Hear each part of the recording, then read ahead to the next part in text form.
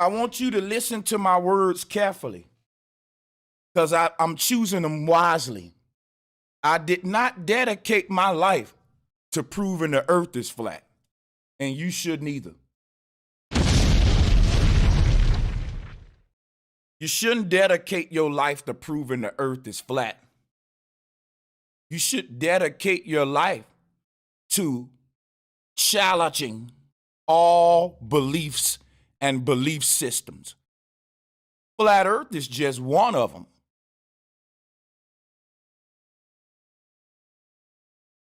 If you don't make belief your biggest enemy, you can't be for the truth. You know why? Well, belief is the biggest enemy of truth. Now let's talk about the left path.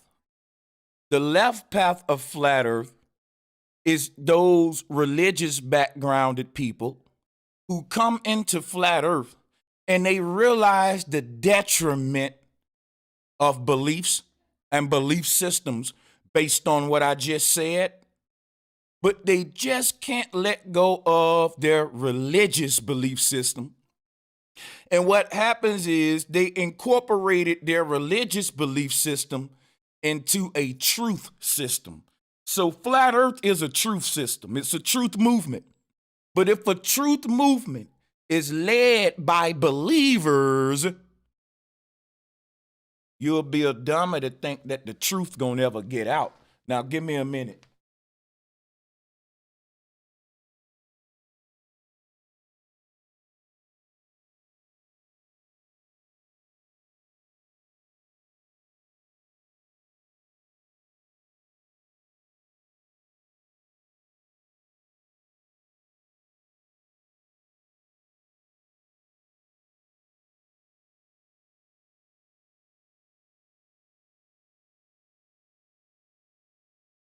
So yes, guys, when we talk Globebusters, we're talking about a group of individuals who still incorporate their religious beliefs into a truth movement. I don't agree with that, but I still respect the people. I think that you wake people up on one hand with flat earth and you rock them back to sleep on the other hand with talking snakes. Anyway, that's neither here nor there. Let's talk about what we came here today, which is two suns. The reason I gave that long introduction is because Globebusters have done a lot of good. They've done a lot of research. They drop a lot of facts. But however, because of their belief, the influence of their religious beliefs, they also drop a lot of nonsense and beliefs and theories. And this is not a good look for flat earth because these are the guys that's kind of put out on the forefront to represent flat earth. And you got to kind of be perfect as a flat earther. You really can't make mistakes as a flat earther. You already got a target on you. You don't have the luxury to make the mistakes that Neil deGrasse Tyson can make. See, Bill Nye can slip up and say something wrong, and he could just correct himself, and it's okay. They love him.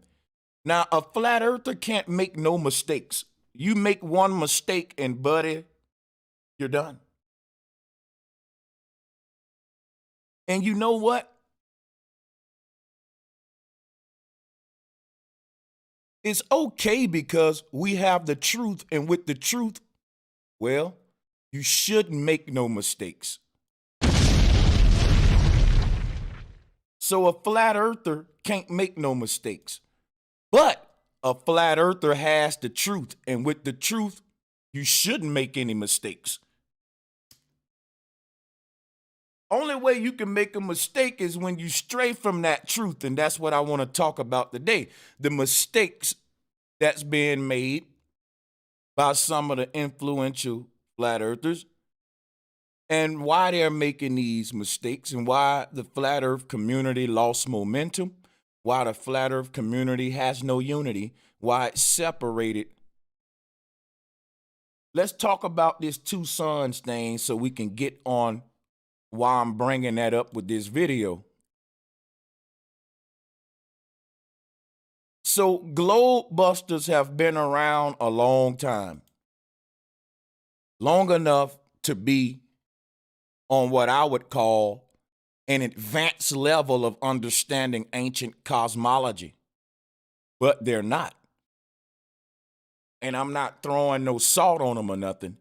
I'm going to give them credit where credit is due, and then I'm going to show you what the weaknesses are. Now, their strengths is proving that the ground we walk on is flat. Their weakness is their knowledge of the firmament dome, the stars, the spiritual aspect of ancient cosmology. When you go to a Globebusters live stream, you don't even see ancient cosmology. Oh, I'm not making this up, folks. Let me show you what I mean. Let me pull out a couple of slides. I should have had my slide folder open already. But anyway, let me just grab it. Let's just grab it.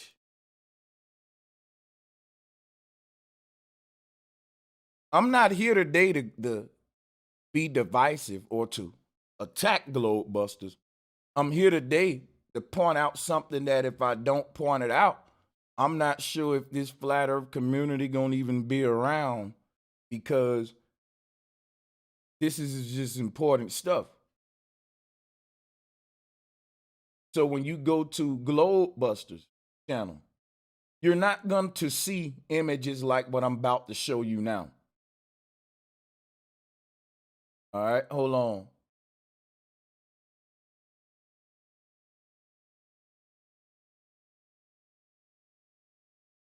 So you ain't gonna see stuff like this. What you're gonna see is a bunch of math, a bunch of numbers, technical gadgets, field research, which all of this is good. You're basically gonna get this feeling of being in algebra class all over again. Now, that don't make learning fun. I mean, because you got to think of what I'm saying here. The people who had all of this vast knowledge of the cosmos were not technical thinkers how we are today, and they did not live in a technical world. So people like Globebusters approach this ancient cosmology in a technical way, in a give me some sheet of paper and a pencil and let's write the equation down for how the earth flat sort of kind of way, which is cool. We need that. We need people to be able to speak the legalese of science and fight back against those people and their jargon. But the problem with that is once we prove the earth is flat, that's just one step. And this goes into the fact that the Globebusters still think we're under a glass dome is a problem. The fact that they're just now discovering the opening at the North Pole is a problem.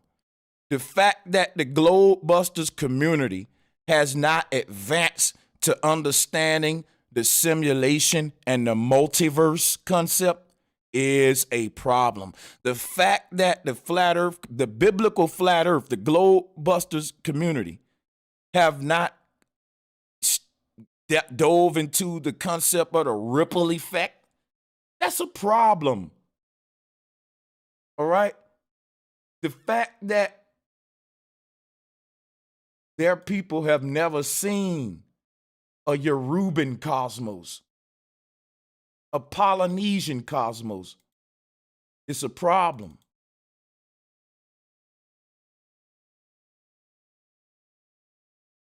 You see, it's one thing to prove that the ground you walking on is flat, but the next level of this thing is to prove that the universe we live in is infinite. See, you'll never see this kind of cosmology on the Globebusters show. You won't see that. All right. So it's like somebody said in the chat, Globebusters is only good at understanding we don't live on a globe. Big old facts right there. And to me, that's kind of a gate guard position. Because once you understand you don't live on a globe, then what? Then what? You just leave a person at an infant stage of understanding for the rest of their life? Because the next phase of flat earth is how to get the fuck off of it. Why do you think we spend so much time talking about astral projection? They created astronauts with the globe to keep us on it. They said you can't leave off of it because you don't got the technology of the gods. And the gods are NASA, the people who go to the heavens. Or so they say they do.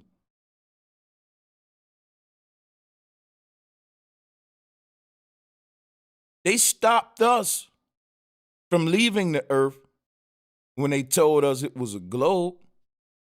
When you find out the earth is flat, you start to go into the whole concept of the cosmos, which was what we see here. And you start realizing not only is the earth flat, it's infinite. That's step 2. Okay, it's flat. Step 2, it's infinite. Step 3 is, if it's infinite, how do I see some of those other dimensions that I now discovered? Now that third step leads you to astral projection. So let me backtrack to you. You find out what you are and where you are. And when you find out where you are, you find out where you can go besides where you are. In other words, let me backtrack here. Step 1, you find out where you are. Step 2, you find out that where you are is only a small portion of what you thought. And that the universe you're in is infinite and it's fractionated by multiple dimensions. And that those other dimensions are accessible to you. So let me walk you through the steps again. Step 1, you figure out where you are. Step 2, you figure out where you are is infinite and it ain't all what you thought it was. That's step 2. Step 2 is when you realize step 1 was I realize where I am. The earth is flat. Step 2 is because I realized that now I see is so much more out there to see. So step 3 is, how do I go see it? How do I go out there? How do I leave this earth and become what? An astral traveler like my ancestors. That was the whole awakening. If you miss those 3 steps, you miss the whole awakening. Knowing the earth is flat but don't know how to project off of it is a damn tragedy.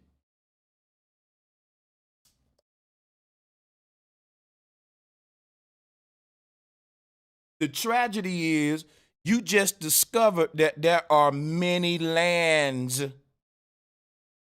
and many dimensions for us multidimensional beings to live upon. So why do you just choose to stay here in limbo and hell? Because you didn't make it to step 3 yet. Listen. Proving that the earth flat is also proving that we've been living in hell. Now, as a person living in hell, when I discover that, oh snap, I'm living in hell, I'm not going to spend the rest of my life proving to the other people in hell that we're in hell. Because I don't want to stay in hell, Becky.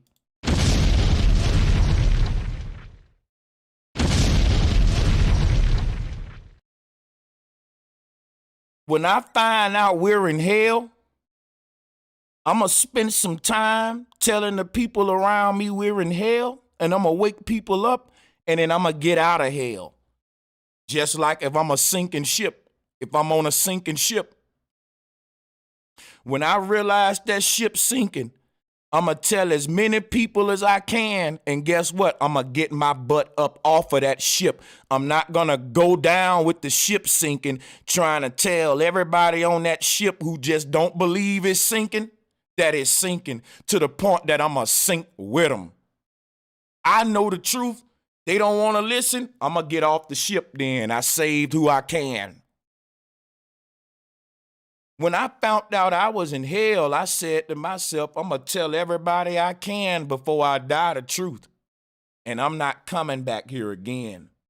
You see, because the truth will lead you away from the lie. But some people rather stay with the lie because their glory comes in debunking the lie. My glory comes from escaping the lie. Debunking it is cool, but I don't want to come back to this earth again debunking it. I want to move on. Now, I'm saying that to say this. The reason people don't fully awaken to what I just said when it comes to the truth of this ancient cosmology is because they bring into this truth movement religious indoctrination. That religious indoctrination is what has caused flat earth to be laughed at, mocked, and all of that, because we're so blinded by our religious indoctrination, we can't see the truth that the ancestors telling us right here about flat earth. You see, because if you're a Christian and you're a flat earther, you're saying the earth is flat because the Bible said so. I'm saying it's flat because the ancestors proved it was. And the ancestors left us their cosmology, which predates your Bible. See, the flat earth don't validate the Bible, it validates the ancestors. Becky, hit me. Now let me say that again. Because the biblical flat earth is in the way, man. Yes, the earth is flat. And what does that mean? To them, it means the Bible is now validated because flat earth is in the Bible. No. Our ancestors have been mocked and written out of history. Our ancestors have been ridiculed and laughed at for saying that the earth is flat. And you mean to tell me when we find out that the earth is flat, y'all validate the Bible and don't validate the ancestors? Now you see why people in the biblical flat earth community will not show the ancestors' cosmology. See, the sad thing that I realized in flat earth, that knowing the earth is flat won't stop racism. Why? Well, how many black people you see over there in those biblical sectors on flat earth? My community is very diverse, and people of all colors get on my panel. When the last time you saw a black person on a Globebusters panel? When the last time you saw a Hispanic or an Asian person on a Globebusters panel? Nope, nothing but white Christians. And they have an agenda. That is the glass dome that's made by Yahweh. And when your agenda is to validate the Bible, you want to prove that the firmament dome is God's handiwork. And in order for that to be true, then it must be something physical. That's why you have glass dome associated with biblical flat earth versus electromagnetic ether associated with ancient cosmology. Now, over here, we got the truth, y'all, so you should pride yourself for finding this community. You should pride yourself for even grasping the concept that we share together over here as a family. Because it's so deep that only a few in their lifetime will even get that aha that you had. Don't take it for granted. You were chosen to know, to be a Gnostic. And sometimes it can just seem normal. Okay, I know the truth, so what? So what? You are a fucking light worker. Never forget that. That there aren't many of you on earth. See, us higher beings can just see ourselves as, okay. No, you're a higher being vibrating on a whole nother paradigm that your next door neighbor don't have. Your next door neighbor thinks they're spinning 1,000 miles per hour. You never forget that. Now, let me share some with you. With biblical flat earth, they can't give the full truth because in order for you to lead someone back to Jesus Christ with flat earth, you can never show them the infinite universe. Why? Because if you're validating the Bible with flat earth, infinity in the Bible is the kingdom of heaven. And the kingdom of heaven sits above a glass dome. Y'all think I'm making this up. Let me show you something, because Rob Skiba know what I'm talking about. He don't like me, by the way, because he know I've been exposing this. They give y'all, let me show you something. See, one of the hardest things for Brother Sanchez was trying to separate myself from these guys. Let me show you something. And I did it just in time because they was setting me up. But I'm going to show you something. One of the most difficult things in my career as a truther was to get people to stop associating flat earth with this nonsense right here. Everyone that's a flat earth know that this is not what we believe in. This is not the truth. This is the truth. Ripple effect. This is the truth right here, fam. But one of my biggest obstacles was trying to show the masses that this was a hit piece. This was deception. Before I can even get to this truth, I had to spend months and even years trying to get people to see that this is not what flat earthers believe in. And I'm still trying to do that. You know why? Because of the biblical flat earthers. The biblical flat earthers prove that the earth is flat. But guess what? The sad part about that is after they prove it's flat, they tell everybody it's a glass dome. They don't show them the North Pole with the Great Mother and the ether opening. They don't show them the other ethers. They prove to these people that the earth is flat and that's it.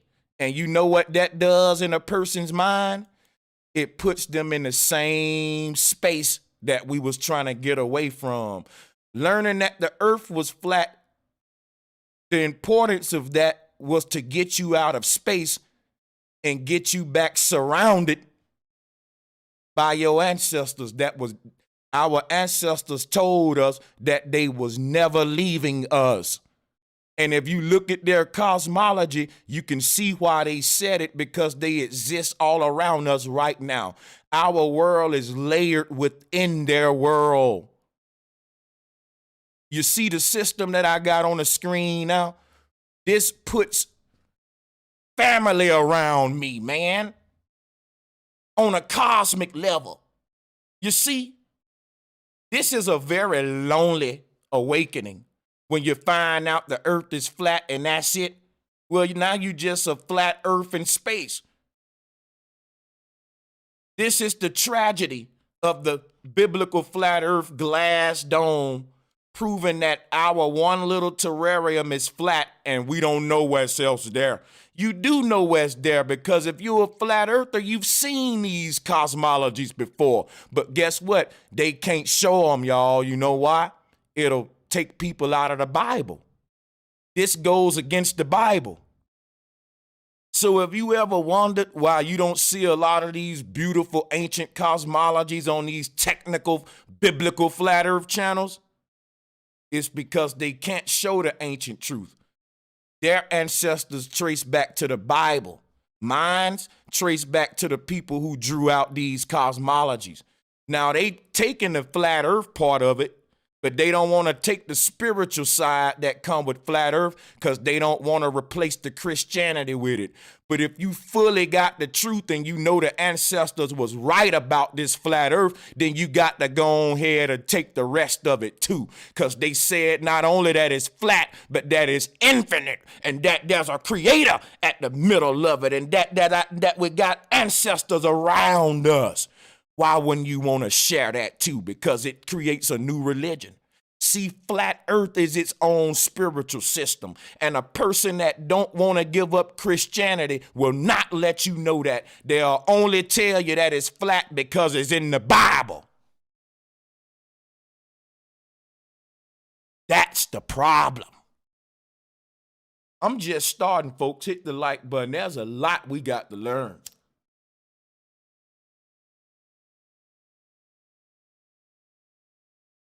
So look at the image on the screen. That's beautiful. That means I'm never alone. There's family below me, family above me, man. Listen here, we all over this thing. As opposed to this right here. This right here creates a need for Jesus. Why? Jesus is there to solve a problem of your loneliness. The emptiness that come with this kind of heliocentric programming required deities. See, when they created space, they created the bottomless pit. And the only thing that can save you from that bottomless pit was Jesus, Serapis, the deities that they created. So in other words, 7,000 years ago, they created fear-mongering, heliocentric, hell-based government systems that scatter shit out of their people to believe in a God that can save them from the fear. Guess what? When you get the truth of flat earth,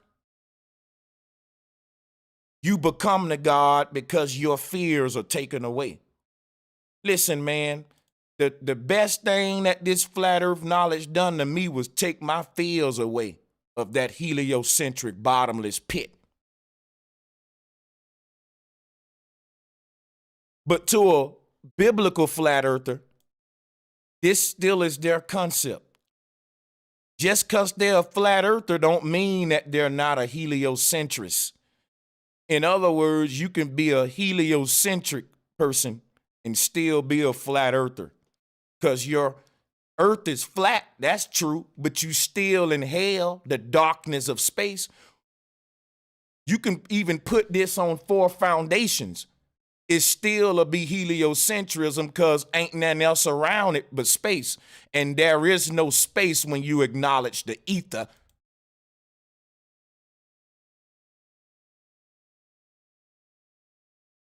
So listen up, folks. What does this programming do?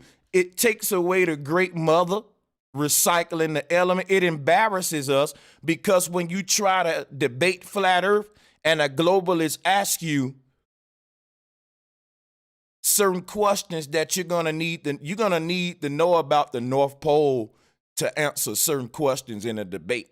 If a globalist want to get smart and say, well, how do everything get recycled on a flat earth inside of your glass dome? Where do all of our waste go? How do the wind get recycled and the dirt and the air get recycled, the water get recycled? See, a biblical flat earther would have to say, Jesus Christ. Why? Because they don't have a hole in the middle. That hole in the middle represent the great mother, y'all. I teach y'all this all the time. I'm not going to be redundant. She renews everything every second. But when you don't have that on your flat earth model and a globalist hit you with that question, now you got to use your Bible with flat earth and you defeating the purpose now. Now you got to say, it's Jesus that makes all things new. Why? It's the same Bible that you telling them that the earth is flat in. That we don't need the Bible with this. See, a lot of these folks saying, look, the earth flat, let me show you in the scripture. And they lick their motherfucking hand and go to flipping through them damn pages. And they say, see, look, it's in the Bible. So if we going right back to the book of indoctrination to prove the truth, we never escape the religion, y'all. It's a trap. And I'm going to show you why. Here's what they giving you. Now, they don't like me because of this, but I don't care. I'm going to show y'all the truth, and they know I know. Santos Bonacci know I know too. See, they giving y'all Saturnism and heliocentrism in the form of biblical flat earth. When you say biblical flat earth, you might as well just say globe earth. You might as well just say a flat globe in space still.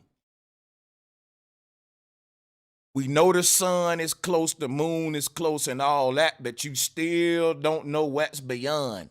Y'all still playing dumb about what's out there. It's because none of the biblical flat earthers want to deal with the ancient way. The ancient go to speaking of other dimensions. See, this shit's get deep and not everybody ready for the ride, family.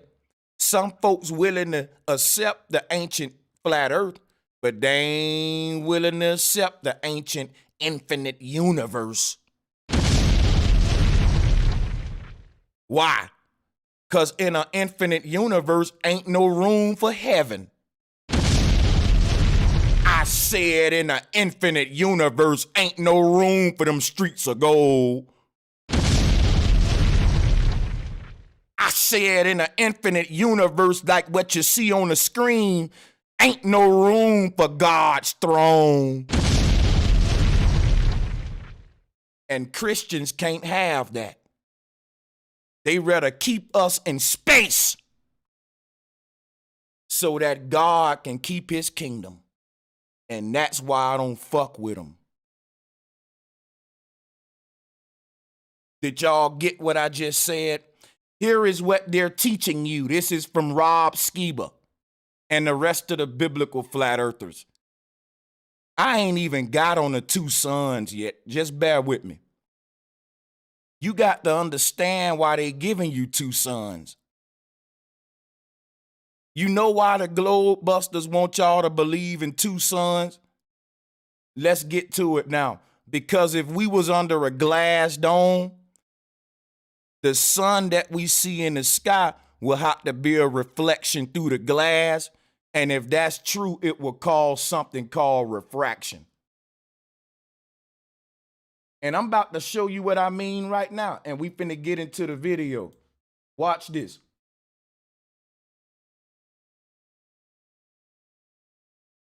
It's reflection and refraction is what we're looking at. And I'm going to show you what I mean right now.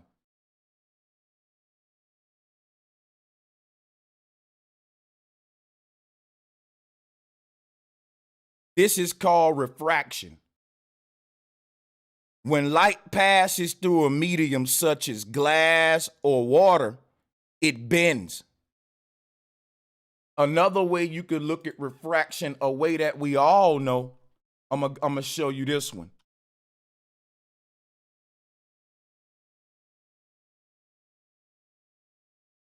Now, when you're dealing with glass, you're dealing with something called refraction. Now, why do Globebusters want you to believe in the Nibiru and Planet X and all that? And no disrespect to them, this is just science.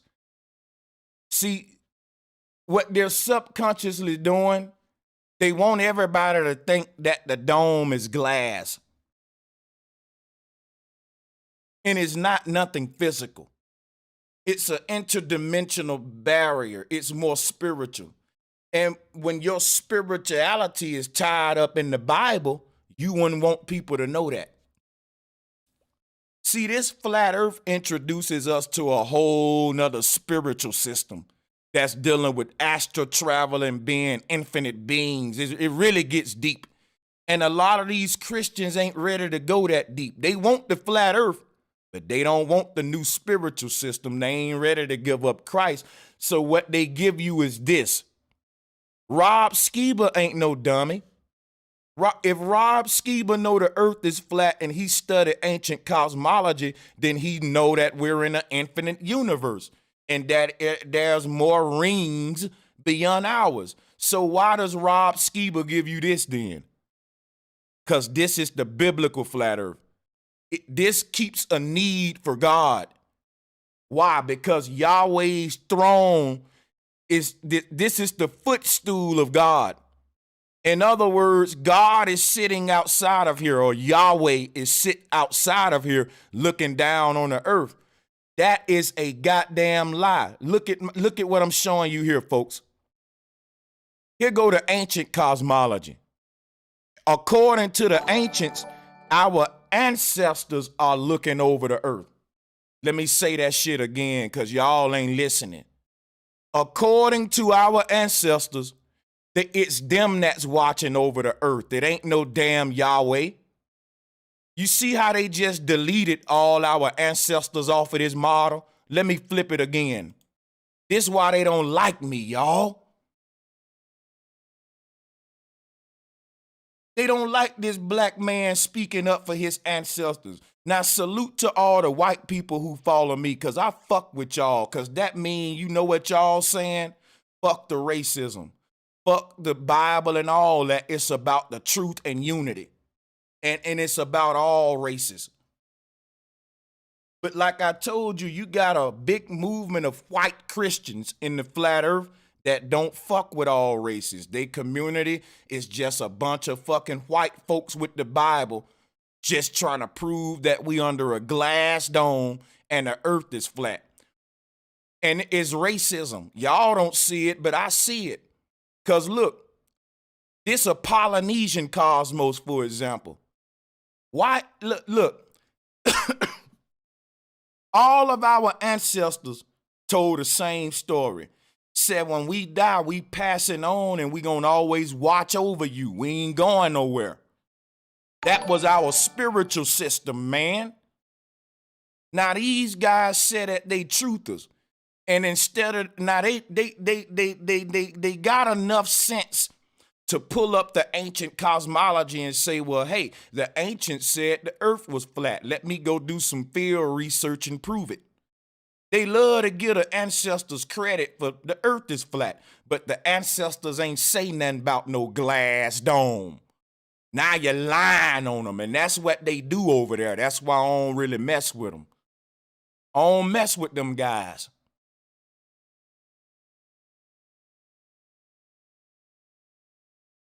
Tell it all the way what the ancestors said. Ancestors ain't said no Yahweh was watching over us neither. So you're going to take the flat earth part and then start incorporating Yahweh and biblical and Christianity into it. Man. Why? Because in your model, it keeps God watching over everybody. See, this keeps the single creator Yahweh or Saturn, Chronos, the singularity, this single God, this all-seeing our big brother, this one dude sitting up on a throne in the heavens looking over this disc that's surrounded by chaos, the dark void. That's the flat earth they giving everybody. That is the God Yahweh looking over it. And that they gonna be punished for that, man. The ancestors gonna punish them for that, man. Because the ancestors ain't say that crap. The ancestors said that they watching over us. And the ancestors said it's them fighting a spiritual war in the heavens on your behalf.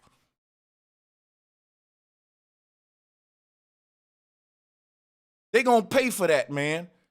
Cause you worse than the globalists when you doing that. Cause if you look at this beautiful model, it make me feel real good to know that my ancestors on a dimension beyond mine, and they can see this thing and see what's going on, and they fighting in a higher level for my behalf. So I'm gonna fight down here on this level for their behalf. And if they gonna fight up in the heavens on my behalf, I'm gonna fight down here in the pits and the depths on their behalf. It puts my teammates back to back with me. It make me feel good to know that when my grandmother passed, she went to one of these ethers that's beyond mine to watch over me and to fight the good fight. It make me feel good to know that when I leave here, that's my rightful inheritance. It don't make me feel good to think that when I leave here, I got to be judged by some dude sitting up on a throne who built a gate around himself, call himself Yahweh. I ain't in no rush to die to go see no Yahweh. I can't get jiggy with this model, Becky. Hit me. Can't get jiggy with this shit, Becky. Hit me.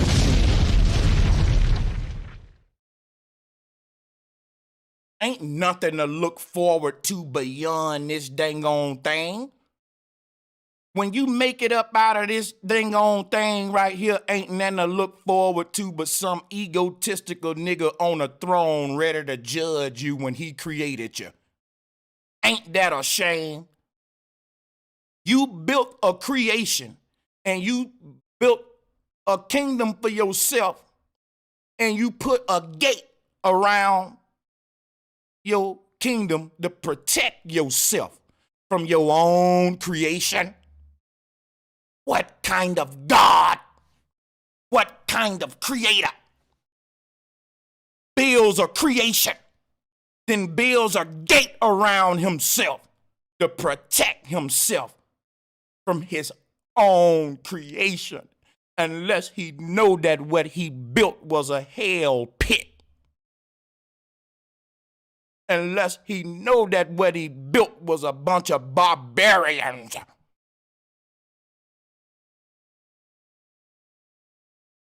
And I'm not looking forward to meeting a God like that. And you ain't gonna tell me that's the reality of this universe. I think it was this way. Now let me tell you something, brothers and sisters. When I look at this image right here, my heart lights up. You know why? This tells me that when I take my last breath, I'm gonna move up another stairway. See, people, you got to listen to me right now.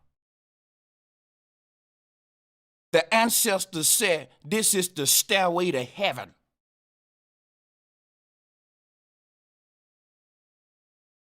And so death to me ain't nothing but another step up the staircase. And I look forward to making every step, brothers and sisters. But I don't look forward to stepping out of a glass dome to meet some egotistical God that had to separate himself from it in the first place. If flat earth don't take that kind of religion away from you, then it done you no good. It done you no good. Hit 'em, Becky.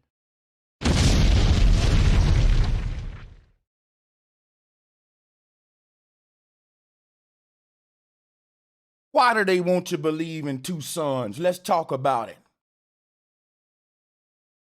The same reason that a magician would want you to believe that two straws exist when you look at this image, family. I'm trying to wake you up. Listen to me. Only a fool will look at this image and think that they looking at two straws. Only a fool will look at this image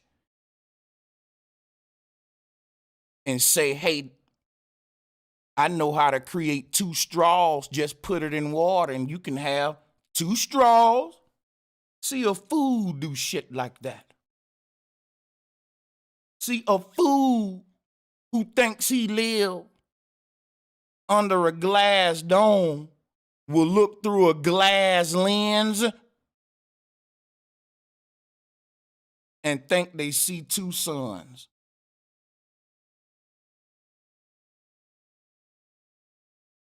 Like and share the video, folks. Let them know we live. Because we about to get deep now. Let me show you what I'm talking about.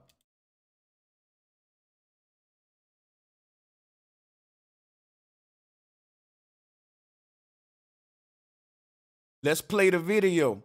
Now, this video we about to watch, this is Globebusters getting debunked by the damn globalists, and they making us look bad, man. It looks horrible. It's cringeworthy. Look at the name of the video. Flat earthers didn't read the telescope manual and now think there are two suns. See, let me tell you why the globalists are right. See, I'm a fair person. I don't believe in no globe, but guess what? The globalists are right on this one. You evidently didn't read your telescope manual if you think when you look through a glass lens and see refraction that you see two suns. It tells you on the telescope manual that you may experience refraction due to multiple lensing. And the more lenses you got, guess what? You can see three suns, man. If I put this doggone cup inside of another cup and double it up, guess what? We're going to get three straws. It's refraction. It's refraction. The globalists are right on this one, and I've been telling people this for over 5 years. Y'all, I got a video on my channel that's over 5 years old. When these guys came out on the flat earth the first time talking about two suns, I kept telling them it's not two suns, it's refraction. People who've been with me from day one, they know I'm not lying. My Planet X video is so old, that joker got to be about 5, 6 years old. I've been screaming this for so long, we shouldn't still be getting embarrassed, man. But it's on purpose because they got an agenda. Now, let me show you something. I want y'all to watch this video and just listen to what this man's saying and see how he debunking Globebusters. And I'm with him too. I'm on their side with this one. Watch this. So here we go. So I don't watch a lot of Flat Earthers videos these days, mainly due to family commitments, but also because they are just repeating the same claims that we have debunked years ago. However, I did watch this one because I noticed they were using a Coronado Hydrogen Alpha Solar Telescope. And the video title is Looking at the Second Sun with Chris Van Matry. As soon as I read that title, I had a suspicion of exactly what they were doing wrong. And as it turned out, I was correct.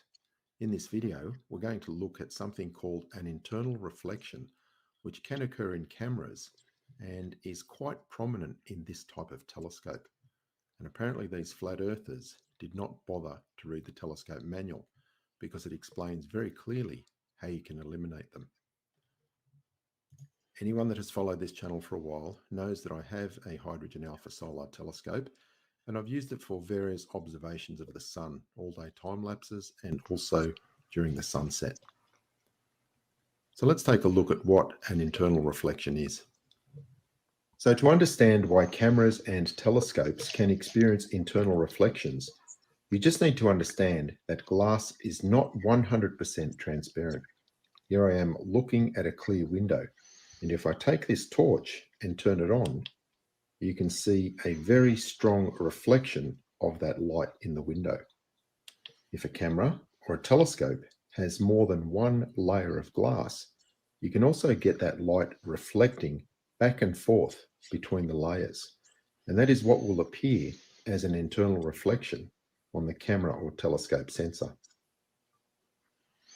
So I find this amazing here. All of a sudden, he's got a brand new, Meade hydrogen alpha telescope, just like Chris's, that just kind of comes out of nowhere.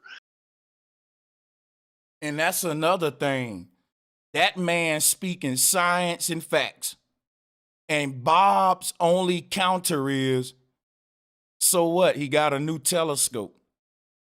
Like, that's your rebuttal, bro? The man telling the truth. Doesn't mention anything about that, but there it just manifests. And for him to do these demonstrations with, I find.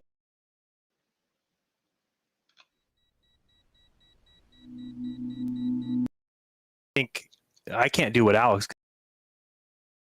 Fair use, by the way. I hope they don't try to take the video down, because if they do, that'll be messed up, considering the fact that they use other people's videos to do the same thing I'm doing. But I don't think they'll do that, because I am being respectful. But I did lose my position on the video, so bear with me. I gotta find it again. Here we go, right here we were. Let's check this out. So to understand why cameras and telescopes can experience internal reflections, you just need to understand that glass is not 100% transparent. Here I am looking at a clear window, and if I take this torch and turn it on, you can see a very strong reflection of that light in the window. If a camera or a telescope has more than one layer of glass, you can also get that light reflecting back and forth between the layers. And that is what will appear as an internal reflection on the camera or telescope sensor. So I find this amazing here. All of a sudden, he's got a brand new, Meade hydrogen alpha telescope, just like Chris's, that just kind of comes out of nowhere. Doesn't mention anything about that, but there it just manifests. And for him to do these demonstrations with, I find that amazing, because who in their right mind would watch a flat earth video and then go out and spend, however many $1,000 these things are, or $100, whatever, to do a demonstration like this. So, and I'm not saying that he did do that, but, it's just strange. He claims that he had it before and that he's used it before, that people know it, whatever. Well, he's claimed that he has a hydrogen alpha, but not this one specifically. That's the thing I thought. He didn't say, well, I've got that exact same telescope, so whatever. And it doesn't really matter, but, it just seems kind of strange that it would just pop up out of nowhere. He has a brand new one right there. Well, but wasn't he years ago already giving away crazy equipment for people? Yeah, anybody that basically supported him or, did things that were favorable to him, he would buy them drones. Red's Rhetoric and all those guys, they all got brand new shiny drones from Wolfie. So, yeah. Right. It's nothing like being able to buy off your audience. It's very nice. But anyway, let's continue on. This is looking at the front of the Coronado Solar Telescope. And here I have a single light source. If I shine that torch,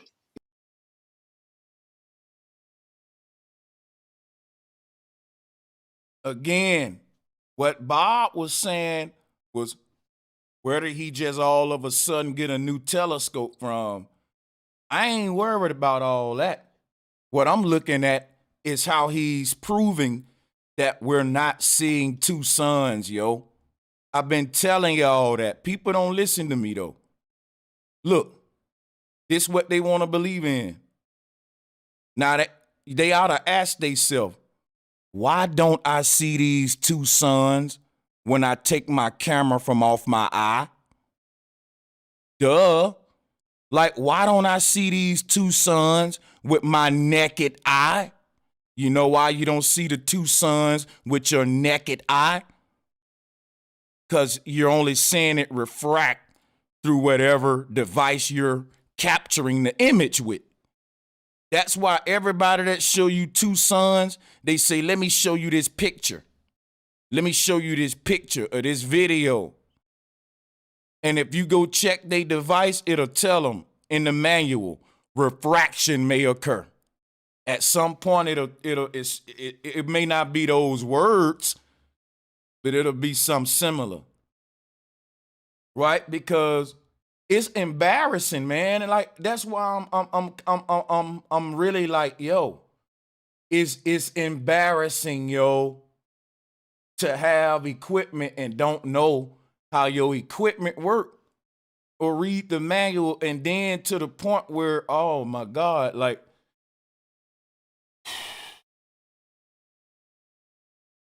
Yo. Oh man. All right.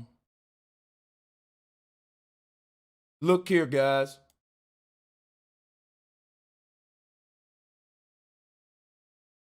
Now, let me show you how the news play into our ignorance. No cap. Right now, I'm showing you how the news play into our ignorance. Breaking news. Scientists warning on second sun approaching Earth. Y'all, when it's gonna get here? And ain't nobody never went back to this news channel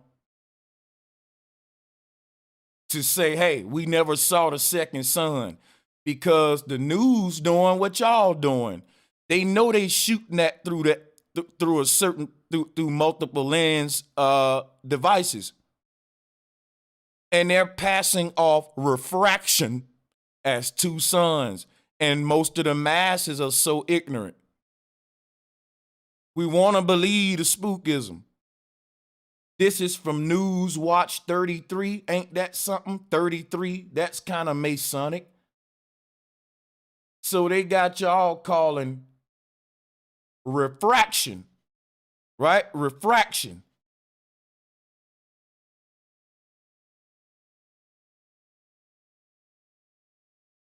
It's just refraction.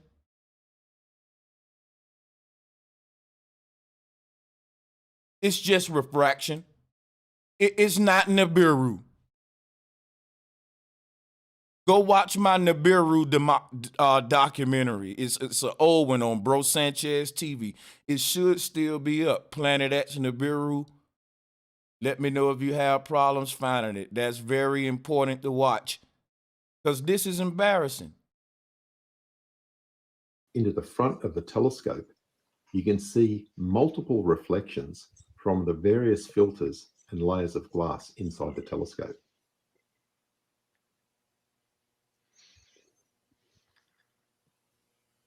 So because of the many filters in this type of telescope, it is quite prone to internal reflections, which can ruin your final image. In fact, it is such a problem that the manufacturer has included this tilt tuner. By rotating this small wheel, the front part of the telescope pivots around that hinge.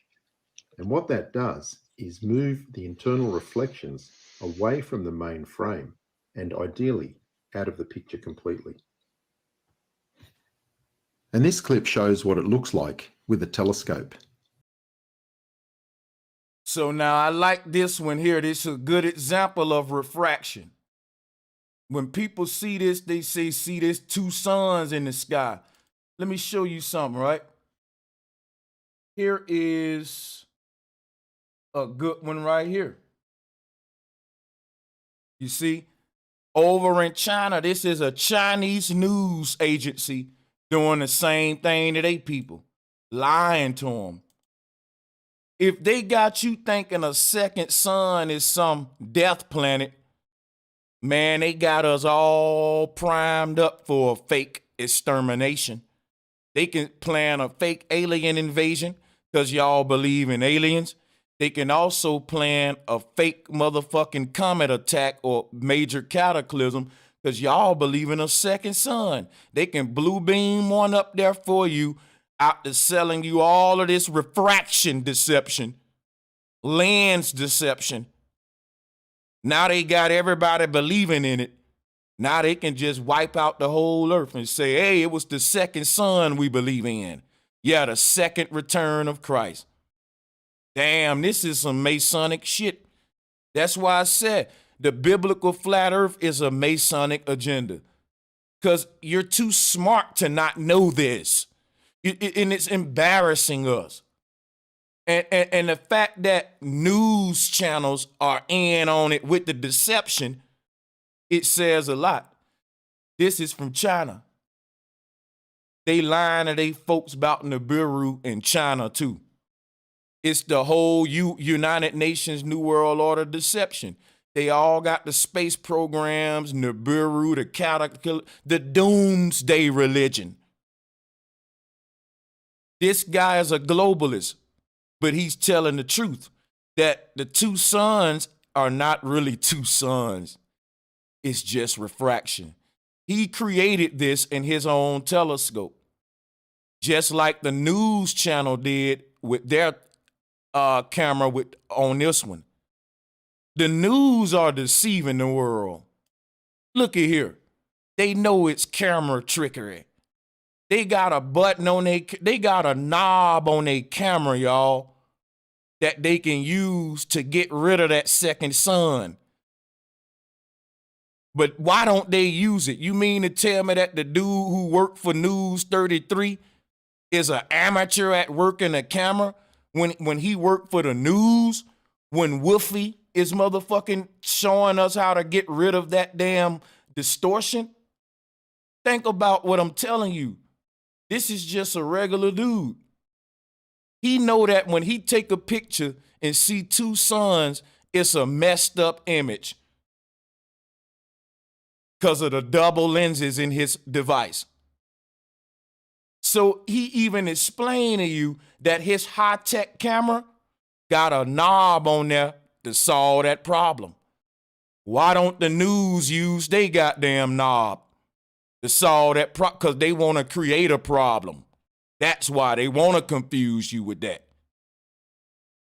It's sad, and we falling for it. The telescope, you can see multiple reflections from the various filters and layers of glass inside the telescope.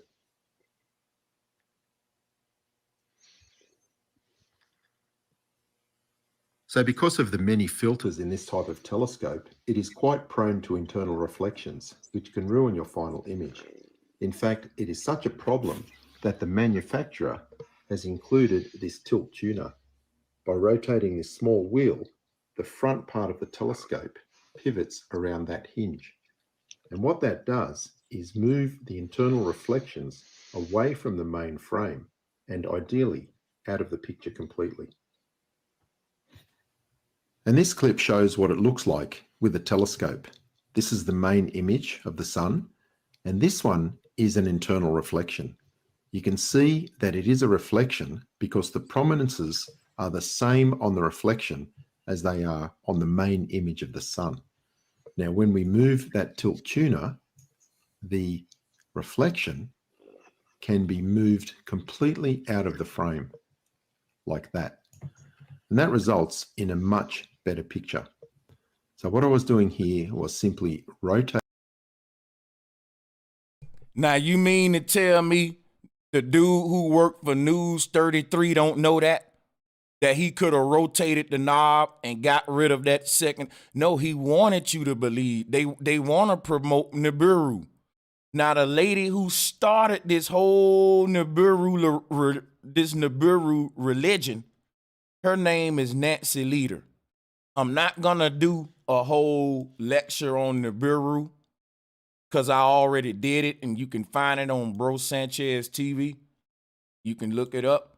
But she not only came with Nibiru, she created a whole, she conceived a whole star system. She said that she was taken to by gray aliens. So with the Nibiru lie came the gray alien lie, all because of her. This is Zeta Reticuli. This is the star constellation that Nibiru's supposed to be from.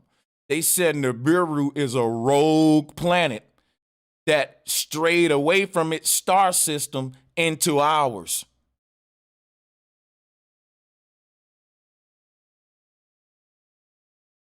And y'all believe that.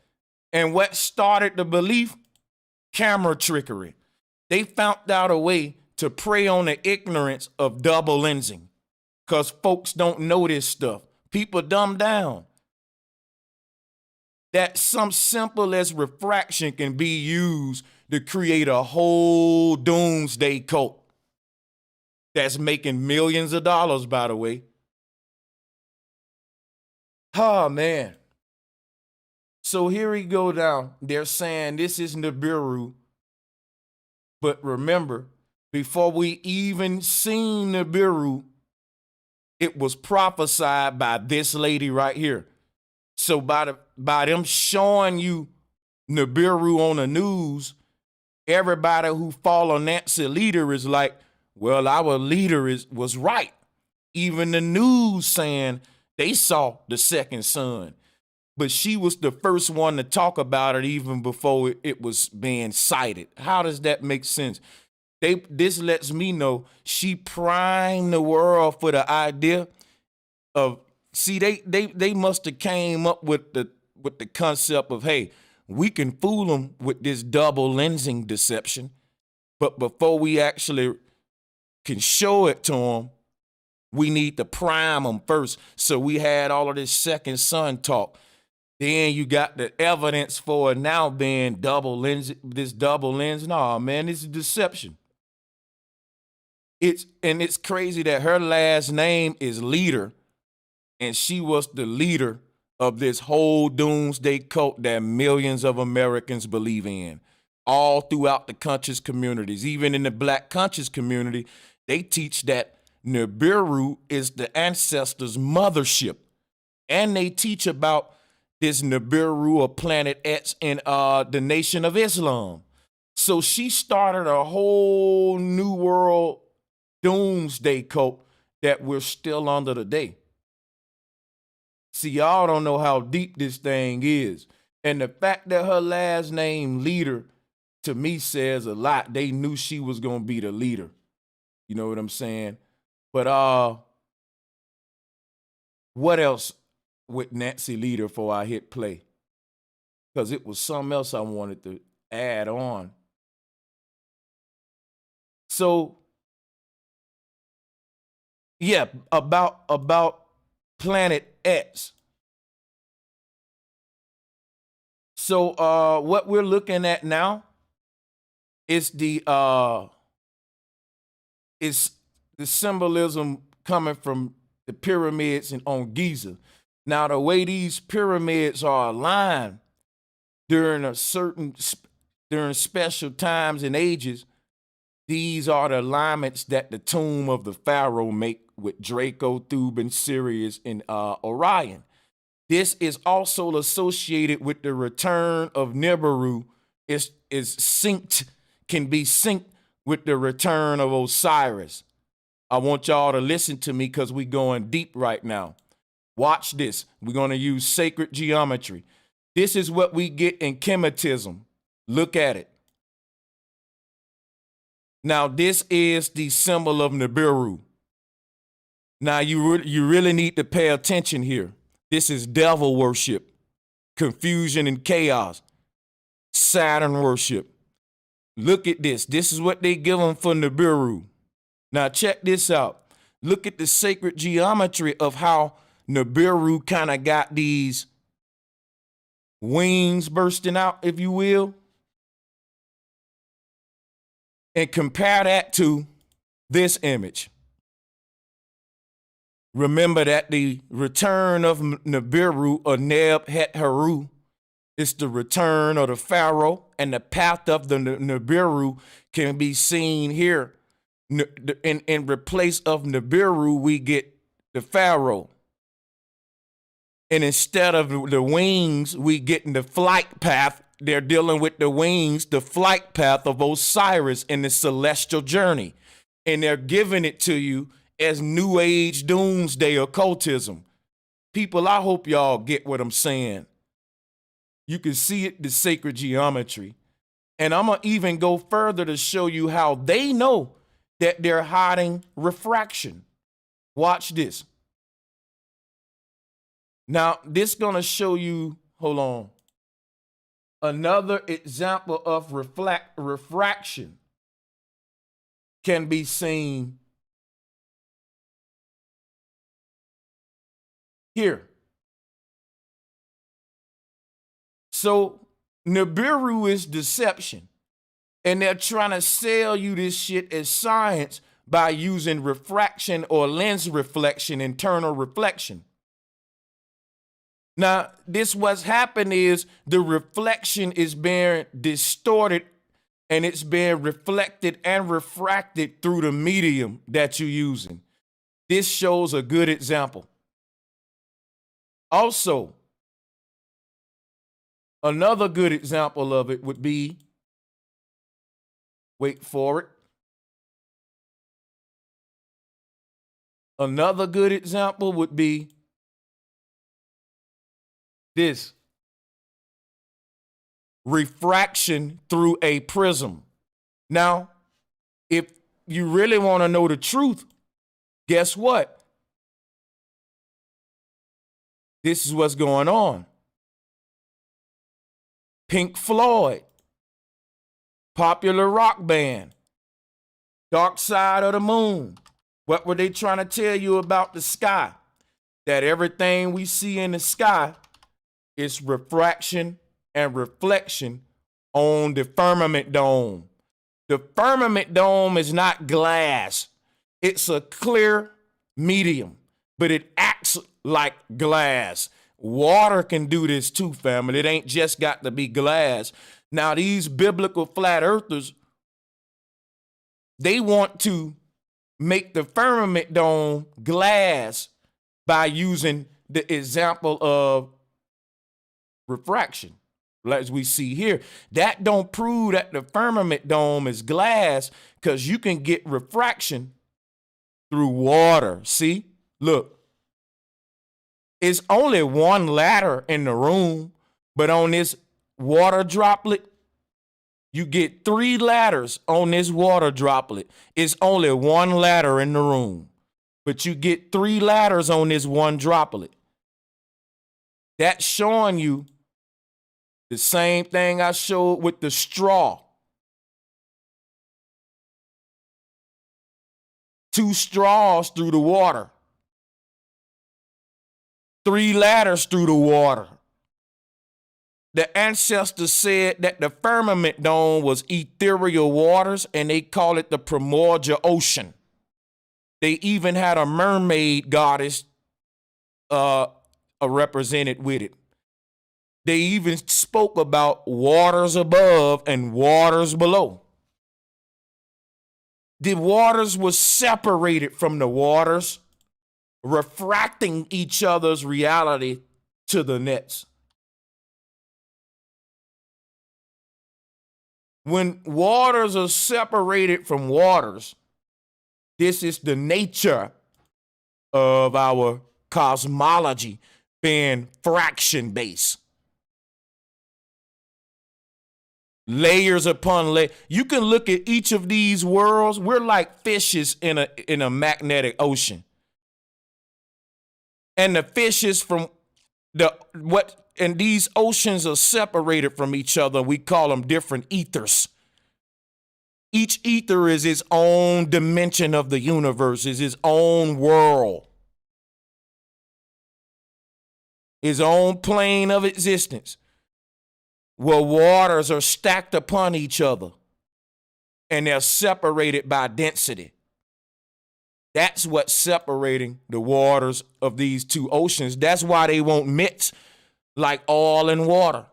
The densities won't let them mix. And the fish that live on the dark blue side can't live on the left side because it's different species. Now, they all fish, just like we all humans in this universe, but it's different types of humans on different dimensions. On the next earth above us, there's a humans there, but they are a higher type of humans. It's a different type of human.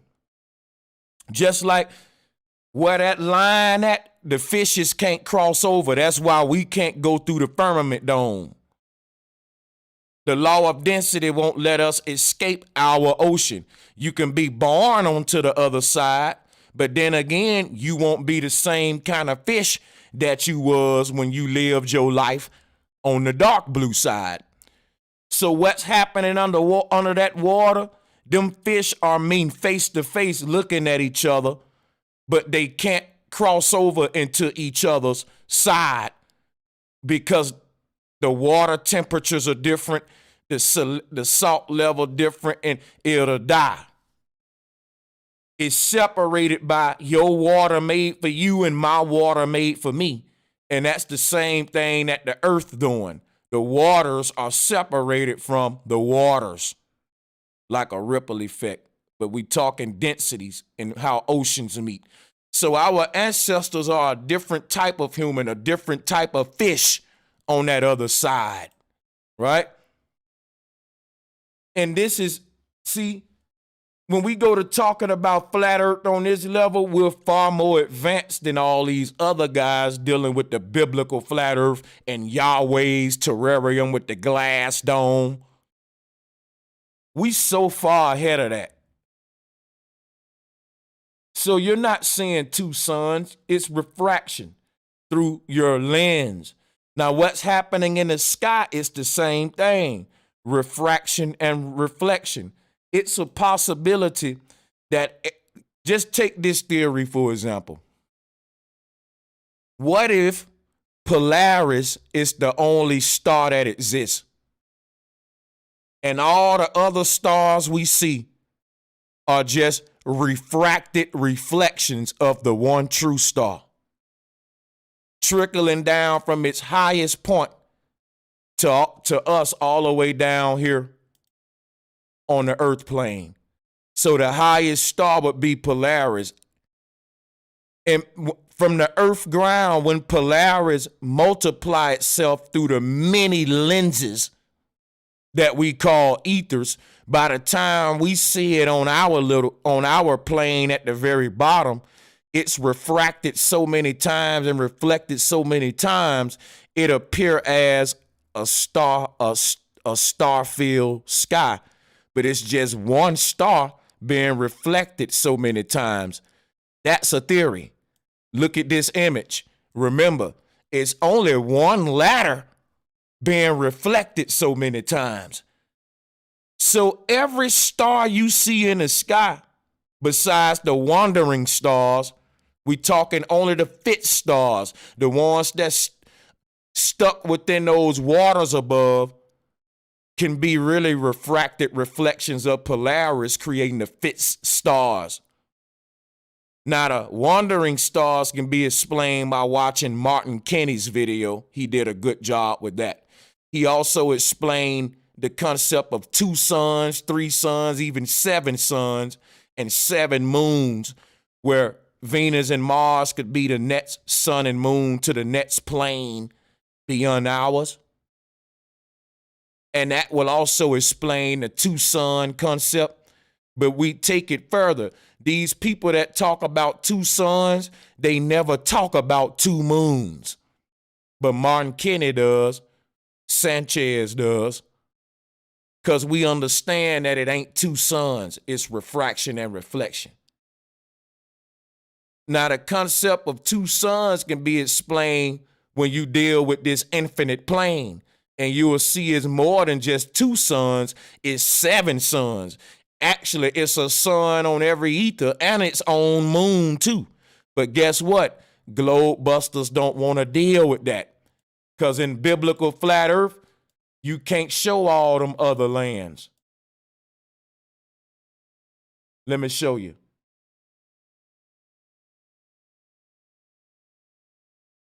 See, in biblical flat earth, you got Yahweh's terrarium. You ain't got no infinite plane. So how would you, the concept of 2 suns on biblical flat earth, people who don't accept this kind of cosmology. See, when I start talking about two suns, I ain't gonna say nothing about no two suns. I'm gonna say seven suns because it's seven ethers. And I'm gonna talk about seven moons too. The people who keep coming with the two sons, they dealing with the Bible concept. John the Baptist was the first son and Jesus was the second son. Them were the only two sons that were sent by the Father in heaven. John the Baptist said the Father in heaven sent him. Jesus said the same. Them the only two sons that were sent by the Father. So when they talk about the second return of Jesus, they talking about this new world order, new age religion of doomsday and spookism. And they passing it off with refraction. Here's your second return of the second son. It's fooling people. That's what it is. So Christ has returned on biblical flat earth. The second son has come in the form of ignorance. Yeah.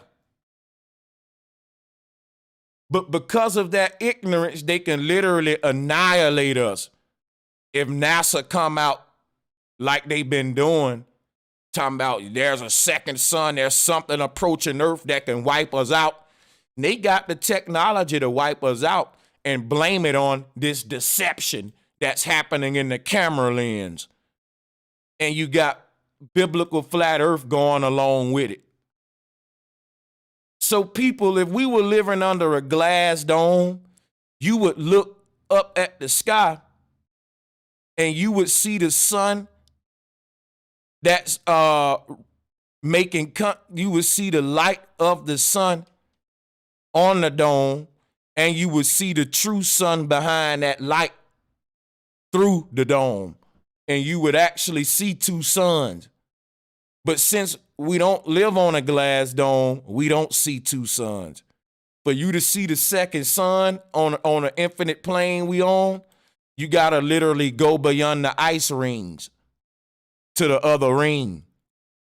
You can't look up in the sky and see the second sun unless you talking about Venus and Mars, like what Martin Kenny said. Then yeah, we see the wandering stars. And in my opinion, just like Martin Kenny's, the wandering stars may be second suns and third suns and fourth suns and moons too for other planes. But what I'm trying to show y'all is how the biblical flat earth is trying to come with their second son theory and sync it with the biblical prophecy and keep it with what does it? Let me show y'all some what I call true occultism. Let me show you some.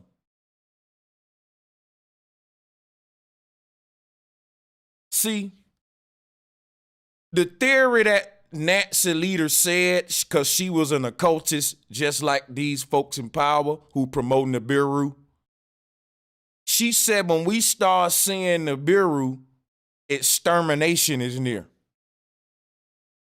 Now, who agenda does that serve? The people in power who want us to start accepting this new religion of pandemic and death as the norm, doom, cataclysms in all forms. Why? Because they're trying to fulfill the biblical prophecy of Revelation. It said that a star would fall onto the earth in Revelation. And guess what? China trying to make a second sun. This is a new religion that the occult is putting on us, y'all. And it's starting with camera trickery. And you can, and they all in on it. What does the Bible say? When the second son return, cataclysm gonna unleash on earth. Doom gonna come to the earth. Ain't that's what they saying about Nibiru? Yeah, they all saying the same thing. Am I the only one picking up on it? Ain't nobody talking about what Pink Floyd was talking about, though, which is, hey, guys, it's refraction, you dummies. That's what Pink Floyd was. Pink Floyd put this on their album cover. And the name of the album was Dark Side of the Moon. What's on the other side of the moon? The refracted universe. The refracted universe. Pink Floyd was ahead of their time. I'm just now getting this artwork. Let's keep it moving.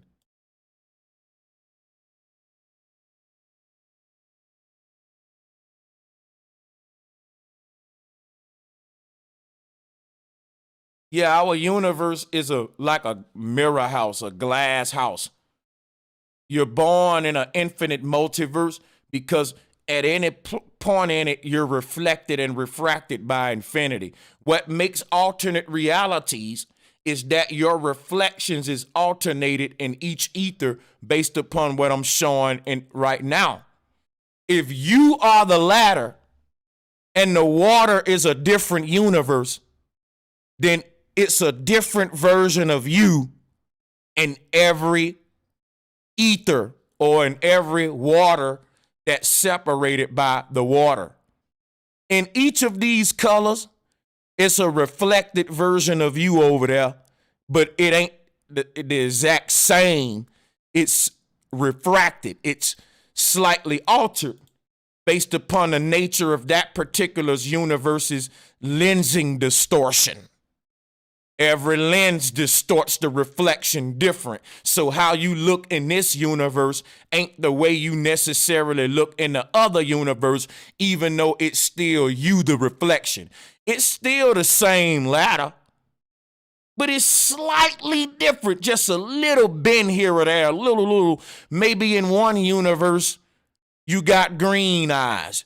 Maybe in one universe, your butt just a little bit bigger, sister. Maybe in one universe, I'm just saying that one little difference, that you have in a dream world where you say it was me to the T, but only in this universe, I was just 1 inch taller and I wore suits.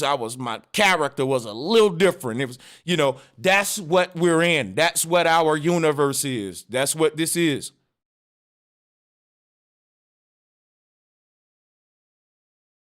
So this is what creates the multiverse. Multiple versions of the same thing. A refracted version of the same reflection. And this is when we're talking multiverse. And now you're on an advanced level of flat earth. You're dealing with refraction through the waters above and waters below. You're now decoding the ancient sciences the way that the ancestors wanted you to do it. Because when the ancestors had these symbols in mind, then no goddamn Bible exists. Hit me, Becky. You can't decode flat earth with the Bible, y'all. You can only take people back to Yahweh and fear-based programming and separate them from their ancestors all over again. Because spirituality comes with flat earth.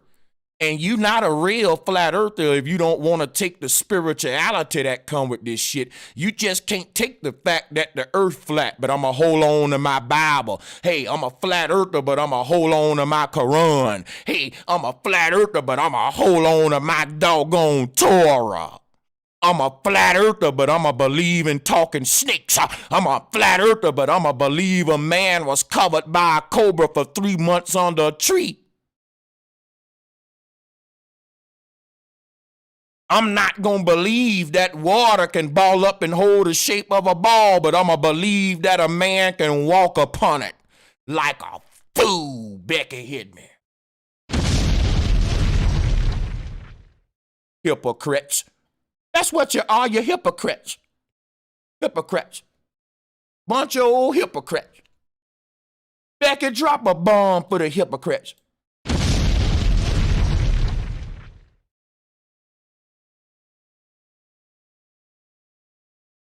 See, there's a spiritual system that come with this thing, and you got 1 foot in and 1 foot out. If you want to delete the ancestors, and Brother Sanchez I'm gonna point that out, man.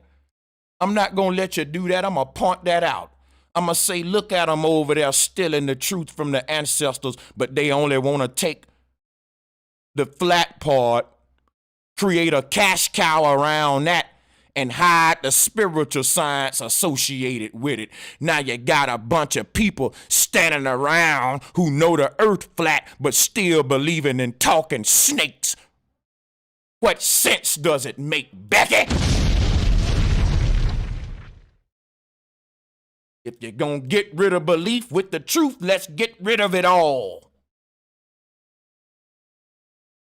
Let's get rid of your sky daddy too. Because that was the problem in the first place. So this is what they want to give you. Yahweh Terrarium, a glass dome made by the hands of El. They're not ready to give up Saturnism, but call themselves truthers. Get on up out of here. Get on up out of, get beneath me, Satan. So check this out. This 2-sun push ain't just some push by pseudoscientists. It's a huge New World Order agenda. All the way so much so to, if you want to know why China creating a second sun, let me show you why. I just showed you what China doing to their people, man. Look at here. That's Chinese news right there. America in on it too. All of the governments and superpowers in on it. Now, China make technology. The Chinese are very smart. They lead the world in technology.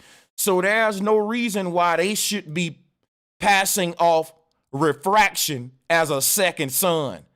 In other words, this dude on YouTube shouldn't be smarter than the Chinese government. Come on, man. Come on, man. If a regular dude with his camera know that that shit ain't no second sun, then the Chinese government ought to know it. But why they fooling they people? Because they in on a whole new world orders, new space, NASA, new religion of faking you and creating doomsday in your mind. Blue beam coming next. So China over there creating a fake sun. That way they ain't got a trick. You know why? Let me show you. You know why China creating a fake sun and blue beam? Because of people like me. Because when everybody wake up and see that they tricking us with lens deception, they can say, well, go look and see outside for yourself. You ain't got to look through a lens. Just look up in the sky. And by the time we get everybody looking up, it'll be there. See, y'all don't understand how the devil works. I want you to pay attention to what I'm saying. In these scary movies, the spirit will try to trick the person like they going crazy. And you go in a room, you see a dead body right there. And you run out and you screaming and you go get the doggone neighbors to come in the dead room and there's nothing there. And they say you going crazy. That's what they doing with us truthers. Let me show you what I mean. As we point this out for the next couple of generations, that what they showing us is just camera trickery, it's going to take us a couple of decades to get everybody looking up in the sky, to get everybody going out looking up saying, look, y'all, if you just look at the sun for yourself, you will never see 2 suns with the naked eye. That seem easy, but it's not. People looking at the news channel, and this is what they are being shown. And even though they go outside and they see 1 sun, they believe in 2 because of what the news showing through their camera trickery. So they can look up and see. But when you tell a person, hey, the next time you go outside, look at the sun, and you won't ever see two suns there, it'll hit them different. Even though they see the sun every day, they'll still believe this. If you never put that thought in their mind, like, hey, why don't we ever see it with the naked eye? They'll never get the aha moment. People ain't as smart as we think, so we got to do this, y'all. I make the mistake of thinking people smart, but we got to do this with them. Because they ignorance being preyed upon, because evidently the news know the average person gonna look up at the sky but not really pay attention. So they can give them lens trickery even though they see the sun every day by itself. They know they ain't gonna pay attention because what they see on the news hit them more stronger than what they see in the sky. In other words, the news is our new sky. We look at that more than the stars. A message that we see on the news is more important than what we see in the sky. So they know when you see their news version of what's happening in the sky, you'll ignore what you see when you walk outside and just believe what they showing on TV more than what the sky showing you itself. The sky ain't never showed you the sun ain't never showed you no other sun next to it with your naked eye. You only saw that through trickery. But you ain't gonna listen to what the real sky telling you. Most folks will go with what the news showing, even though the sun will never show them its twin. And it's trickery. So you got to think about that. They're all in it on it. All the governments are in on this doomsday religion together. Why is China creating a second sun? Because by the time we get everybody to go outside and really observe the shit that we saying right now, it'll be a second sun up there, and we gonna be looking stupid as fuck. By the time this truth, what I'm saying right now, gets mainstream and become common knowledge to where people saying, you know, the second sun was just a myth and it's been debunked now, it'll never get to that way. Because by the time we get everybody going out on a big, massive level to observe this, what I'm telling y'all, they'll have a second sun by then. And it'll make us look stupid. What y'all talking about? I thought it was lens reflections. It's really a second sun up there. I guess you're going to say the government made that, huh? And guess what we're going to say? Yeah, man, the Chinese government made it. And they going to laugh again. What we're moving into is a world where the truthers are going to be isolated from those who are caught up in the matrix. It's going to be two different humans living on the same earth. On one side, you're going to have people that's knowing that the whole world we living in is the government creating the weather, the star patterns, and all of that. And on the other hand, you're going to have people that still think they living in the natural world. They ain't woke up yet to see man to hijack this thing. Now, the biblical flat earth deception is really sad, though, because they too smart to not know this. But they can't put it out there because it debunks the Bible. Keep in mind, these people using flat earth to validate the Bible. When flat earth actually debunks the Bible. That's why the biblical flat earth people, they can't go into the spiritual shit that come with flat earth. They ain't gonna pull up none of these images right here, but they always talk about ancient people believed in a flat earth. You will hear them say that, but they ain't gonna never show this shit though. Because why? Now you taking away Yahweh's terrarium now. This for a Christian flat earther to show you this, you're going to have to ask them where heaven at. See, heaven is said to be beyond this darkness. That's why I say, though I walk through the valley of the shadow of death, I will fear no evil. The soul's journey through the ancient Hellenic afterlife had to go through the bottomless pit. You had to rise up from the depths like Jesus on your journey back to the kingdom, your true home. But that's just mythology and fear-based religion. We got to get out of that when we get the truth. We understand space is fake and there is no darkness around the earth.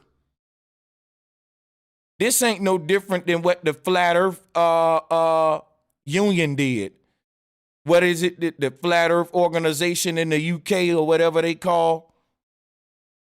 They selling everybody. They'll give you the flat earth. That ain't nothing. That ain't gonna wake you up.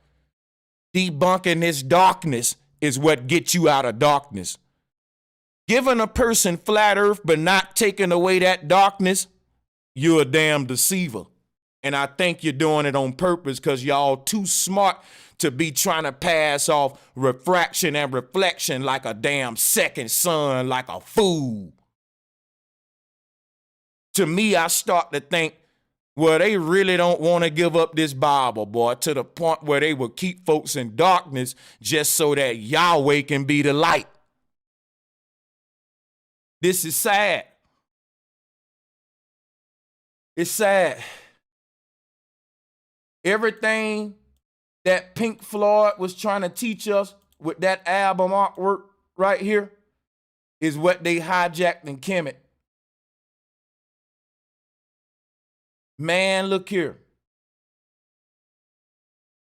By the time everybody get over this Nibiru deception and the masses go to really paying attention to the sky, guess what? They gonna really be able to look up and see the second sun every now and then. Because China gonna have a second sun that they're controlling from a base. And they gonna be projecting it into the sky. Blue beam. They can project it anywhere on earth and they can even project multiple suns. So now we're going to start to see Nibiru come to the earth, followed by what? More pandemic, more cataclysm. Y'all get it? We believing in our own doom, so they're manifesting it. Once we stop believing in it, it goes away. They're counting on us to believe in it. See, if people were saying, oh, that's bullshit, that's just lens reflection, then the news would have to come out and say, oops, I was bad, ha, ha, ha, ha, ha. We found out that the phenomena we thought was a second sun was really something called lens reflection. And we have our professional photographer here. His name is Rick Smits, and he's going to explain to us that we weren't seeing a second sun after all. See, if the whole world wouldn't dumb down, they wouldn't be able to get away with this. They'll have to come out and laugh it off. But see, they know they're so fucking comfortable that we're so dumb that they know the masses ain't gonna wake up in numbers and go to questioning this. Because the average nigga don't give a fuck about no refraction and no reflection. And the moment you go to talking like that around him, he's gonna get bored and walk away from you. But yet he gonna walk right up to that nigga over there that's talking about Nibiru coming back. See, that's easy to understand. The concept of E.T. coming back on a mothership planet is easier to understand than a person who don't want to think and try to think technical and figure out lens distortion, refraction, internal reflection. It's more easier for a dummy to just believe, man, that's a second sun and that's the mothership. That's the ET and the aliens. That's more easier for them than to talk refraction, reflection, lens distortion. See, words like that is a headache to some niggas. But when you talk about alien Anunnaki, Nibiru, ah man, they stomach light up. Them niggas be ready to talk about E.T. But if I say, hey, wait a minute, brother, what if it ain't a second sun and a rogue planet from another system called Zeta Reticuli with gray aliens? What if it's not all that pseudoscience? And what if it's something we need to research with lensing? A nigga start laughing at you. He'll say, get this nerd ass nigga away from me. Nigga, we want to talk about the Anunnaki. This nigga want to talk about camera lenses while we talking about Nibiru. And see, that's what this conscious community done to y'all. Farrakhan can come out and go right along with the news talking about a damn mothership, and y'all will go for it because niggas don't like to study technical shit. So let's play this dude video because this is what niggas don't like to do. Niggas just like to believe in pseudoscience. Rotating that tuner in and out, and you can see the internal reflection moving in and out of the frame. You want to pause there, Bob? I'll play a clip now. Okay. So now what we needed Wolfie to do was pan up and show that he could still see the image that he moved out of the way, which he never does. Is one of the things that I first. So whoever just grabbed the mic now just interjected and said something that was totally fucking irrelevant to the argument. He want the dude to pan the camera up to show him the image that was moved out of the way. Why would he do that when the point of the example was to show you that it can be moved? Like whoever asked that is a big dummy. No offense, but I got to say it. You're a dummy. The purpose was to move it. Why would he bring it back? Why? To prove that you're right? He wouldn't be able to move that if it was not reflection. Let me show you something, man. Whoever talking don't get it. The image that's moved, he's rotating it away because it's just a reflection that's on a lens in front of the lens with the true reflection. His camera got dual lenses. Now our true sun is on that first lens. And this second sun is just him snapping a picture of the sun reflecting on the second lens that's stacked behind the first lens. Since that lens reflection is adjustable, because the geniuses who made that camera, you can rotate the second lens. He was able to rotate that image out of the shot. Y'all get it? On the reflection as they are on the main image of the sun. And this, I'm going to let him explain this again because Globebusters don't get how this shit works. Listen up. and this clip shows what it looks like with a telescope. Wheel. In fact, it is such a problem that the manufacturer has included this tilt tuner. By rotating this small wheel, the front part of the telescope pivots around that hinge. And as it pivots, it moves that refracted reflection out of the shot, which is excellent technology that apparently Globebusters and the team don't understand. So listen again. And what that does is move the internal reflections away from the main frame. And Exactly. Why would he move it back in there? That'll defeat the purpose of the camera, you idiot. Why would I buy an expensive camera which allows me to take the fake refraction of the sun that's being projected off of my second lens?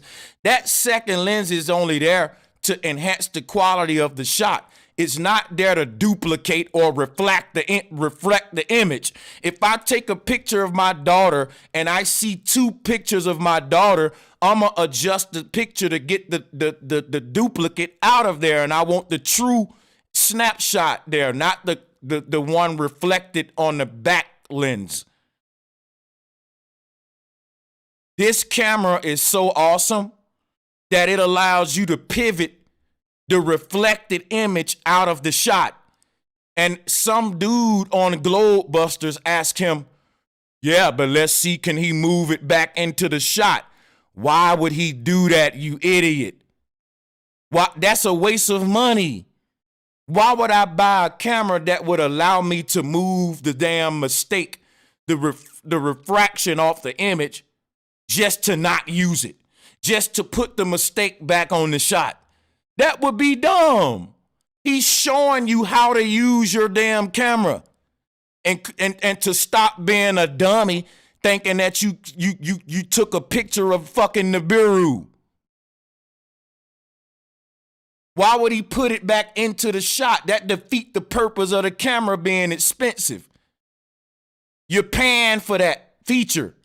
Use it. You're paying for the feature. Use it and quit calling it Nibiru. Ideally, out of the picture completely. Telescope.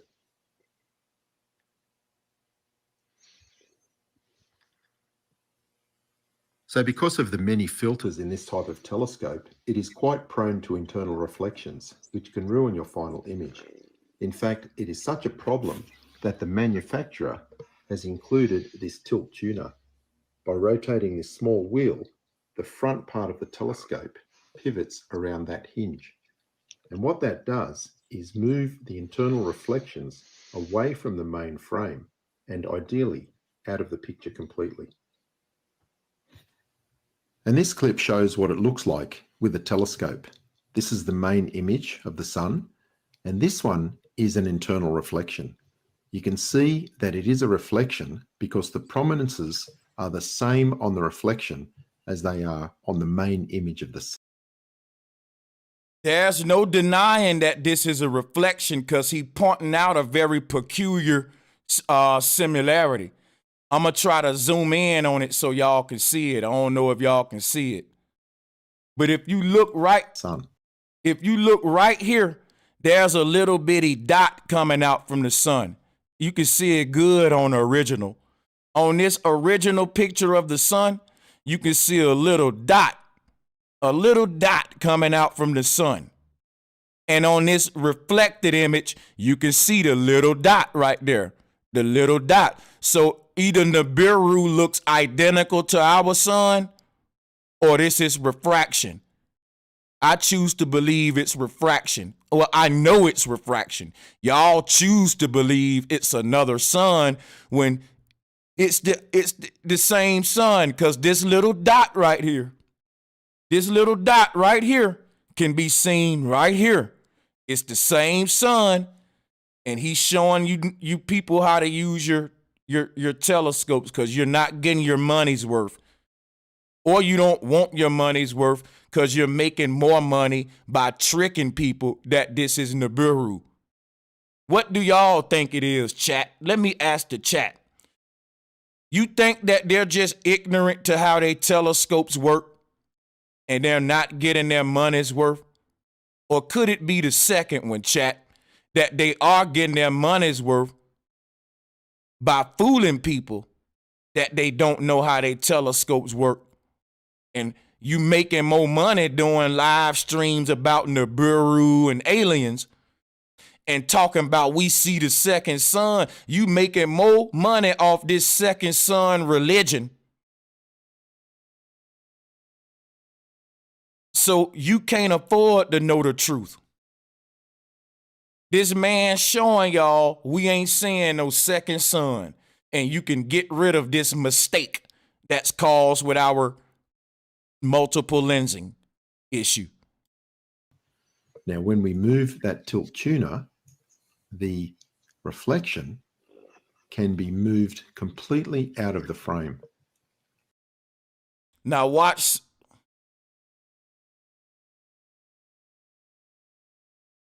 Hey, why y'all putting twos on the stream? I want to know why Jason Sims putting twos on my stream. Why are y'all putting twos? What you mean you didn't hear none of what I was just saying?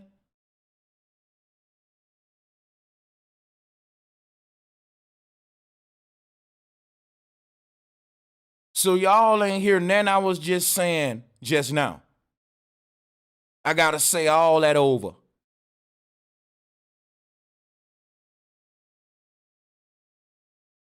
Let's take a minute. Let me look at the chat. Have y'all been hearing me?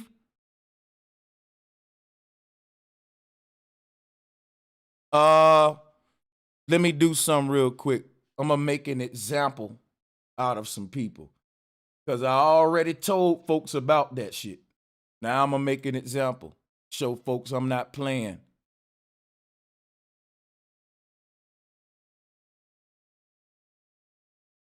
Let me show them I ain't playing. Hold on a minute. Do me a favor if you're a moderator. Anybody putting twos, let's put them. What's going on with the twos? I normally put people on time out for that. So I'm thinking about timing everybody out who putting twos out there. Because my chat said they hear me just fine, and I don't need that kind of disruptions. You know, before you put twos, you need to check your equipment first.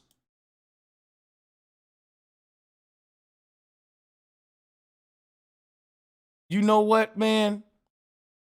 That's my bad. They putting twos for the second choice. Beckett drop a bomb. Now that's the blooper of the day.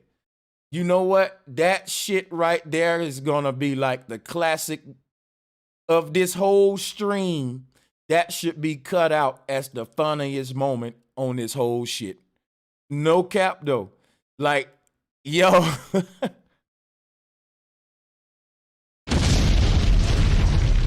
God, boy, you smoke too much weed. I'm tripping.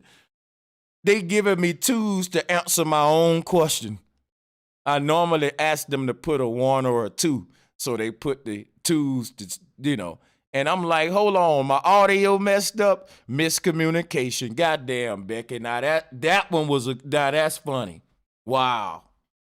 Now I looked it like a fool then, but it did give y'all a laugh though. So hey, if y'all got a laugh out of it, that's cool with me.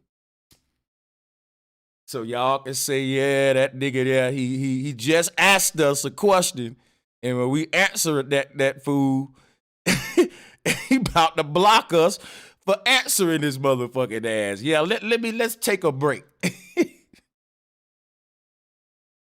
Oh shit. Now that's embarrassing. Whoa. Y'all, I'll be right back. Let me take one break, man. Real talk, straight up. That's embarrassing. Oh my God. I just asked their ass a question, and when they answered me, I got pissed off. What the fuck y'all putting them twos out there for? My audio fine. I just asked y'all a damn question. Boy, let me stop. I need a break. Now, that's crazy. The joke's on me on that one. I'm going to take the whole blame for that one. Y'all can laugh at me on that one. My bad, Jason. I deserve the laughing faces. That's my bad. That one's on me.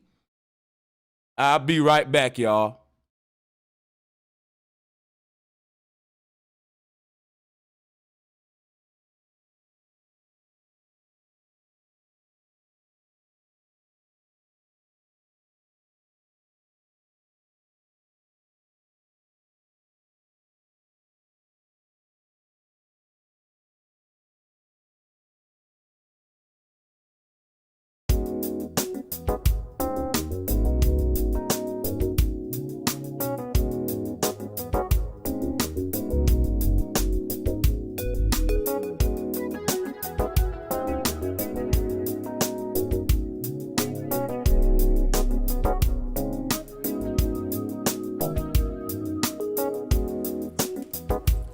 Bro Sanchez, just one who's out there in the fight to teach. Bro Sanchez, you got the story right, and now I see, yeah. Bro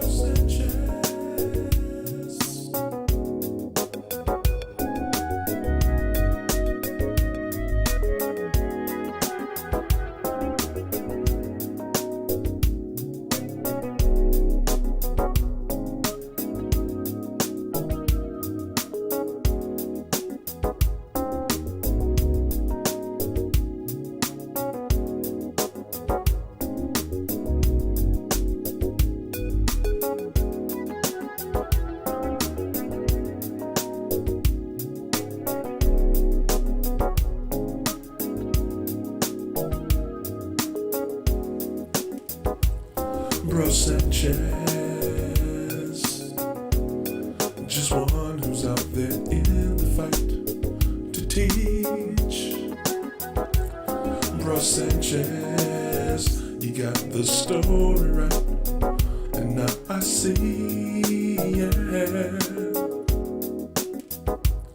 Bro Sanchez.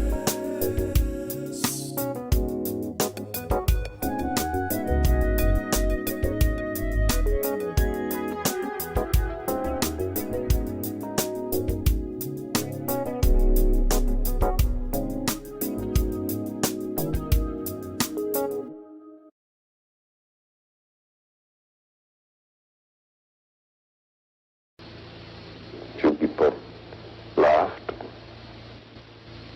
Few people cried. Most people were silent. Yeah. Go.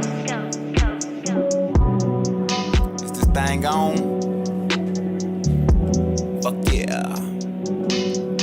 But it feels so good to be back. Lost everything, got myself on track. I was doing so bad, lost everything I had. Kept making everybody mad, and I lost a lot of friends. Couldn't stack up my ends. Living every day full of sin, with a pint full of gin. Trying to comprehend situations I was in. I was coming to an end, man, I couldn't even pretend. Shit, I couldn't even grin. My mind and my heart locked up, I ain't let nobody in. Lost myself, and I found myself like, nigga, where you been? I've been HTE, here, there, and everywhere.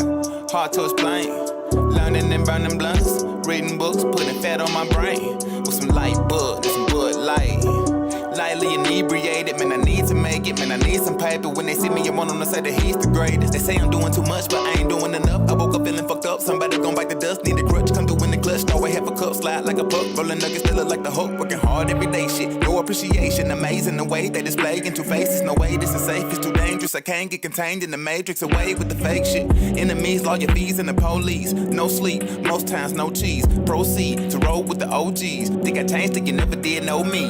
Just when you think you got life all figured out, that's when you realize you don't know shit. You think you're the only person with problems, you really just another raindrop in the ocean. The moment when you're reminiscing about your youth, thinking about what you would do if you can go back and do it again. Would you save a couple friends who was going down the wrong path and it got them fucked off in the end? Would you holler at that girl who was always fine as hell, but you really couldn't tell if she liked you? Or would you go and get a 357 and ride on them niggas who was always trying to fight you? You probably would have paid attention in the classroom, probably wouldn't have been buying weed in the bathroom.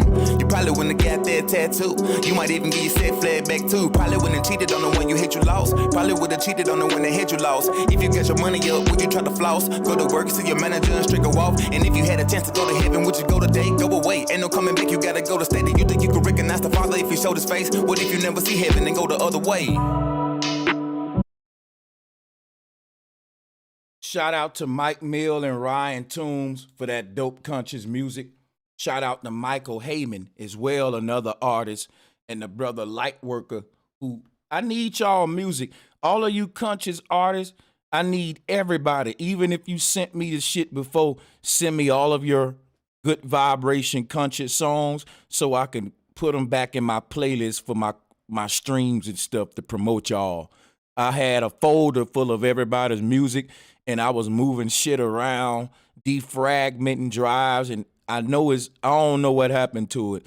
I want to get everybody's music back on my new drive in one spot where I can go through y'all songs. But anyway, this second son thing need to be debunked. There's a lot of people in the community that promote this second son stuff, and I'm here today to give you the science with it so we can get behind the deception. All right, because this deception is part of the New World Order agenda. Biblical flat earth is Freemasonic controlled opposition. Okay?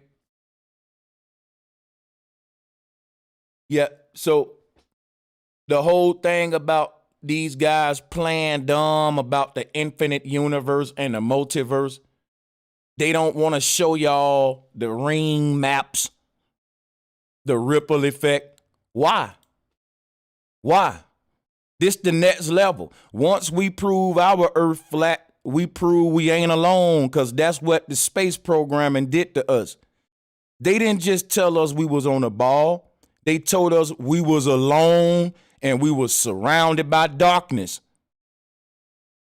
So if you give people flat earth, but you still keep them alone and surrounded by darkness, it's going to always be a need for a light bearer, which would be Yahweh.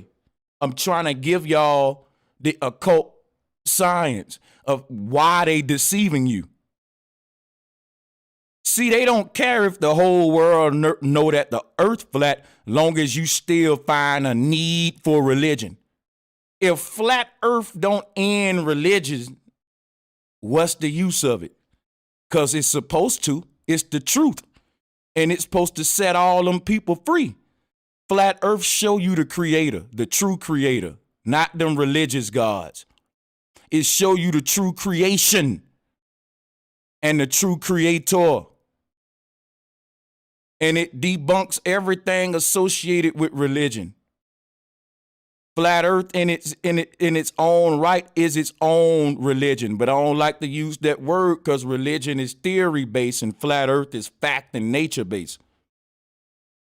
Now you got flat earthers who still foundate their spiritual system on Helios or Yahweh. And that's the people that I'm talking to right now. Those people got to create chaos and fear through deception. And how do you do it? Through lens trickery. Through lens trickery. See, because people like Jeranism and Bob are too smart to not know what's going on in their devices. These guys ought to know about internal reflection and stuff. They ought to know that we ain't looking at a different sun than ours based on what the guy's showing. And they ought to have the integrity to say, well, he's right and we're wrong. But they don't have that integrity. Let's listen to the video. Why don't they have that integrity? Because they blinded by their belief systems like so many others who got the truth, but that truth will never set them free if they don't incorporate it into their spirituality like the ancestors did. Holding the truth in your hand and not getting it in you is like being sick and holding a damn medicine in your hand and not taking it. Now, let me say that again. Holding the truth in your hand and not getting it in you is how you get this biblical flat earth. Now, they got the truth in one hand and the Bible in another. But the moment they swallow that truth, they'll drop that Bible. Because once you get the truth in you, you ain't going to be with no lies and no more belief systems. But just holding the truth. Now you got the other hand to hold on to the lie. The truth make you let go of the lie if you get it in you. A lot of these guys holding on to the truth because they can't let go of the lie. They're holding on to the truth in one hand and the Bible in another. And they still ain't freeing themselves from this darkness that only exists in their mind. This ain't no different than globe earth. Because you still got us alone in need of a deity to guide us through the darkness. But if you look at this image right here, let me show you. Upon death, let me blow this up because this show you it right here. It say upon death, your ancestors gonna guide you through the darkness. They the ones holding up the ladder that we climb, the spiritual ladder to the next level. So on your way out of this earth, you're gonna get to the people in the middle of the earth that's holding that ladder, and they're gonna assist you through your steps up this staircase. They turned that into somebody helping you through the darkness. They turned your ancestors helping you walk up the stairway to heaven into Yahweh guiding you through the darkness so that you won't fall and stumble. That's plagiarization. The reason we won't fall and stumble is because the ancestors is guiding us every step of the way up this staircase to heaven. And we won't slip on a step because we being guided. We won't stumble. But they turned that into Yahweh guiding you through the darkness so you don't fall. You see the deception.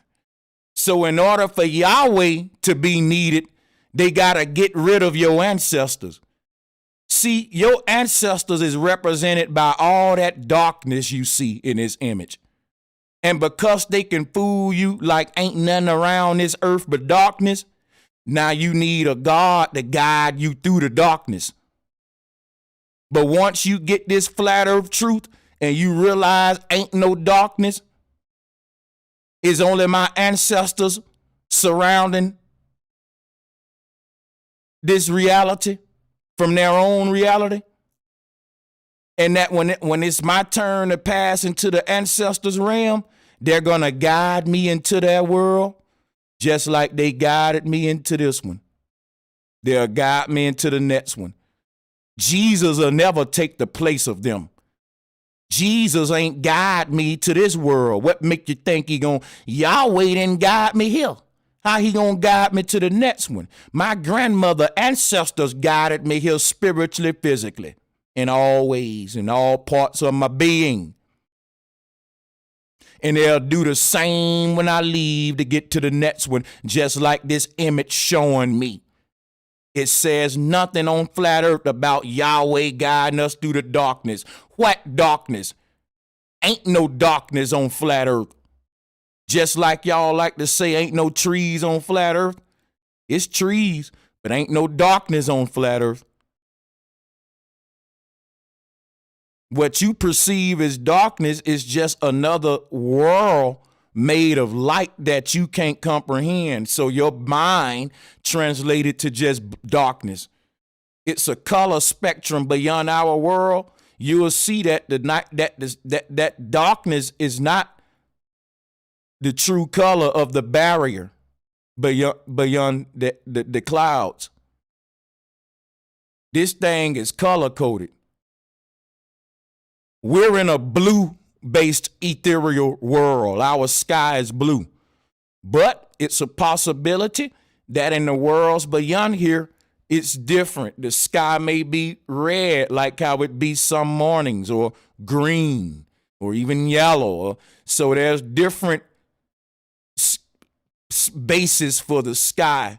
Light. All of it ain't blue base. That's just our world. But there is a world beyond ours where there may not be blue skies, okay? And when we look up, we just see darkness, because whatever the next color is, that reality has a whole, each reality has a base color, even though they all have all the colors. Like in our world, we got yellow, red, purple. We got different colors, but our sky is blue. Our water is blue. This world has a blue energy base to it. It even vibrates on the frequency of the color blue, which means we're in the blue ether. But there's a different color beyond this one. And it may not be true for this next reality beyond this one. The base color may be green. The water may be green. I've seen green water. Now what I'm saying is this, how you want to break down these different ethers, right, by the color. The reality that's creating our light-based holographic simulation is blue. Think of it as blue light projecting all of the colors within its blue light and to create our colorful reality. But if you can see our reality for what it is, it'll be like a blueprint. The light of this reality we're in is blue light, even though that blue light is creating multiple colors, like a projection machine that's putting a movie on the wall. The movie has many colors in it, people wearing red shirts, green shirts in that movie. But if you look at what color the light is that's projecting the movie from the machine, it's a yellowish light. So the light that's projected in our reality is blue base, is what we call the blue planet or the blue plane. The blue simulation, blue light generates it. The net's ether is generated by a different color light. So think of a projection machine that's projecting a reality with a green light, or projecting a movie with a red light, or let's project that movie, let's change the bulb to a purple light. That's the different realities and their color spectrum. Now, even though these are colors we all know, you can't see we're talking about the light of these realities, the ethereal construct of them, meaning the very light that projects that reality. You will perceive it as darkness because think of what I'm saying. We're made of blue light. Your body, the eyes that you're looking at is made of blue light. Think of yourself as a projected hologram that's being projected by blue light, and your eyes are made of blue light, and they're made to intake a reality created by blue light. Did you hear me? In our prison-based simulation, not really a prison, but let's use that word. It's a light code that allows you to escape. Climbing the stairway to heaven is being able to achieve the next color level above this one. So in martial arts, they got colorful belts to represent your rank. And depending on what color belt you are, depend on what rank you are. The colorful belts are Saturn symbolism. And the colorful belts are these Van Allen Orion belts that we call the ethers on the screen. And it's turned into our fight to get to the highest self. We moving through the different color belts. You're a fighter, a warrior, journeying through the universe up this stairway.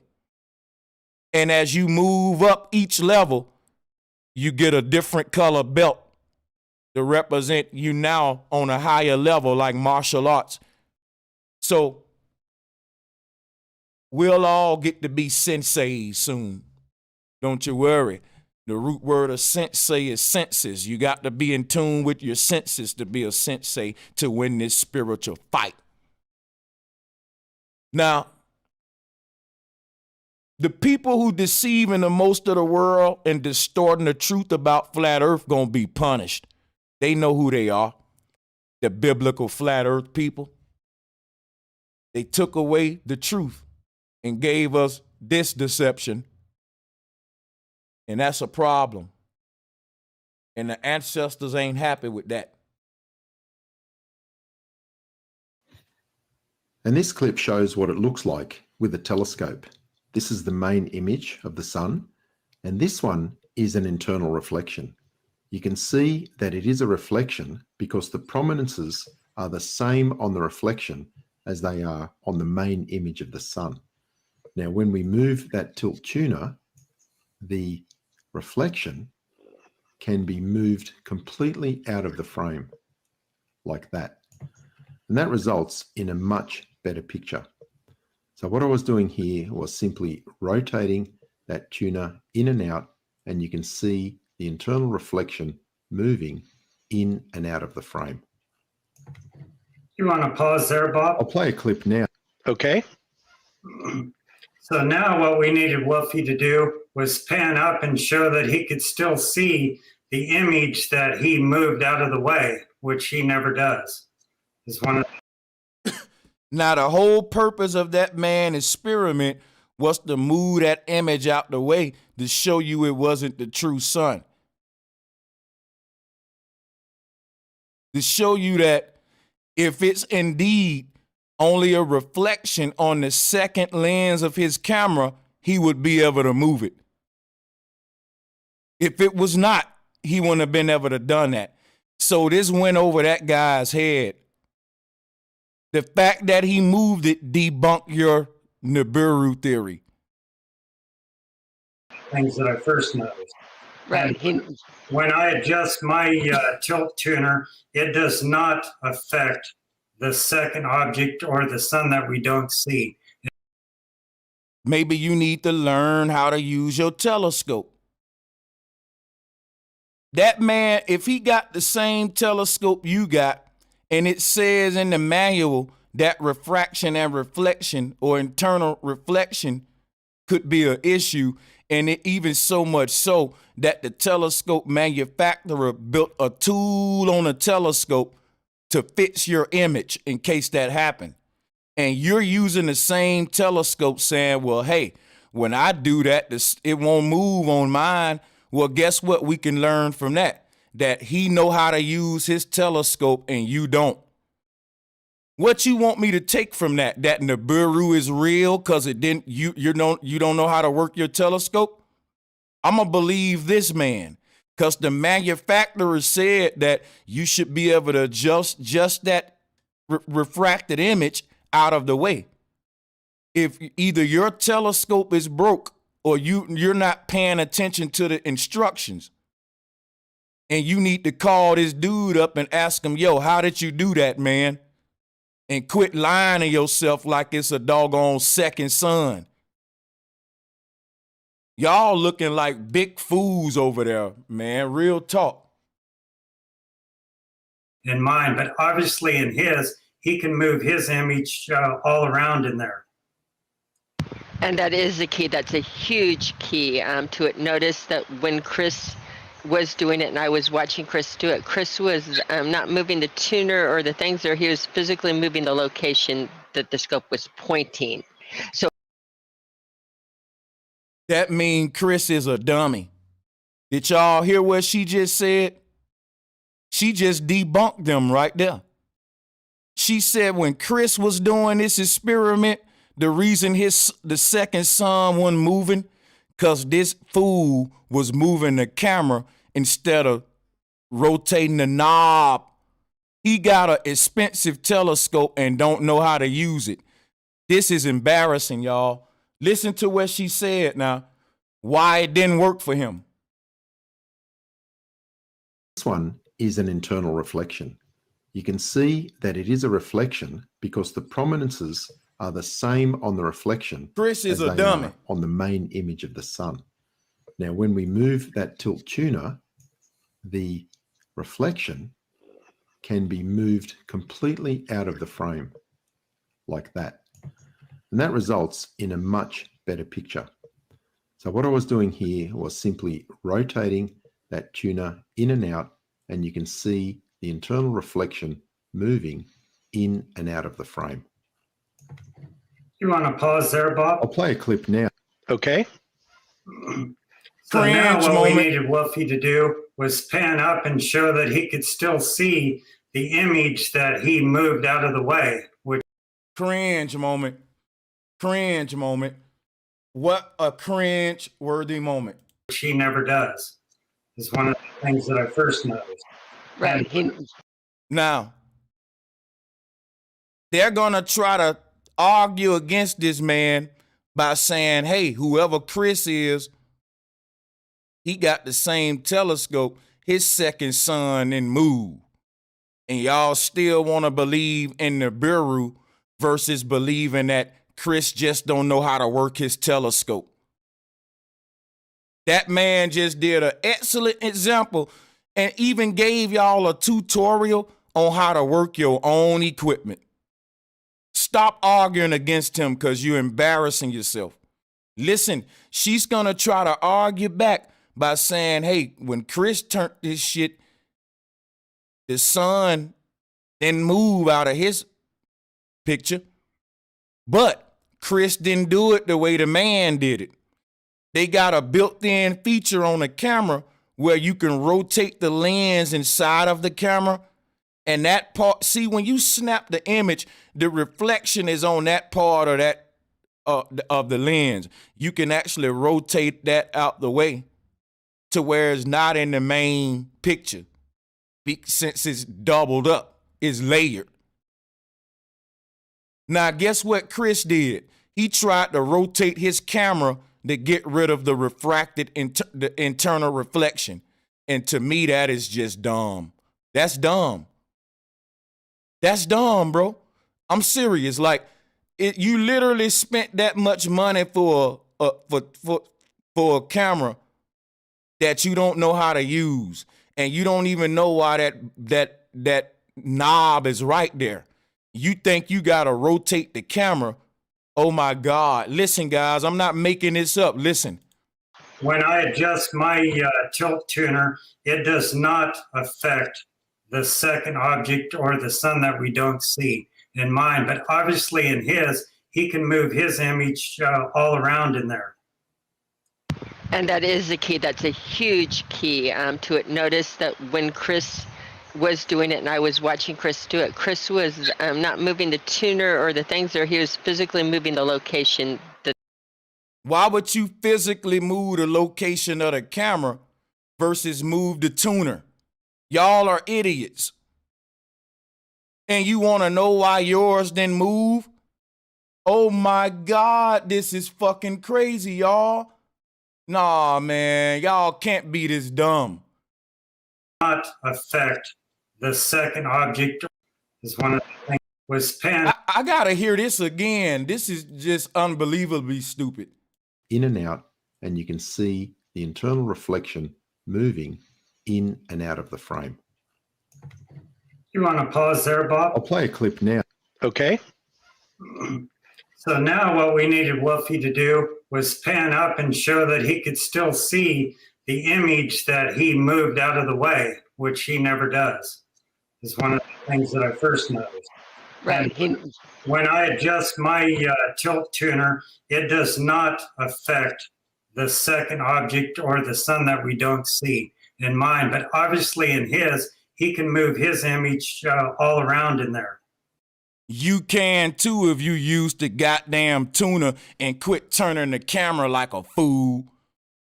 Who does that? Bro, you're literally physically rotating the camera to get rid of the internal reflection when the camera got a tuner on it to do just like what that man just showed you how to use the tuner on the camera that you paid for. The reason the camera was expensive is because it got that tuner on there. Guess what? My camera don't got that. I just got to angle my shit the right way to make sure I don't get the damn internal reflection and keep taking shots. I wish I had a wheel on my camera that I can just tune it and take that reflection off of there. You actually bought that camera and you're actually rotating the fucking camera to get it off. What kind of dummy are you?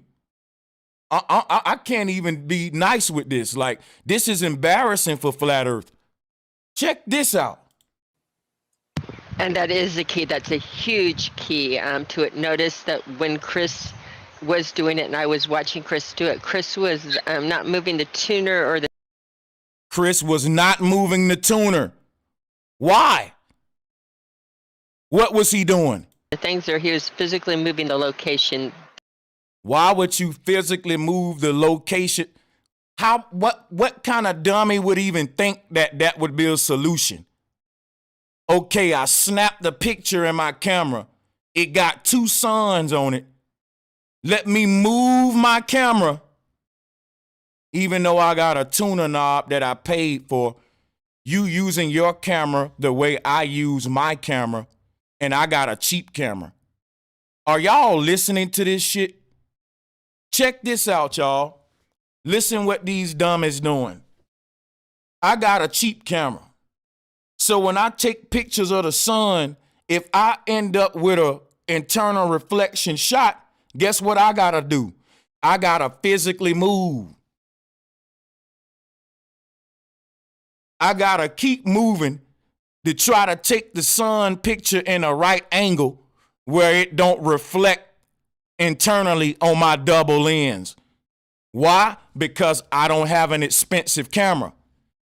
If my camera had the feature that his camera had, I can take one picture of the sun, and if it got that internal reflection on there, I can just hit my little expensive tuning knob and move it out the way. That's what the dude was trying to show them. He's still using that camera like my camera. You bought a camera that it's the selling point of the camera was you no longer got to take pictures like Bro Sanchez. I got to keep taking a bunch of pictures in different locations and see which one come out without the little reflection on there and say, okay, I got the good one. That's because I got a cheap camera. This dude bought an expensive camera. The selling point of the camera was they trying to prevent you from doing that. No more moving different locations like Brother Sanchez. You can just hit your little tuning knob, and you can move your internal reflections out the way now. That's why the camera's so expensive. He spent his money on that camera and don't even know what it's for. He's still walking around like a dummy, like a dude with a cheap camera. And wondering why the dude with the same camera he got can just move that shit out the way. People, this is fucking embarrassing. I got to play it back again. I really can't believe Globebusters. Is Globebusters this dumb? Or they know they got a dumb audience out there who Christian-minded, who want to believe in Nibiru. Why? Because in the Bible, they call Nibiru wormwood.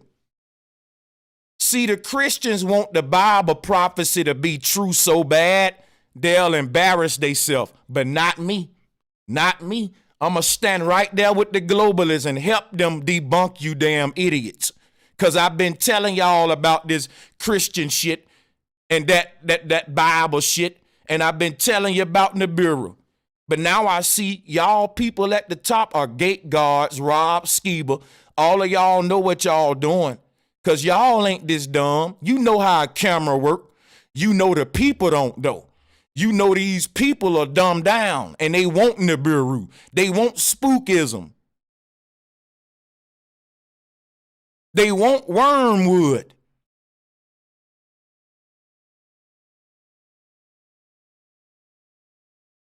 The Christians teach that Nibiru is true, and it's wormwood, the star that fell onto the earth. For them to keep their biblical narrative in alignment, they got to go along with the same indoctrination of the globalists. Y'all, this is sad. And they got to play hella dumb. Like, ain't nobody gonna tell me, Bob, and them this stupid that they don't understand how the fuck the telescope work, how the camera work. They don't understand what internal reflection is, and they want to believe in motherfucking Nibiru and Zeta Reticuli. Come on, bro.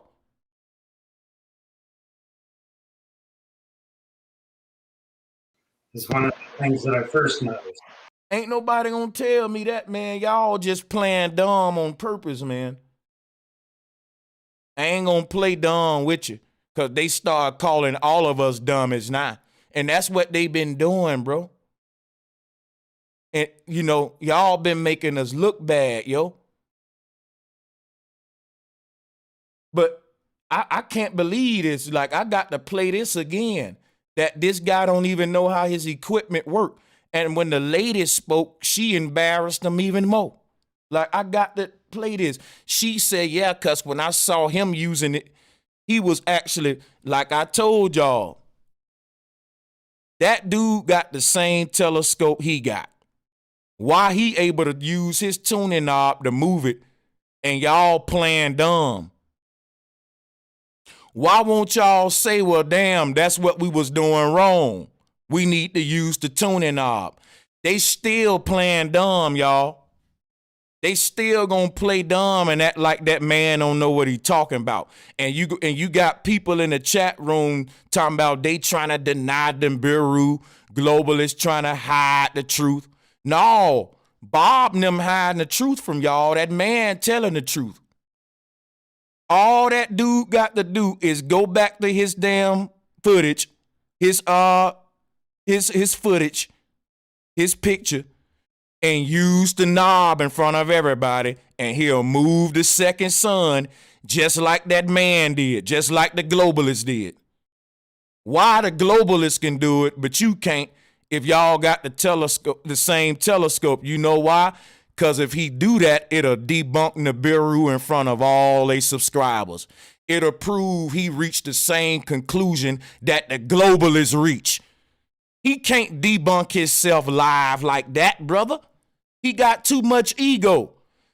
Right then, he should have said, okay, y'all, I'm going to prove that this globalist is lying. I got the same telescope. Cut the camera on, Bob. Here go my image of the sun. Y'all see me turning my knob and it ain't moving? See, for him to debunk this globalist, he got to now show us proof. The globalist showed us proof. The globalist cut the camera on, showed you how the telescope worked, showed you how the two suns work. Let me show you this, man. Good job to the globalists. Because on this one, it's the flat earthers that's being deceptive, and I don't want no parts in it. Watch this. He's showing you how he's reduplicating the second sun phenomena right here. He's reduplicating it through the lens. He's showing and proving. Look. Watch this, y'all. The difference between the globalists and what Bob them doing. You can see who being deceptive right here. Watch this. The man reduplicating the stuff. He's showing you how you create the two suns through the lens. He about to do it now. Hold up.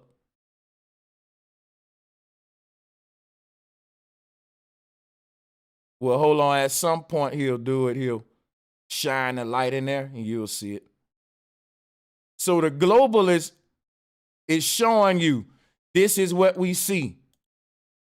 This is what we see. This is real science. The globalist is showing you this is what we're calling two suns.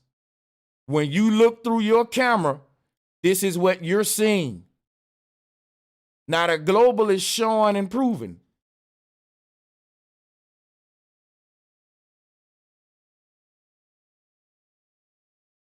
If you got the same camera that this guy got, you should be able to do what he did on this image here. Move that out the way. Now, if he's saying that's not a second sun, it's only an internal reflection, you can't debunk it. You know why? He's proving it too, because he's showing it. Here go the first sun, and it got a little bitty dot right there. The first sun got a little dot right here, that little dot. And the second sun got a little dot right where both of me and his mouses are at. You can see that little dot right here on the second one. So that's not a different sun. Either way, you lose this debate. Now, let me show you why Bob and them being deceptive. Watch this. If this dude is able, if you got the same telescope he got, then do what he doing. Cut your video on and show us you spinning your camera knob and the sun not moving. Because he's debunking the Nibiru when he move it. The moment he turn that knob on his device and move that out the way, he's proving that Nibiru don't exist. He's also proving that the company that made this camera is a genius company. I wish I could afford one of these. All right, let me just throw that in there. I want me one of these. Now check this out. They should call this camera, Becky, the Nibiru debunker. That's this camera's nickname, Becky. That's the new name of this camera, nigga. I want one. I want me a Nibiru debunker. Now check it out. In order for him to win this debate, he got to cut his camera on and say, well, look, y'all, here go my pictures of two suns, and I'm spinning my knob and my stuff ain't moving. And now we'll have to say, Well, either your telescope broke or either this globalist doing some kind of deception. It's more easier for me to believe the globalist and just say, hey, man, it's not some alien planet we see. It's just internal reflection. That's more easy for me than thinking that he going through the trouble of faking some video footage or some kind of trickery. But anyway, let's hear them respond again. Because when you hear their response, it's going to show you that they're being foolish, blind on purpose, and that they're being deceptive. Of the frame like that. And that results in a much better picture. So what I was doing here was simply rotating that tuner in and out, and you can see the internal reflection moving in and out of the frame. He's rotating the tuner. Now watch when the lady come in and talk what she say. You want to pause there, Bob? I'll play a He gonna say, well, that didn't happen for me. And when they explain why, it's because he didn't rotate the tuner. He got this expensive equipment that he's not using right. And after this, they're not going to admit that they're wrong. They're going to keep denying it. And it's just make me mad that us flat earthers are this disingenuous. We're this deceptive. We're worse than the globalists, man. They do the same with gravity and with the water balling up, and y'all doing the same thing with your doomsday religion and your biblical flat earth and your Nibiru belief. You worse than them. clip now. Okay. So now what we needed Wolfie to do was pan up and show that he could still see the image that he moved out of the way, which he never does. Is one of the things that I first noticed. Right. When I adjust my tilt tuner, it does not affect the second object or the sun that we don't see. You know why? Because you don't adjust your tilt tuner. And the girl and the woman that's finna speak gonna explain that. She said she was watching you. When you adjust yours, it don't move. You're not adjusting your tilt tuner by switching locations. Watch this. In mine, but obviously in his, he can move his image all around in there. And that is the key. That's a huge key to it. Notice that when Chris was doing it and I was watching Chris do it, Chris was not moving the tuner or the... So were you moving it or were you not? He said he was, when he was moving his tilt tuner, his second son was not moving. She comes in and say she was observing him and he was not moving it. Was he moving it or not? I would say not, because if he was moving it, he would get the same results that guy got. She even go on to say, not only was he not moving the tilt tuner, he was moving the camera like you would do a cheap camera to get many different angles of one shot and choose the picture that don't got that little ugly internal reflection on it. But see, here's the problem. They don't want to correct that. They using that to deceive people. If you using that to deceive people, you wouldn't want to touch the knob. You wouldn't want to move that out the way because it'll debunk you. Now put a one if y'all can hear me over the dogs.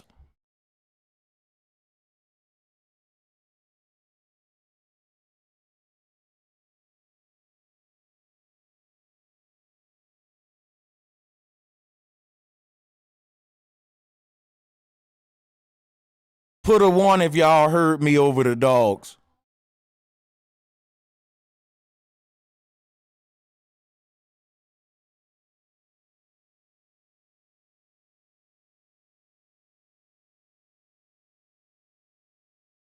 Yeah, no one buys a camera that expensive and act that dumb like they don't know how it works.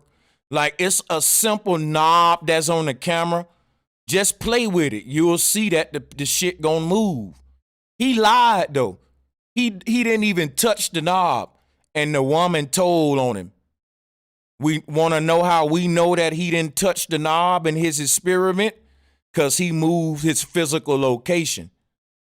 And because that second son didn't move, you know what he did? He told all of his subscribers that proves Nibiru.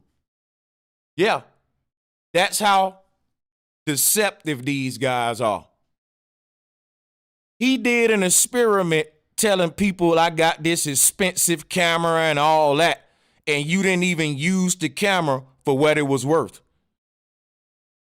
Because you know people so dumb you can make them believe in Nibiru with trickery. I don't think he that smart.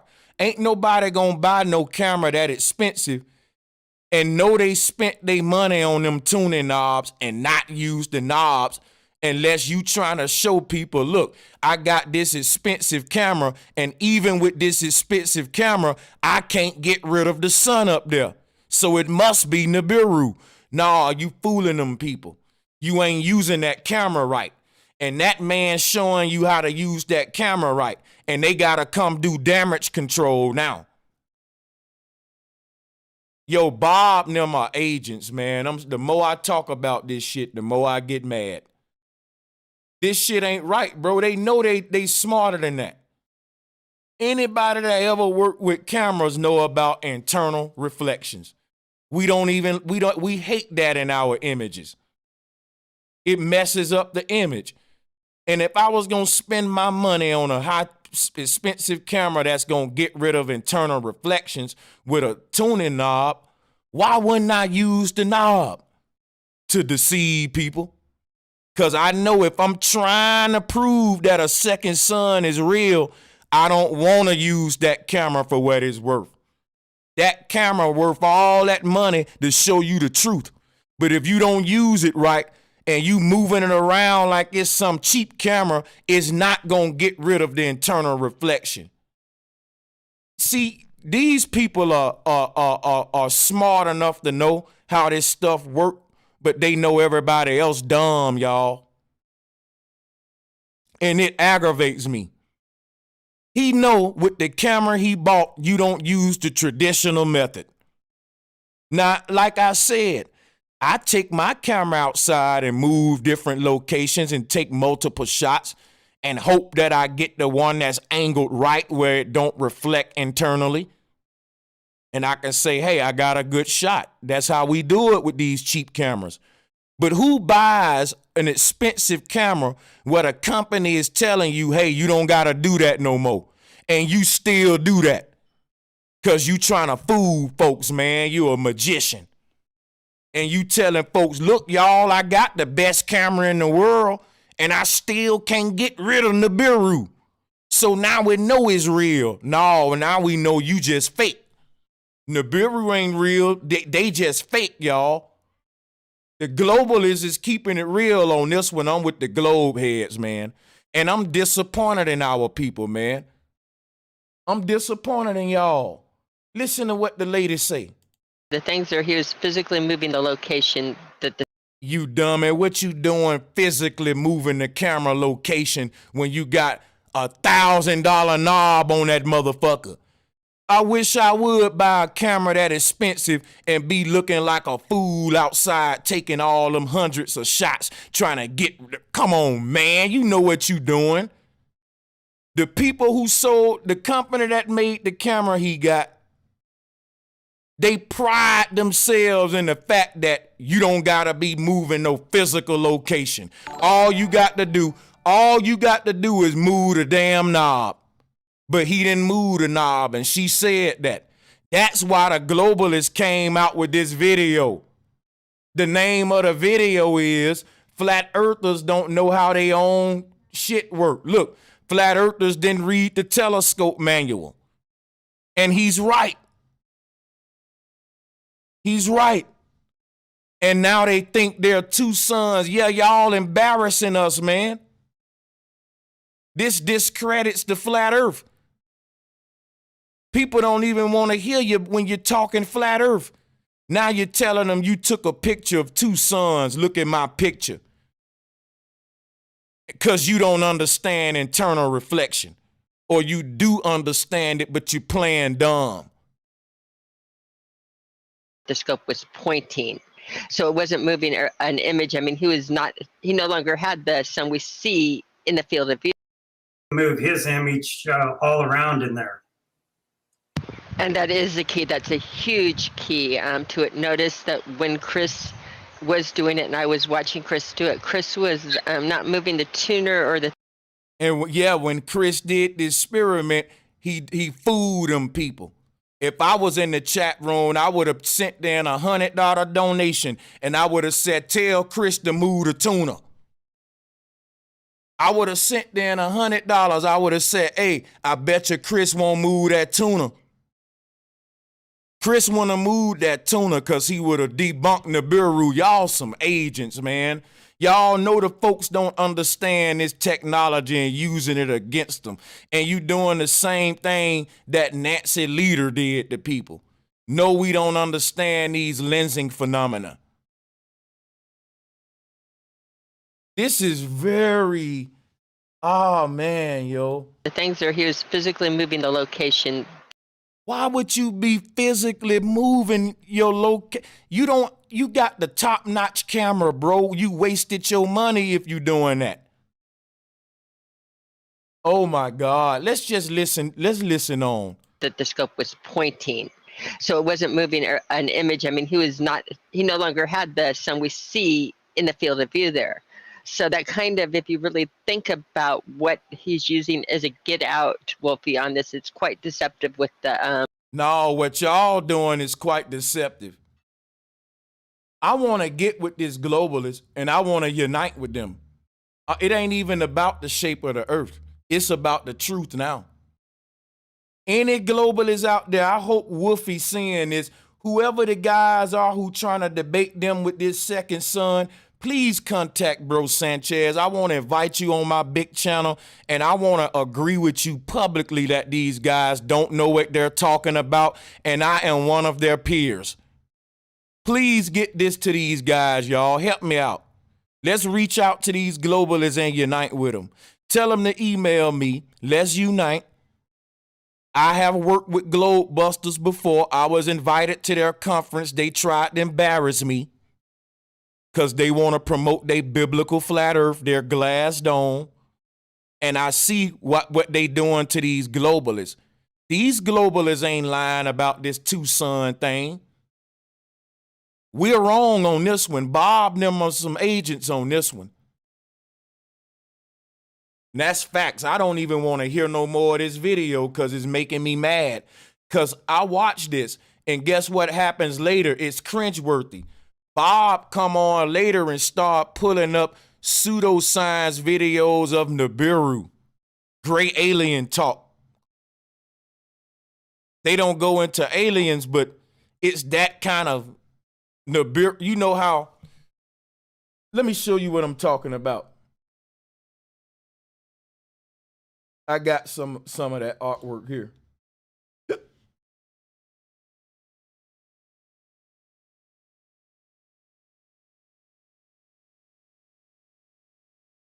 First of all, Nibiru come from a faraway star system called Zeta Reticuli.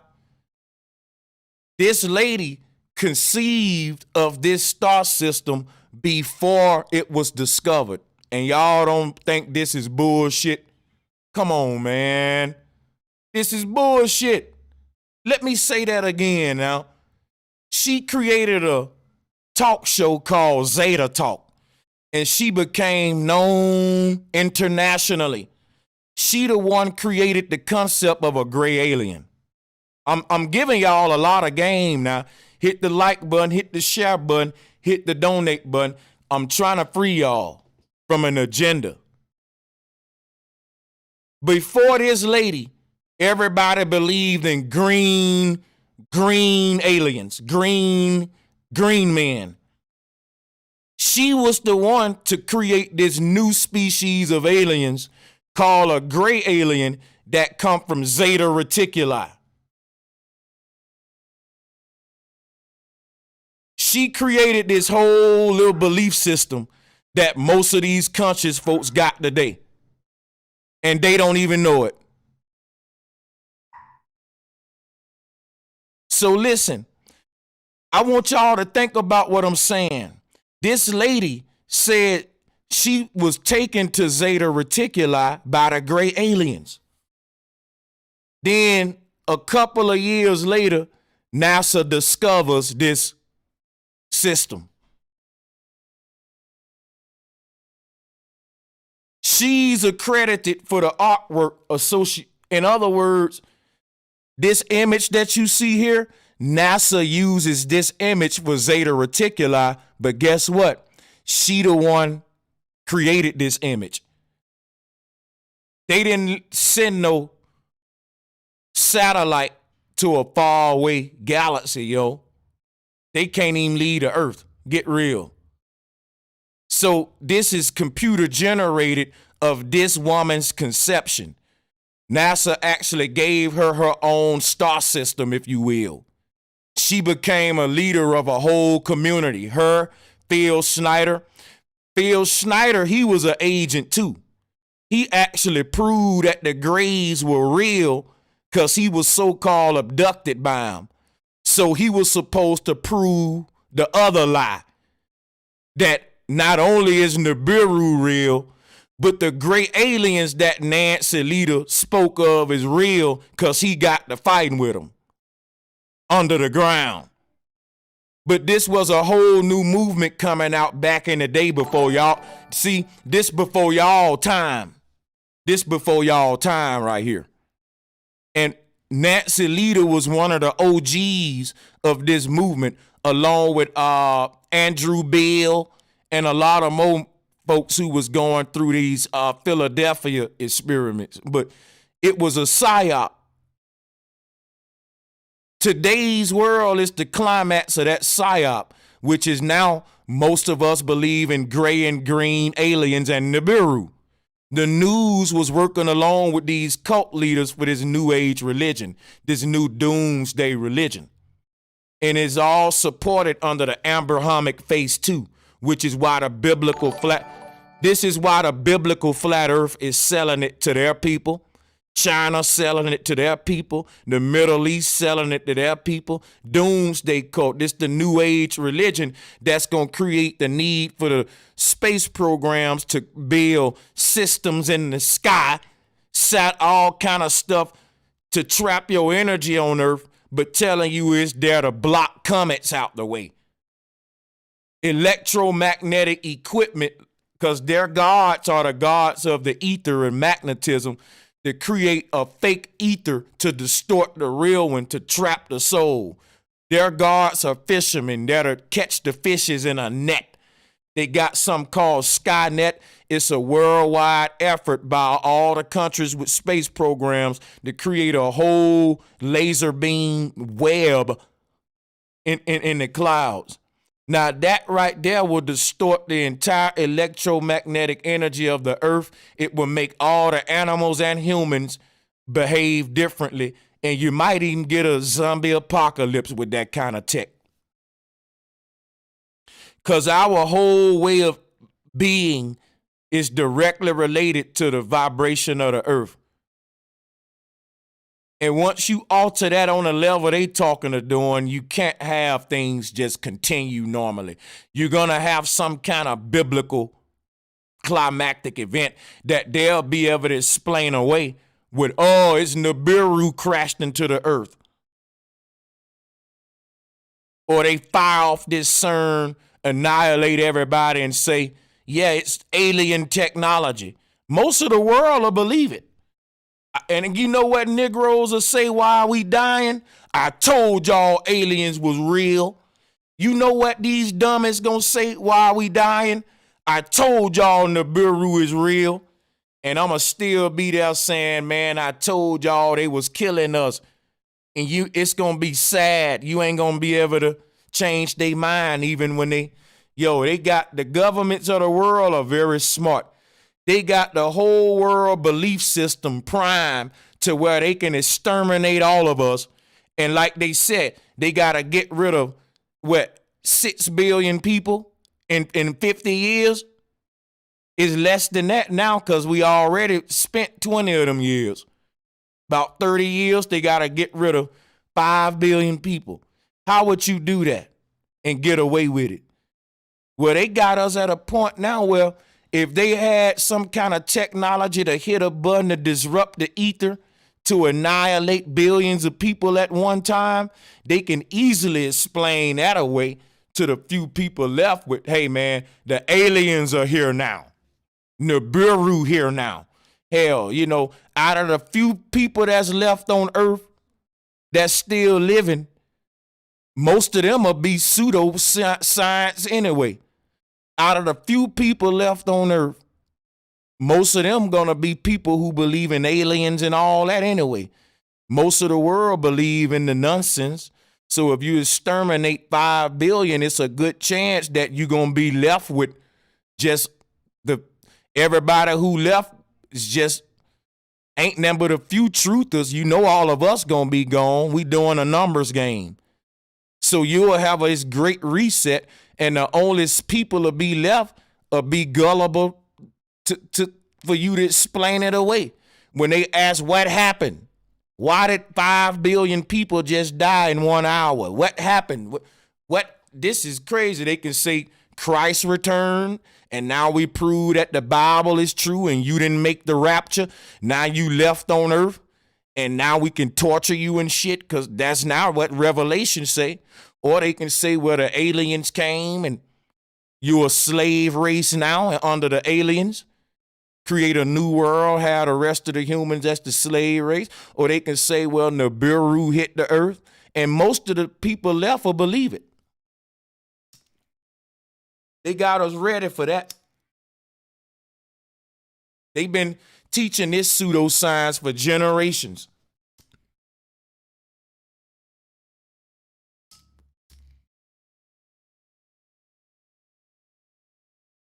So I'm giving y'all a history. All right? They telling you these great aliens come from a star system beyond ours. But they're really talking about our ancestors. Our ancestors coming from another ring, another system, another ecosystem, another earth system beyond ours, another terra firma system. Our ancestors are going to war with these people.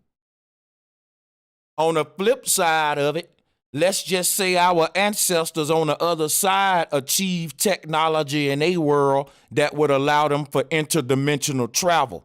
When they finally get here to save us, we'll be shooting at them thinking that they're aliens. So there's a lot of ways you can look at this, but one way I think you shouldn't look at it is two suns and Nibiru. Because that's what they want you to look at it, because that served the doomsday fear-based agenda. All right? So I've been here for like going on 4 hours. I want to play some more of this video because it gets more cringe-worthy, but I don't have the time. So I think I might just do a part 2 because I want to save some time to open up the panel at this time. So we're going to spend the final 30 minutes to an hour to let people come up and speak on the topic. If you come up, say anything outside the topic, I'm going to go and throw you back off because I don't have a lot of time today. And you see what the topic is. Respect the topic, please. I'm begging. And be brief. Because we want people to come up, speak up, drop the jewels like I did. And then, you know, yeah, let's have a fire bill, you know. Let's drop the invite. We're going to call out some donations because I appreciate the love. And while we do that, we'll let people join. There go the link. Moderators, if y'all want to help spam that, go ahead. We appreciate it. I'll pin it as well. Click that link and come on up if you want to add anything to the bill or criticize my delivery in any way. I'm a fair person. That's why I do this. So now let's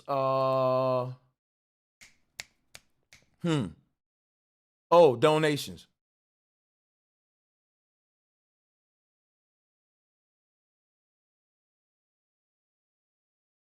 And that'll give them time to come up and join if they want to.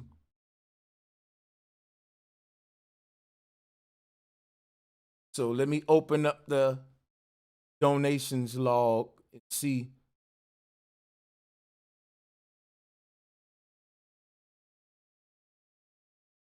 Shout out to Tracy Yvonne. Thank you for the donation. Reggie Butler, Truth for Lies, Rashad Ellis, Ron Doe, Derek Ballard, Naturally Jazz, Luca 2, Bug Beezy, Wake Up Winona, Chris Chituras, Fight the Good Fight. Shout out to Black Sun, AB, Jarrell Gaddis. Another shout out to Tracy and That Away Man. Appreciate you all for those super chats. And while I let folks join, I might as well go ahead and call out Cash App donations.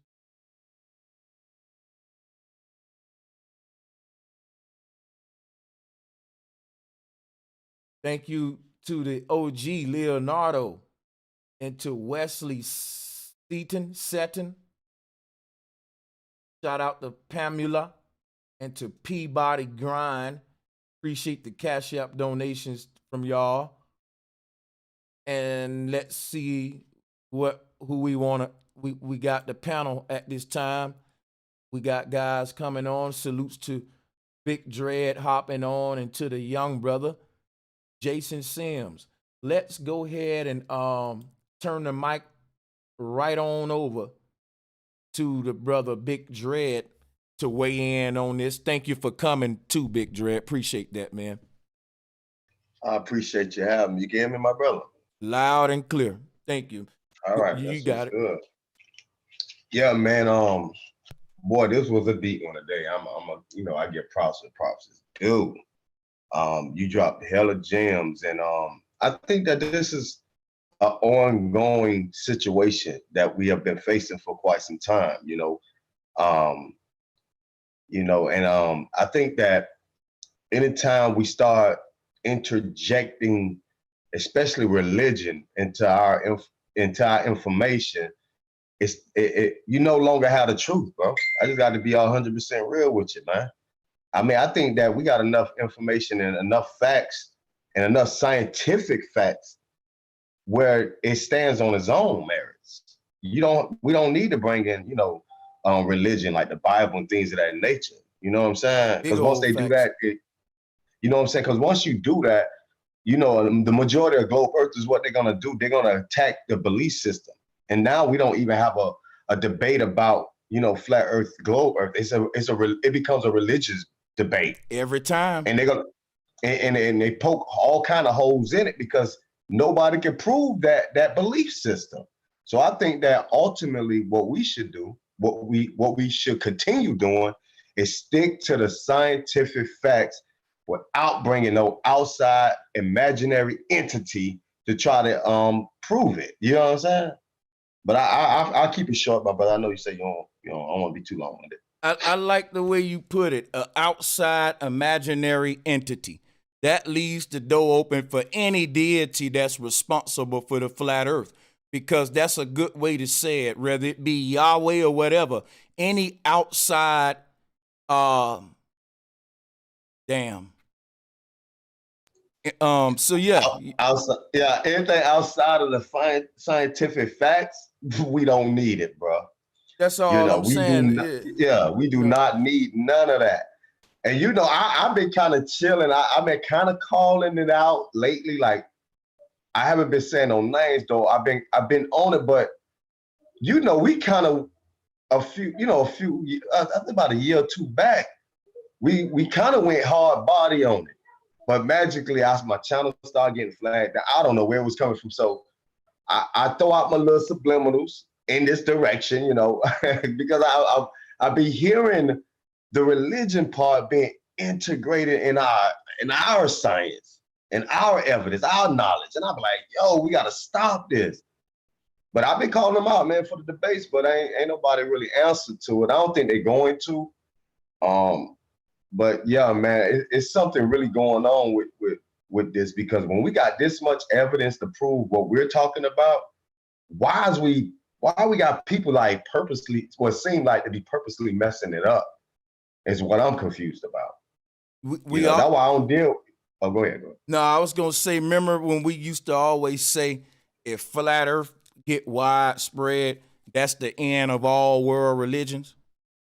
Yep. But guess what now? Yep. They got it to where flat Earth can get widespread, but not necessarily end religions, with that model that we used to tell them about. Remember the floating disc, the terrarium in the darkness?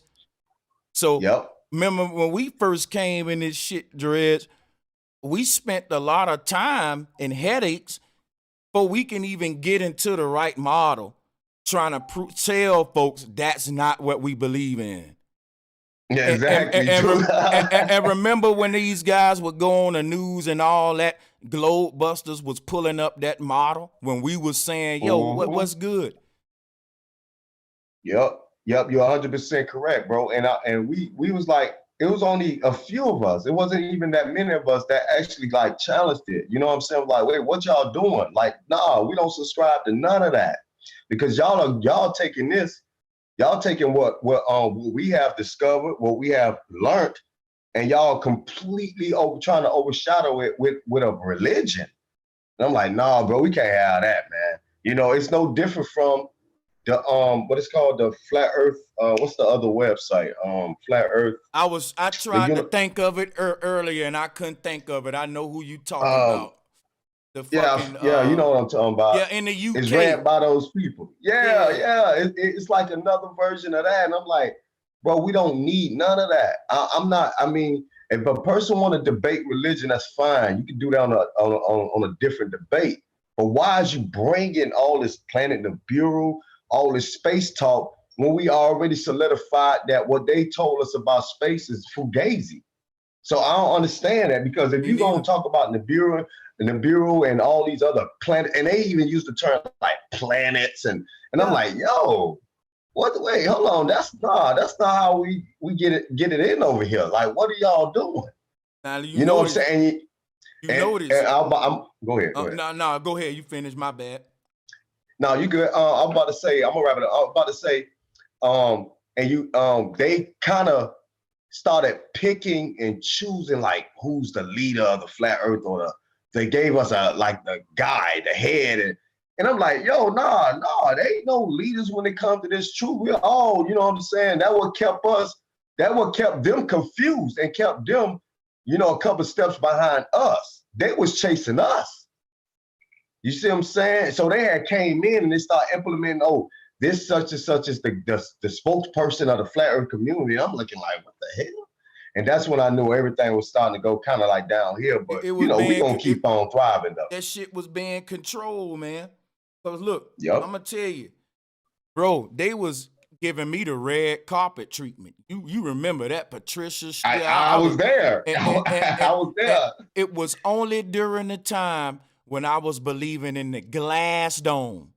The moment my knowledge expanded and I figured out, hey guys, we wrong.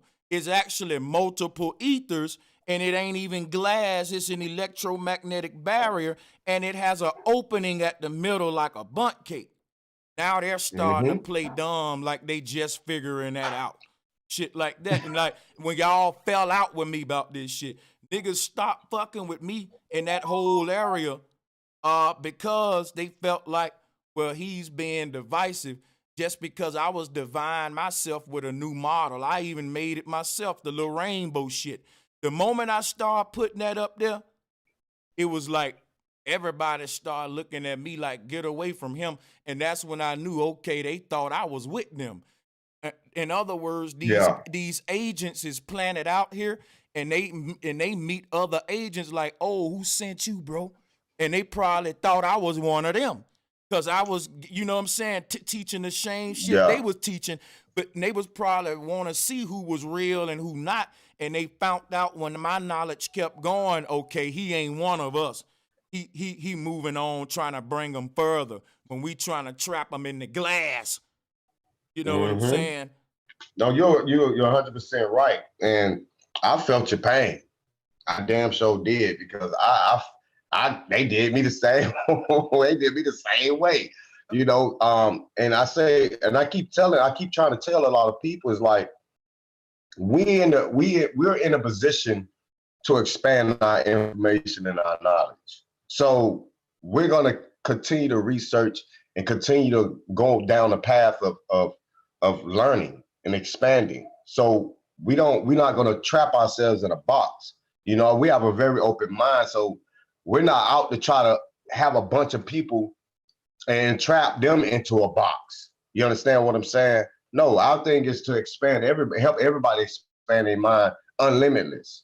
You understand? And I think that as we continue to go down this path and start to expand and gain more and more knowledge as time go on, that's when they start looking at us like, oh, they're not with what we're with. They're not about what we're about. So we need to distance ourselves from them. Because our agenda is to lock people in, like you said, in this glass dome or in this glass bubble and keep everybody stagnant here. But that's not a teacher in my eyes, man. You know what I'm saying? That's another form of indoctrinating. And that's what they've done. They created a following and they indoctrinated them to be cult-like. You know what I'm saying? If you know, that's the truth. The truth is I can put it. You know what I'm saying? We're not in the field of that. We refuse to be like that. We're gonna continue to learn, continue to teach, and continue to expand, bro. Because like I say, we probably never know everything. But as the years go by, I'm gonna try. You know, I'm gonna try to get close as possible. You know what I'm saying? So I'm gonna keep researching and keep on doing the same thing that you're doing, my brother. And I appreciate you, man. I really do, man. I appreciate it, bro. And look, I'm gonna let more people on. I know somebody opposition come up with some good opposition. I know it's some biblical flat earthers that probably want to come up. If y'all listening, don't be scared. Jason, take the floor. I'm gonna let more people on now. Thank y'all for coming again. All right. Well, as you said, keep it brief. Yeah, they're basically confusing these people with they give you the religious version of the flat earth. They're trying to basically make you, as you said in the video, just keep you on one level. That's the whole point.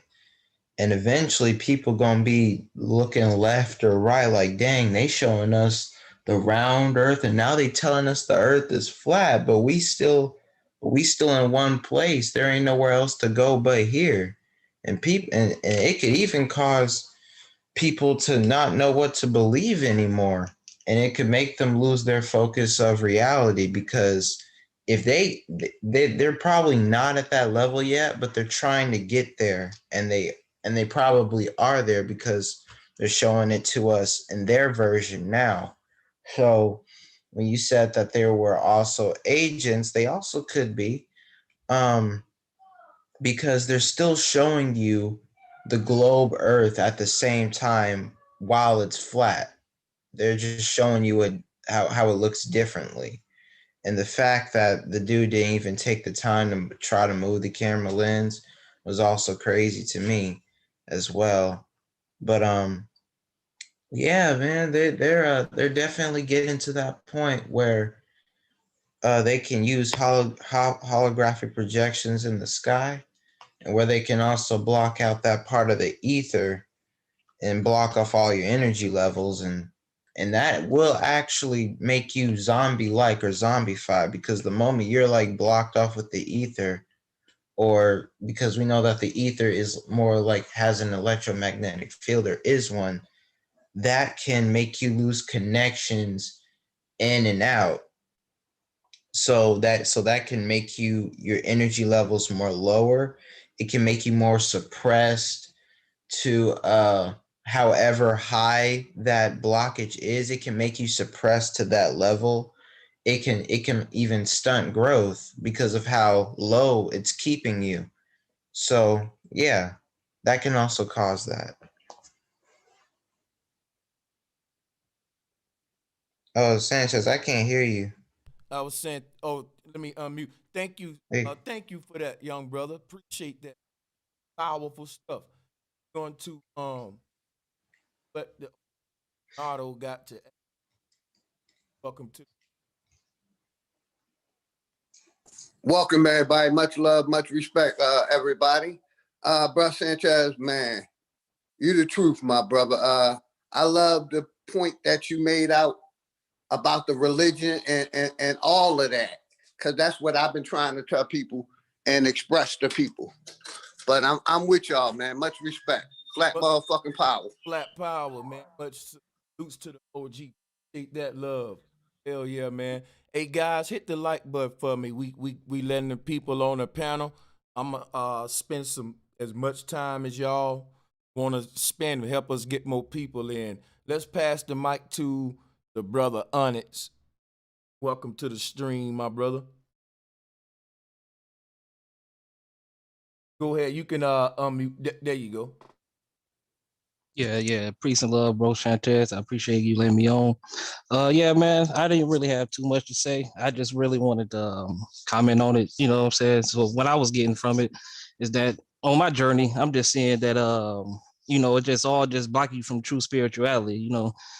Just went through a lot of the process, a lot of the religions. You know what I mean? And it just, to me, it just seemed like you got gatekeepers everywhere. And that's just what it is. You just keep on the spirituality, you get closer and closer to the truth, like Dre said. Appreciate that, my brother. Salutes to the brother Onyx. And Anthony, you just got your audio going. You could go ahead and talk to him, brother. Oh, I didn't mean to have my audio going. I just joined in trying to catch up. You wanted to add anything? Welcome to the stream. Not at the moment. All right, that's what's good. Well, at this time, then, we can keep the mic going around, man, to the brother Big Dread. Go ahead. Oh, shit. Hell yeah. Appreciate you. And let's go a little deep with it now, because when we talk about how they implement the religion part into our truth. And I always tell people, in order for you to build a house of truth, you have to start with a foundation of truth. And because they are implementing something that we call belief, their foundation no longer remains the truth. They have a foundation of theories, mythology, and belief systems. That's their foundation. Now, anything that has a direct connection to the Bible, we already know is hypothetical, is a theory. They cannot prove it at all. So it goes beyond them just implementing or injecting a belief system. They're trying to dismantle our foundation. You see what I'm saying? And that's why I agree with Sanchez when he say, some of these people are moving like agents. I'm not gonna say they are, but they damn sure have the traits, you know what I'm saying, the accurate traits of a damn agent. Why would anybody dismantle something that don't need to be touched? The truth fights its own battles. I tell people this all the time. I don't have to yell the truth at you. I don't even have to whisper. I let the truth do all the fighting for me, because you cannot shatter it. No matter how you try to change it, manipulate, bend, break, you can't do none of that when we're dealing with the truth. That's all we need to stand on. You know what I'm saying? So that's why I say that when we're dealing with religion, and this is another thing too, I don't want to sound like I'm going all over the place. You good. Since when religion and alien shit mixed? Like, I mean, we could go back 10 years ago, 15 years ago. You come to a pastor talking about alien shit, they'll laugh your ass out their congregation. Let me interject. Now all of a sudden they merging. Oh, go ahead. Let me interject, because you cooking right now. Think it was in 2010, could have been a little later. The Vatican came out recently, I know, and acknowledged UFOs are our friendly neighbors. So they've incorporated that into their Christianity. That's the whole new age mutation going on. So you cooking. You right, bro. Go ahead. You got it. Yeah, I remember that. I think he actually said that if an alien was to land here, shake his hand or something crazy. I was like, what? Yeah, something like that. Yep. And I'm like, yo, that what they're doing now, they're bringing all their theories and try to collide them together or merge them together. And they're keeping us in this state, or they're trying to subconsciously get people to believe in something that they already got planned for us. You know, we already know that they think in the future. They think 50 years in advance. They think 100 years in advance. So once they get everybody subconsciously believing into this madness, that's when they can use Project Bluebeam to its full extent. They can start putting fake UFOs in the sky. People gonna believe it because subconsciously they already believed it anyway, because the church told them that. The Pope told them that. These globe earthers told them that. You see what I'm saying? We got to pay close attention to the game plan that they done set out for us. We'll never win this until we start waking up and start actually putting ourselves in a position where we could combat them accordingly. Right now, we just got a bunch of people. I'm agreeing with you again. A bunch of people, to me, look like they're trying to destroy the movement, man. Real talk. They trying to. I don't think they're gonna be able to, but they trying to do it, man. And they working with them people. They gotta be, man. But I fall back. No, and I want you to, and I'm gonna interject, and I'm gonna go to the brother Sir Drop. Salutes to you, Drop. Thank you for joining, my good brother. And we're gonna go to Drop, but I gotta holler at you about this, because you said they destroying a movement. I don't want people to think we're reaching here or we're being over dramatic. It's embarrassing, which is the part of the conversation I wanted to have with you, Dreads, because you, like me, we're into technology. One thing I can say is I like tech. I like cameras. I like telescopes, binoculars, any kind of tech, especially cameras. I'm a YouTuber. I post to like nice cameras. Come on. So because of that, we tend to learn this equipment. I remember when I didn't know how to focus a camera. And one thing that made me feel so good when I learned how to focus my camera, I actually started reading my fucking equipment manuals. Like when I buy stuff now, I'm a OG in this game. I read my manuals now. I ain't do it. The young me didn't get the most out of my music equipment because I didn't read the book first. You get what I'm saying? You can relate to this kind of Oh, hell yeah. The younger version of myself, I didn't give a damn what it was. I was just trying to figure some shit out, but I'm the same way. So, once I started learning, go ahead, my bro. I'll keep it short. Once I started learning Go ahead. and started doing things on my own, I went straight to the books too. I'm like, hold on, I want to see what other features this bad boy got that I don't know nothing about. You feel me? But go ahead. Yeah, because I'm gonna pass it to Drop, and I'm gonna come back to you because I know you grubbing. But we gotta talk about how embarrassing it is that the kind of camera that he had, he didn't even know about the tune and tilt knob. If you was looking at the video earlier, and how I was saying I agree with the globalists on this. So I want to talk to the other flat earthers. Y'all, do we agree? Ain't the globalists right on this one though? Because we're gonna have to talk about that. Go ahead though, Drop.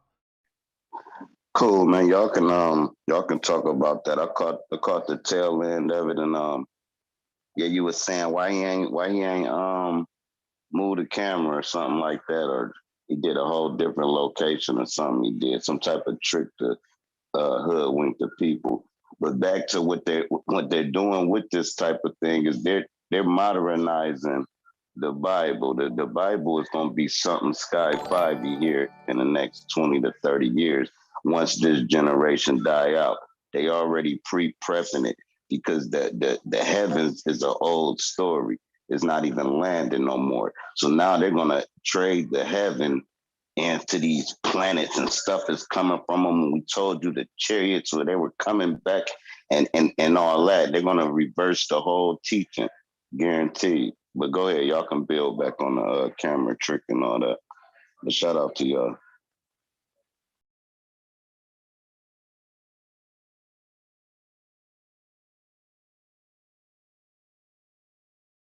Y'all hear me? Yeah, I just had to. There you go. Had to light me an incense real quick. Shout out to Egg Gonaves. Thank you for the super chat. Yeah, I'll just say this. It's just people may say I'm pulling a race card. But I'm keeping it real, man. I peeped that. You ain't going over there unless you're a white Christian. Like, I'm not a racist. I love all people, but I'm just saying, you see all races on my shit. You don't see that over there. This flat earth shit is separated. And you think the truth would unite us, but the truth didn't unite flat earth. It just is separated from the biblical flat earth to ancient flat earth. Which side you on? What was you saying right before you got off? You were saying the globalist was right about this. What was y'all about to talk about? That we ain't seeing no damn two suns through them cameras. Because if we was seeing two suns, when you take you would see the two suns without using the camera if it was there. But you only see it through the footage, through the lens. And that's why they could trick you with this lens internal reflection. And it's sad to see our own people using that trickery in flat earth. And I'm exposing them, man. Because they want to keep the doomsday propaganda going to make their God relevant. And you don't even need a good camera. I done took a picture of the sun, and it'd be two suns in the lens. And I was thinking it's the flash, but I'm like, how the flash gonna flash in the sky in the daytime? So I done saw the two sun thing just with my normal phone, taking a picture of the sun in normal day sky. So I can imagine what they can do with good cameras and acting like they looking out in outer space and all that crap. The fact that the news stations got people taking pictures of the sun, getting two copies, and the images are the exact duplicate. Like if it's a second sun, then it must be a twin. And the people are saying that's Nibiru, right? And the news coming out saying it too. So the news see the people dumb down, and the news playing dumb with them, shoot their cameras up saying, look at the two suns. So it's like they want the whole world to be blind to how camera technology works. Because they know when we start buying telescopes and looking up at the sky, they want to keep you blind. Now you're going to start unlocking the truth. They got to fool you, got you looking up at the wrong thing. So they got people looking through their telescope at the sun, the moon, trying to make it double up and spending years of their life to prove Nibiru versus studying the stars to see that the stars ain't balls like they've been teaching you. You ain't looking at the right thing through your equipment, first of all. Second of all, the crazy thing about it is how it's just they'll play into that ignorance. Instead of the news coming out and saying, since we so against fake news and fake information, hey, everybody who's saying it's a second sun, quit. We're going to delete your video because ain't no Nibiru. That is lens reflection. That's internal reflection. The news supposed to be against fake information, fake news, but yet they promote but yet they promote aliens and Planet X, and their proof of it is lens.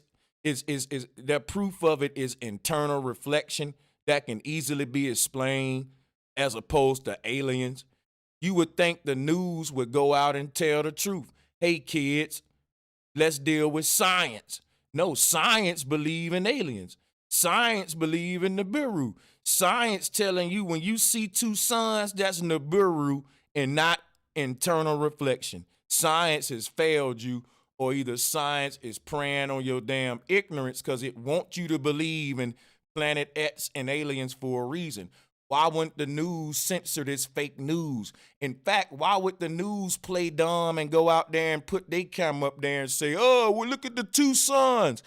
It's an agenda here, y'all, and it ain't pretty. It's not pretty. It's not going to lead to nothing good, I'm telling you. Because China creating another sun for a reason.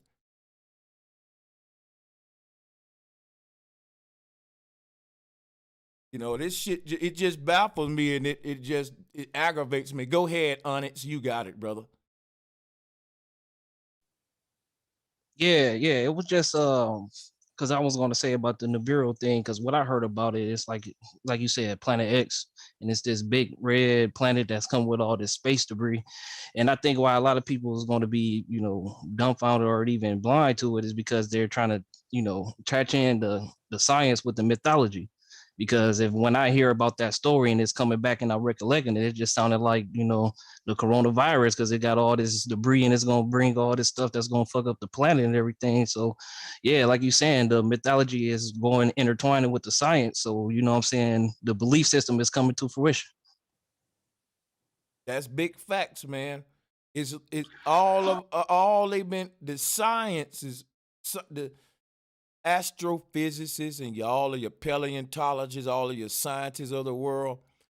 They've been working hard for the past couple of years, as far as back as 7,000 years ago, where a scientist would have been a Pharisee and Sadducee.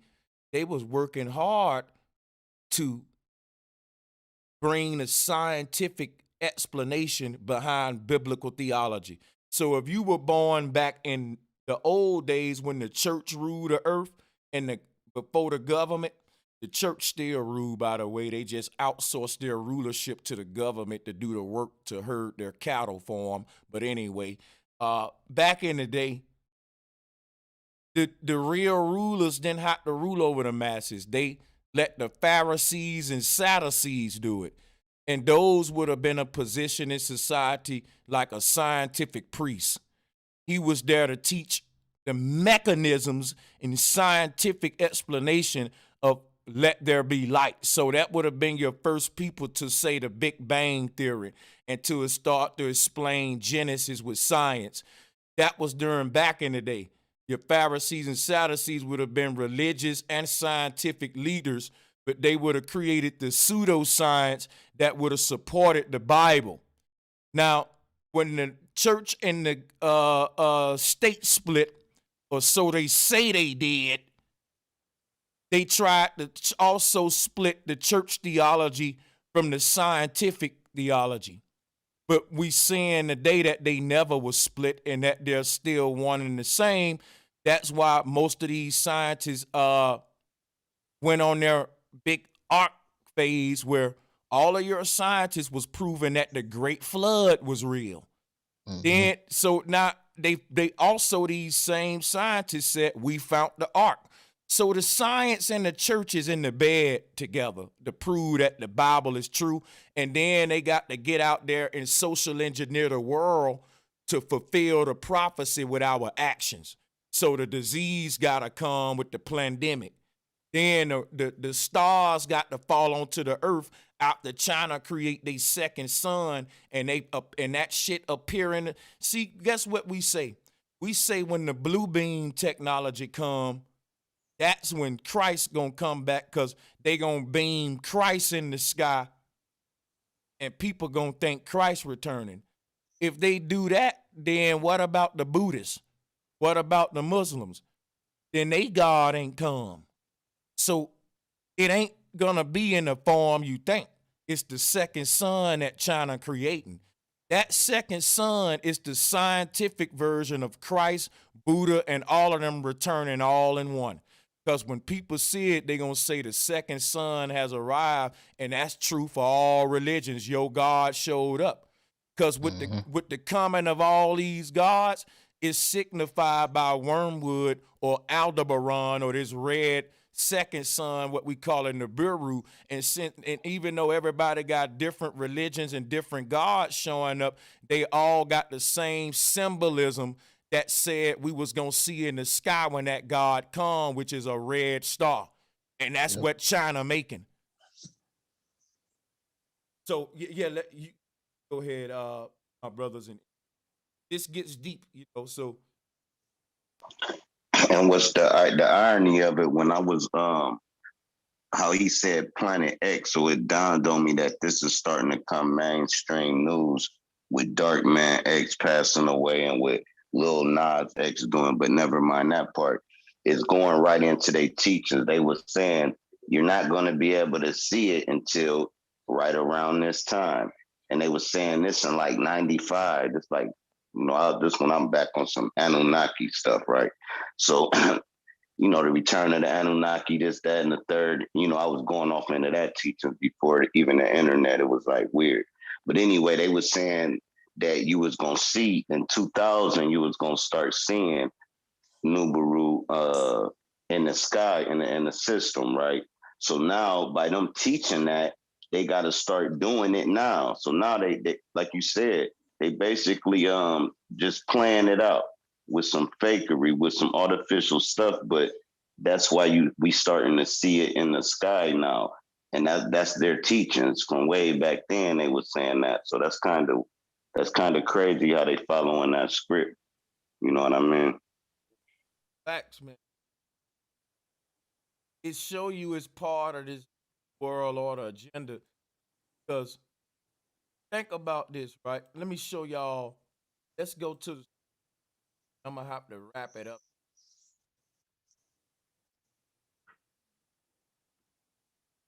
I think everybody on the call should be able to. I'm gonna show y'all some photos. Yeah, we can see it, bro. Now check it out. Let's look at some of these photos. In these photos, this one in particular, guess what? I took this one myself. I want you to think about what Brother Sanchez is telling you. Brother Sanchez took this picture himself. And guess what? I got Nibiru. Why is it that Nibiru is everywhere everybody point their camera at? Think about it. Like, this is crazy. Like, think about this, right? The sun is a whitish, bluish type color in this image. And look at the reflection, same color. It's making that same shape. Let me show you something else. There's a little blue dot right here. This little blue dot is some kind of reflection going on as well. And you can see like a purple shape here. It was a bad image. I had all kind of shit going on. But check it out, though. You can see this purple object with the blue dot right here, reflecting over here. Right. All kind of reflections and refractions going on.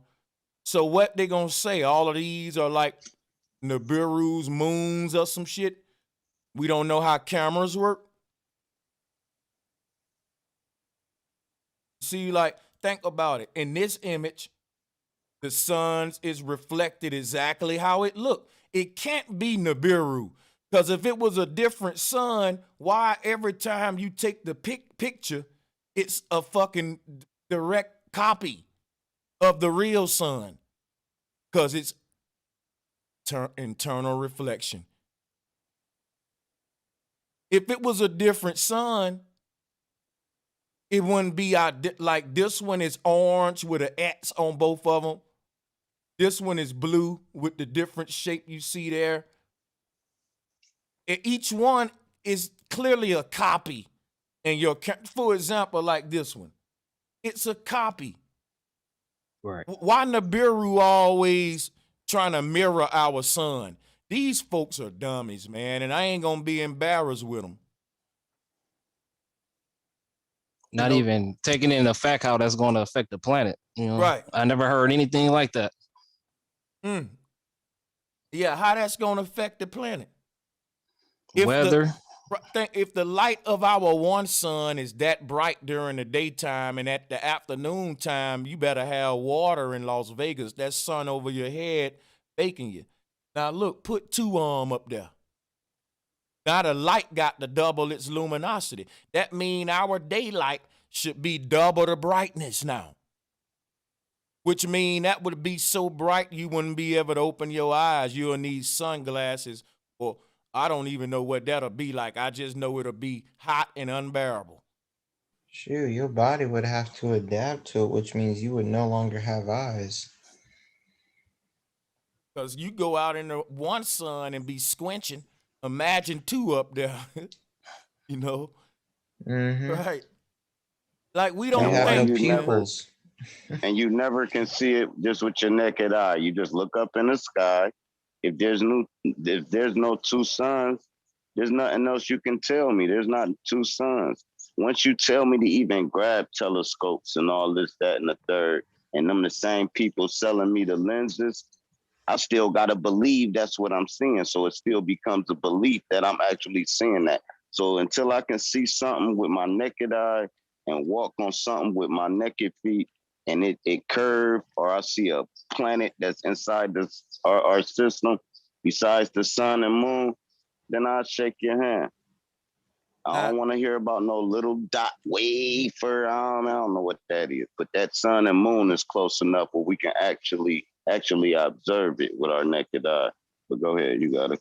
Now, here's what's gonna really fuck these guys up. Y'all want to know why they never give you two moons? Like, think about it. Think about this, right? You got a two sun theory, but why not two moons either? Why don't folks upload pictures of, hey, I got two moons as well? I'm going to tell you why right now. You can't do this with the moon. Why? Because the moon absorbing light. The moon ain't really giving off light. It's absorbing it. So check it out. The moon is it's like the drain to what's happening on a daylight spectrum. Instead of the sun, which is pouring out light, the moon is, you can say all that light is going, once it's used, it goes down a drain, and the light that you see from the moon is the light of the day exiting out of a portal.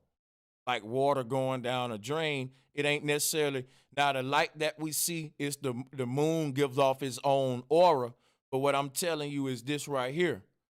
The moon being its own light source, they say it's reflecting the light of the sun. I would argue that it's absorbing it, dealing with electromagnetism, but that's something that neither here nor there. The argument is, why don't we have a two moon theory?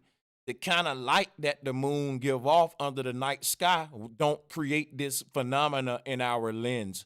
It's possible, but it's very rare. So they can only give you a two sun concept because your camera act this way in the daylight sky with light shining that bright through it through the double lenses. Since the night sky is more darker and the moon sky is lesser, there's not much light to refract and reflect, so you don't have a lot of people saying two moons because it's hard to get this phenomena at night. So that's why you don't see them saying that. So it show you that they know they deceiving people because they know when to wait to make their camera do this trick. Any photographer know this. Like, certain time to take pictures early in the morning around 5 a.m. when the sun on the horizon line. That way you can get them beautiful shots where the sun ain't so overwhelming, where your camera is the light going in there. And when that light get inside of your lens at 12 o'clock during the bright ass day, your picture's gonna come out messed up. Too much light. The light right over you. The best photographers know if you want to take shots during the daytime, don't do it at noon. Do it fair. If you want the good shots, do it right when the sun coming up in the morning. It ain't overhead because the light angle different to where the lens ain't gonna absorb it this way. This is science. And I don't use cameras like these guys. I'm just a novice. I'm just a YouTuber that had to learn this shit just to make good YouTube videos. So you can't tell me that they this dumb is what I'm saying. If you notice, you see on your picture right here, the sky look dark because now your camera is acting as the moon. Now that's what, just like you said, that's why they can't do it with the moon, because you know how you point your camera at the light and then make the picture darker. So you kind of want the light behind you as you taking a picture, so the picture be clearer. That's the same phenomenon on a deeper scale. That's why it's daytime when you took this picture and it looked like two moons in the sky, because the camera is getting the light sucked in, like you said. It's acting as the moon. And then when you got the moon up there that's sucking the light into it, the camera, we can just say, for lack of better words, it has a more dense, a more shade to it, a more cooler feel to it. that filter on your shit cooler because it's taking all the light. Basically, I'm saying exactly what you said. It's taking all the light with it that's giving it the dark sky. And that's why the sky look dark from your camera, because your camera is facing the light because the light is coming towards you. And that's why the sky be dark when you facing the moon, because the light going away from you. But go ahead. Yeah, like the person that's trying to lie to you about two sons, but they know they doing a camera trick, they gon' guess what's gonna happen, y'all. Look at this picture, like what I took. I took this to prove them wrong. But guess what? I had to wait till around noon. Remember, you ain't gonna get this shot until like around noon where the sun is over your head like this. So look, the people that know what I know and they know about this trick, but they want to lie to their subscribers about Nibiru, guess what? They'll never show their subscribers a picture of them taking a picture of the sun at dawn. Because it is you're going to have shots where since the sun ain't that bright through there, this phenomena would be lesser. So most of these guys that's selling this lie, they got the bright ass sun right overhead. Tell them why they only looking for Nibiru at 12 o'clock. Ask them niggas that. Tell them why they if they really wanted to find Nibiru, get up right at the sun at dawn. Why y'all only looking up that? Why all of your photos at the same time of day?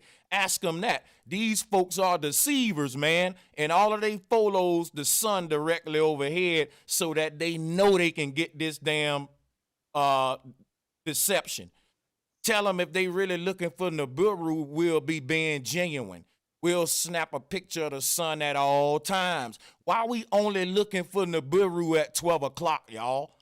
See, this show you that they lying and they know what they doing. See, I'm an investigator. If you ask them niggas why all of your pictures you only looking for Nibiru at 12 o'clock, brother, they'll be like, oh shit, he on to me. These the questions the investigator gonna, cause I know what's going on. They know I know.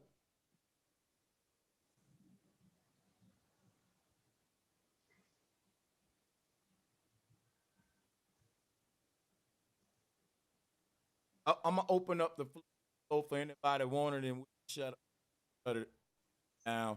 I think we did our thing here today. We gonna drop a bomb, Becky. We keeps it real over here. We don't care about the numbers and views. See, if we wanted the numbers like them guys, we can give you all the pseudoscience that people want to hear and grow our channel. Like Ralph Smart and all these other guys. I ain't with that. I'm going to tell you, what I'm going to tell you going to be boring, but it's going to be the truth. I mean, think about it. I give it to them. They shit is more interesting than mine. Because it's boring for me to show up and say, it's not a second sun. It's just an internal reflection and refraction. That's all. That's more boring than me showing up saying, yo, you just snapped a picture of Nibiru, dog. That's the second sun where the great aliens is from. Like, that's more pleasing. That's more interesting than just, ain't that now, man. That's just a reflection. See what I'm saying? Your numbers ain't gonna grow. That's boring, man. But it's the truth, though. Yeah, I just wonder what history that's tied behind this, because again, like I said, I just heard it before, but I don't know. They did say that the bureau is supposed to come like once every 200,000 years or something. So I was just just trying to put that together, like what probably happened in the past that signified it the first time around, because nothing's new under the sun, man. Nothing. So it got to be something. I'm gonna tell you this. They said that there's a system of mirrors inside of one of the great pyramids in Egypt, and they said that there was this mirror system in Egypt was so high tech, the way it was set up, that it can multiply the sunlight on a level beyond comprehension and beam it back into the sky as a second sun. So let me explain. Take you have a chamber going inside of a pyramid, a dark opening. just enough to let the sun come in, light of the sun come in. And you take that light up, you have this thing angled to where you always got that light channeling in. But the way you're gonna do it is this. When you take the light from the sun and place it on a mirror, you just magnified it. That's why you can burn an ant with a magnifying glass. You can actually set a car on fire with the angle of a mirror. There have been certain buildings built in certain countries where they were so reflective that it was melting cars beneath them. They had to do regulations to say your buildings can't be so reflective. So think of what I'm saying. In Egypt, they had a mirror system that amplified the sunlight. They were saying this was dangerous shit. You got this system of mirrors bouncing the light from one to the next. Every time you bounce it is amplified. Now you can project the final one back out into the sky on the other side and have a light source rivaling the sun. But it's just a reflection, refracted version of the sun where you bending the sunlight through a mirror matrix. And that's why Pink Floyd made the album that I kept showing you. Let me show you Pink Floyd album. Because this is what would be called primitive blue beam technology in ancient Egypt. You can bend the sunlight back around and spit it back out. Right? That mirror like a vacuum for light. And you can suck it in that mirror, and from that point is yours. You can take it from that one mirror and bounce that thing through 10,000 more. However, you can do that. You can angle that thing to where that light bouncing so many through from one to other that it looked like a big intricate spider web. And on that final one, when that light is bright as fuck, and you can bounce this so many times, you can bounce it back out the other side of the pyramid as a second sun. So Pink Floyd is showing us the technology of how that bending that light will work through the mirror matrix. And this was what the pyramid in Giza was doing. So you don't have to take my theory, but this is what I believe, that you're indeed right, the brother who brought that up. I'm just giving you the knowledge with it. Oh yeah, most definitely. Definitely sound like as above, so below when you explaining it. Yeah, you spot on. I believe that's what they was doing in Egypt, trying to do what China doing now. And they just now learned how to reverse engineer that technology in our time. So now they about to do it again here. Man, we've been having a deep build with this. I'm glad I allowed people to come on, man. Y'all feel free to continue.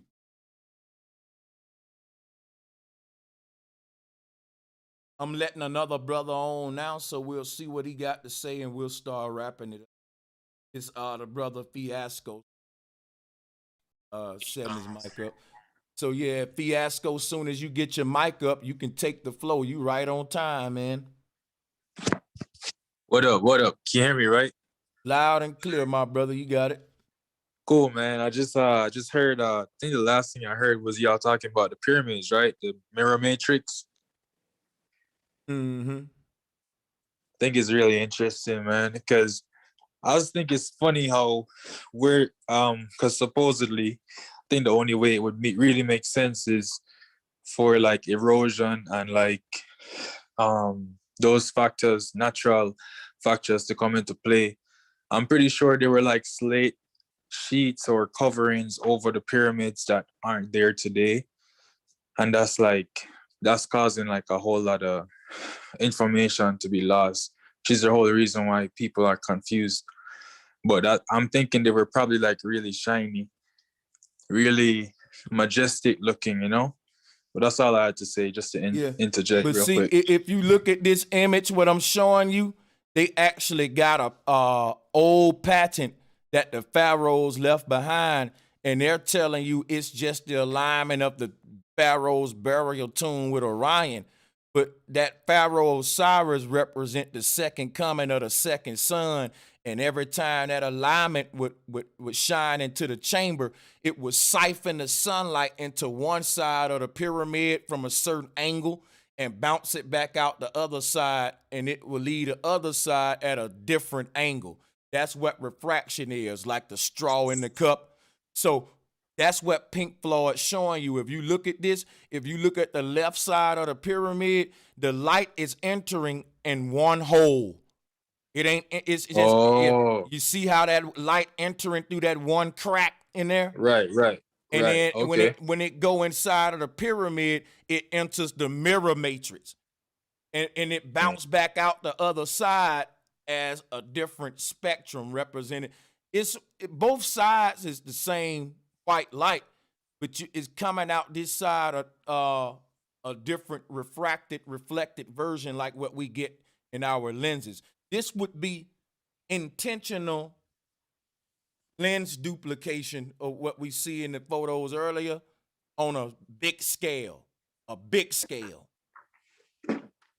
And it'll be bouncing that light back out, reflecting it back onto the sky, which can definitely be done, just like car companies have a big light shining to show their location, and you can see it shining on the sky, like the Batman sign.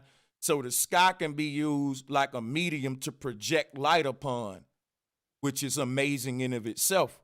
So if that's true, then all you got to do is have a source that's bright enough to rival those sources that nature got in the sky, and then you can compete, and you can project yours up there. And if you're good, you can actually show nature out and have man and woman on earth looking at your signs and wonders, and we're ignoring nature's. So when we talk about a future of geoengineering where they control weather, we're talking about a future where they can control the stars and new constellations and say, hey, this proves space. Because now we got Donald Trump constellation. That constellation shaped like Trump face. How did it get up there? Because the earth moved. Nope, because blue beam real. Now check it out. They can alter the sky now. This is another level, which is now they can tell spiritual signs to humanity through the stars. That's never happened before. Why is this important? We still look to the stars to see when disaster coming. That's why all the gods told us they was coming back by a second sun, because that was buying them time to be able to perfect this technology. Now that they've got it perfected, what are they telling you? All the churches and everybody, the second son coming, he near now. And yeah, he'll get here when China get through with the research. So if the world ended with Egypt creating a new system of seeing and interpreting the sky, what the brother said is spot on. The Great Pyramid was the first blue beam technology, where the pharaohs in Egypt did back then what they trying to do today. They created the system we in today based off blue beam deception, if we're right, back in Egypt 7,000 years ago. And since they're trying to rebuild government, they got to do the same thing. Like on the Men in Black, when they try to delete your memory, they pull out that thing and boom, they beam that shit, and you forget everything you saw, and they tell you a new history. That's what happened in Egypt. It's like they deleted our memory and we got a new history. And they doing that now. They deleting this history and giving us another one. And we seeing how it happened. So if this happened before in Egypt, then we see why they all use this pyramid now, because it means reset based upon cataclysm, chaos, Satanism, pandemonium. This is crazy. It's crazy, man. Crazy. Yeah, man. I think the fact that they show the evidence in like Hollywood and like TV shows, how they're gonna basically try to wipe or erase or whatever it is they're trying to do. And it's just crazy because I myself, I don't know if anyone has ever watched the show Naruto. They actually, at the end of Naruto, they have what they call an infinite Tsukuyomi, which is them erasing everyone's reality. So it's like, how many people know about this type of like the direction they're trying to go in? Brother, this stuff that I'm talking, if you go to talking this, folks will be turned off so quick. It's nerdy stuff. Refraction, Yeah. reflection, bending light. Like, come on, bro.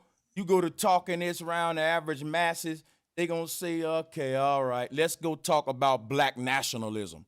Let's go talk Yeah. about reparations, you know. Damn, man. Some we can understand, you know. Yeah. Yeah, it's crazy because what you were saying about like how they got that at the end of Naruto, it's this it's a superhero, it's a X-Man, it's the Dr. Charles his son, but they had a show on FX was about him and how he can bend reality and do all that and just create a whole new reality. So yeah, it's definitely been out there, man. And another way you can look at bending this light, think of somebody with a hose pipe on. Don't even look at this image now. Just picture what I'm saying in your head, right? Think of a hose on with water running. Now, think of a smaller hose, right? That can fit inside of that one. Now, you saying to yourself, I want to draw some of the water from the big hose into my smaller hose, and I want to redirect this water into my house real quick from my neighbor's hose pipe. So let's say your neighbor got a hose pipe running. He say, yeah, you could put your little small hose pipe inside of my big hose pipe, pause, and then as my water run, even though my water running the pointed at my garden, you can bend the water into your yard through your little pipe and bend it and direct it to your way.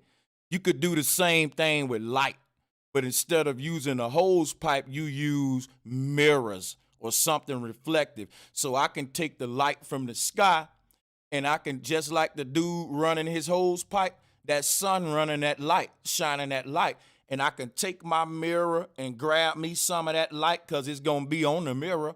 And now I got the light in my house. And long as it's angled right, then I can take that first.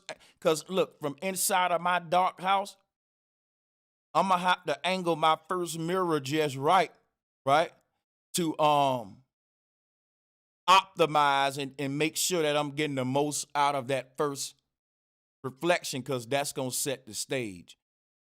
Now, I ain't going to angle these mirrors exactly how I want to. I'm going to let what the light telling me to do is what I'm going to do. I'm going to keep angling my mirror in my house till I get the brightest reflection of the sun. And I'm going to stop right there, and I'm going to position it right there. And then I'm going to take another mirror, and I'm going to go from another angle and try to suck some of that light from the first mirror onto this second mirror and get the brightest way I can and point that light in another direction. And then I'm going to keep doing that, so on, so on. Now I got this zigzag of light bouncing all around. And the more I do it, the more this light get brighter and brighter. Now the last one, I can project it outward. So it is showing you how you're bending that light around that room. And now you can say, I'm redirecting this sunlight to where I want it. Now that final mirror is the other side of the light matrix where you're saying, okay, now what I want to do with all this light? Well, I can shoot it back in the sky and trick people and make them worship me. And that's what the Pharaoh did. He said, I can shoot this back into the sky and actually have a second son, which is what this Pharaoh was called. He was synonymous with the arrival of the second son. Now we dealing with it literally, like what China doing. If ain't nothing new under a sun, then they're just reverse engineering everything else the Egyptians did to create a new one world God who's going to be the new Pharaoh, which I think going to be Elon Musk. Because somebody's going to have to get the glory behind this old second son. Some savior going to arise from this, like what happened in Egypt, you know? So, yeah. So do you think that they would only do this with the sun, or is it something feasible with the moon as well? Like, is it something that you're dealing with sun worshipers? They got the Right. whole worship, the whole world caught up in the sun worship, And for hundreds and even thousands of years, everybody has been reading religions that's been telling them that their God is symbolized by a second son. In fact, their God is called the second son or the Son of God. Now check it out. That God is always a lowercase g, because that mean that's the S-U-N that man made. That ain't the true son. That's what China doing. That's the deception that the Pharaoh did. That's the light matrix. See, that's the second son. That's the God son with a lowercase g. Pharaoh. See, that's the whole deception right there. Now, see, we taking this to another level though. Now, the first time I brought this concept up, the people couldn't grasp what I'm saying, but bending light is just what Pink Floyd's showing you, redirecting it. See what I'm saying? And that's all they doing back in ancient Egypt, if you want to do ancient blue beam technology. Because look, let me show y'all something. Let me show you how I know how we on to the truth right now. When the Pharaoh built them pyramids, that's when he rose to power, which means for the world to start associating this man as a god, there had to be wonders in the heaven associated with him. Now, let me show y'all something. When Jesus was born, they say it was another star in the sky brighter than the sun. That was Nibiru there, signifying the coming of this new God, this new way of living and thinking. That they doing the same thing. The star Bethlehem can be interpreted to be Nibiru. The fake, this lens deception they doing in our time, they was doing it in ancient time in different ways. Now the Pharaoh's rise to power was synonymous with a new star. And Elon Musk and these new scientists who are the gods of this new world, because they building a new world. And when people look back and say who built this world, it's like God, right? So it's like these folks are the new gods, and they're signified with what? The technology breakthrough that we got today, which we know how to create a second son. The timing couldn't have been stranger, that the Pharaoh's power and new sciences on earth was signified with a so-called new star, and that today is the same way, and now it's coming together. So think about it. When the people was worshiping the Pharaoh in Egypt with the rising of the pyramids and this new way of living and spiritual system, it wasn't happening all over the world yet. It had to spread. And guess how it spread it? With the building of pyramids. In fact, everywhere you go where they got pyramids at, that's where they did this same trick at, which leads me to believe that other people were saying, well, damn, that's a nice little trick that the Pharaoh did in Egypt with that pyramid. I want to build me one so I can bend me some sunlight and fool my people too. So all over the world, you had these pharaohs rising to power with pyramids being built, and they were signified by new stars in the sky, which let me think that back then they had a system that they trying to do now where they was fooling their people with the old world ending and the new world and the coming of a Christ coming to rule the earth. And that's what we in now, the kingdom of those. Christ came back 7,000 years ago, y'all, and he established his kingdom. That was what was happening in all of the world with the government being set up. That's Christ's kingdom that was signified by these civilizations coming onto the earth with pyramid technology and new stars being seen in the sky. Every god associated with some bright star in the sky. So I think that they were saying to themselves, look, building these pyramids is what's up, man. You can rule folks. If you rich enough to build your own pyramid technology, you can make your own sun and have your people to start to worship you. This is a new form of control here. going, you see what I'm saying? Like, to where they tell you in Egypt, the Pharaoh was the first person to ever be worshipped on earth. And then it started happening in Samaria with their Pharaoh, and it was like a chain reaction. Then even all the way to Mayans started building pyramids. But guess what, though? The Mayan didn't, for some reason, didn't have as drastic of a system, but they did adopt the worship and glorification of a head man and a different chief or something filling a pyramid. Now the Mayan didn't if you ask me, I don't think they treated their people as worse as the Egyptians and stuff, but that's another argument. It was all deception is what we want to take from. They all used this pyramid technology, and this is just a theory. Blue beam might not be new. The pyramid on $1 is probably something they've been telling themselves all along. We're going to spend our generations to remanifest this ancient technology that will give us back this God-like power to where people on earth worship us directly like the Pharaoh. Now, how would that happen? Yeah, you would have to start producing wonders in the sky. And guess what, y'all? If you read the book of Revelation, it said when the Antichrist take over the earth in the last days, that the Antichrist going to be doing wonders and signs with the sky. Now, where my biblical people on the panel at? Who know I ain't lying? Who read the book? Anybody on the panel read the book? Unmute. If you ain't read it, stay muted. If they all stay muted, then it's kind of a shame. All of y'all should have been read Revelation in the Bible, brothers and sisters. I just don't recollect it all like that, to be honest.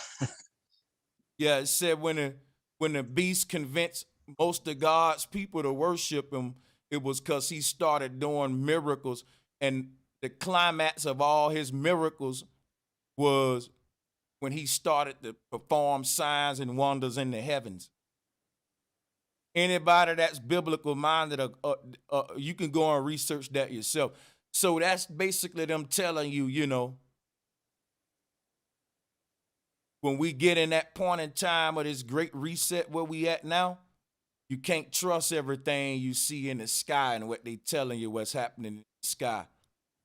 Because at this time, the beast that's on the earth has achieved a level of technology where you don't even know if the clouds you looking at are real clouds, because it's scientists out there with their own clouds that's patented. You taking pictures, you thinking the clouds in the background is natural, and it's a patented cloud that they shot up there from a NASA base where they supposed to be testing rocket engines. I did a video on that. So these folks got their own cloud formations patented. I remember seeing, I remember when I was little, right?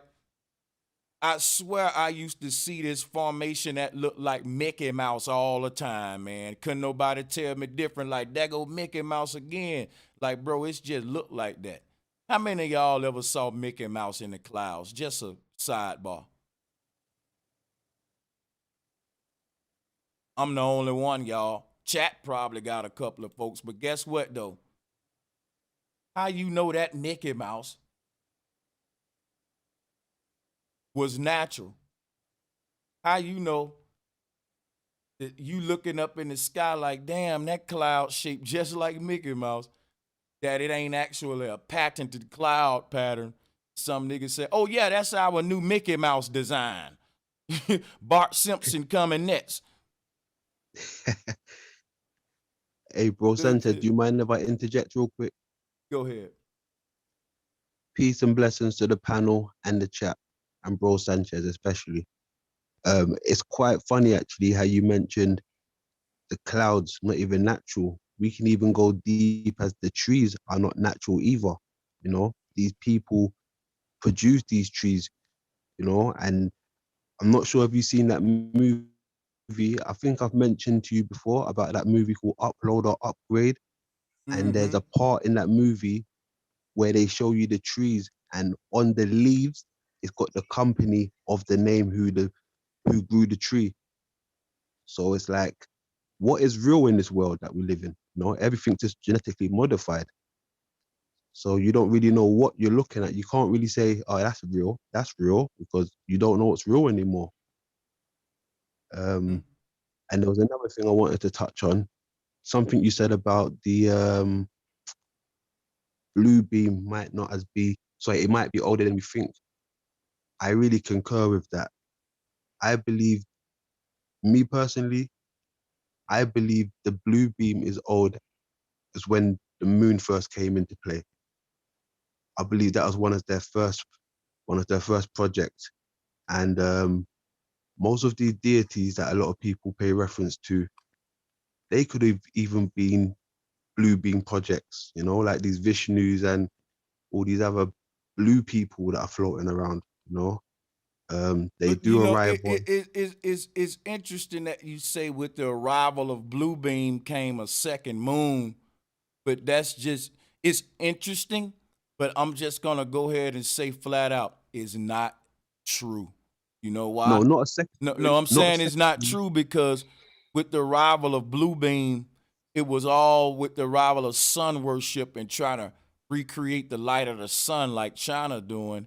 But go ahead, brother. I don't want to interrupt you. You can explain. I wouldn't say a second moon because I would never go deep and say there's a second moon. I'm just saying when the moon got introduced, that's when blue beam got introduced. I think they So, came together as one. so you're saying blue beam introduced the moon and the second sun? No, not no second sun. I ain't saying nothing about a second sun. I'm just saying the moon. Well, I don't think you can't not say nothing about the second sun, but still say something about blue beam. Here's what I'm saying, right? If you say something about blue beam, it's guaranteed facts that it produces a second sun. Now, if someone come up to me and say, well, it also may have produced the moon too, I can see that. But if they say it don't even produce a second sun, it just make the moon, I'm going to debate them on that because now they're denying what I'm just presenting here. They're denying this second sun concept that we clearly see. We got to acknowledge the fact that it is indeed what China, is it China trying to create a second sun? Yes or no? correct. And they doing it with blue beam technology. I don't know whether it's blue beam I do though, technology. and I'm telling you they are. And now, do you doubt any other of my research? Hell no. You can take my research on that to the bank. Don't debate me on that when they doing it with blue beam technology. Okay. I'll look into that, but that is something I'm gonna have to look into Look because into that, brother, and come back yeah, to me and tell me what you think. It's with blue beam technology that they're making a second. For you to have a luminary in the sky, you have to master something called projection because everything up there being projected. The technology that would allow you to achieve such projection is called blue beam technology, and it exists in all forms. It's like saying transportation technology. That can be a bike, a skateboard, a car, a plane. It's so many forms of blue beam technology. But when we hear it, we think of some blue beam, literally. I don't know what y'all thinking, but any kind of sky projection is beaming or projecting based. And the reason it's blue is because that's the color light spectrum you using. You would be dealing with blue light. I hear that. So I'm going back saying it's possible to beam blue light into the sky through a mirror matrix. That would be a primitive, ancient way of what China trying to do in a high-tech more way today. is that for the sun you're talking about, right? Only for the sun. I don't know what kind of technology you would need to create the moon. The moon is very mysterious. So when people go to talking about the moon, I take it with a grain of salt. Go ahead. Sun is an easy one, though. The moon is very deceptive, though. So you reckon it's more easier to create a sun than the moon? Hell Or yeah. It's okay. way more easier for you to create a sun than it is the moon. Real talk. Hell yeah. Cause You know what? huh? Yeah, go Sorry, ahead. bro, Sanchez. I'm not disputing you on that because I've seen people do a scientific um, research and they've actually created a small sun. So I do believe it can get created on a small scale, definitely. See, Once I've seen it on a small scale. the creator's son, all you gotta do is magnify light. All you gotta do is create a big old light. And that's basically all the sun is. Now, the moon is different. The moon ain't like a big bright light. It's more like a laser beam. It's a controlled, subtle, controlled, very concentrated light. That's very hard to duplicate. That's like launching a holographic projection onto the sky as opposed to just beaming a bright light up there, which is easy. You know what I'm saying? So what if it wasn't getting beamed from the Earth? What if it was getting beamed from off the dome? You think that can be replicated? You think Hey, that's there's a possible? lot of possibilities of how the sun and moon may be projected up there, and I have my own, but I still don't stray from the ones. If you study the ancient cosmologists, look at what they say. Don't take my word for it, because guess what? They'll tell you. If you just look at study these images, I'm giving y'all the game. You can go and compare different ones to each other. Look at them, see how they position in the sun and moon. Let your mind wander. Try to tap into the way they was thinking when they conceived it. Whatever question you got, ask that while you looking at it. And look, shit'll come and jump out that shit. That shit'll it'll be shit jumping out this ancient cosmology. That's why I said I think I'm connected with the ancestors, no cap or no ego, because I just meditate on their symbols and on their cosmologies, and I'm able to see so much shit, and I'm able to have so many of my questions answered just by doing that. And I see, wait a minute, this flat earth also look like this logo and that logo, and that's where the sacred geometry come. People be like, yo, he ripping that up. Where is he getting this from? That's how I'm doing it. So I refuse to tell myself, well, I'm just thinking of this stuff out the darkness. Because as I'm meditating on this ancient artwork and cosmology, I'm actually asking questions in my mind. I ain't opening my mouth. The voice in between my ears, the mind, I'm saying, what could this be? You know that voice you talk to yourself with in your head? I'm asking myself these questions like, what is the sun? What is the moon? And when you asking them in that voice, the ancestors can hear it. That's the mind asking it. That your mind ain't on this dimension. It's connected to the brain, and it's trying to send commands through the brain to the body to connect with the body. And when that happens, you're gonna be dangerous. But however, the mind on a higher dimension. Now,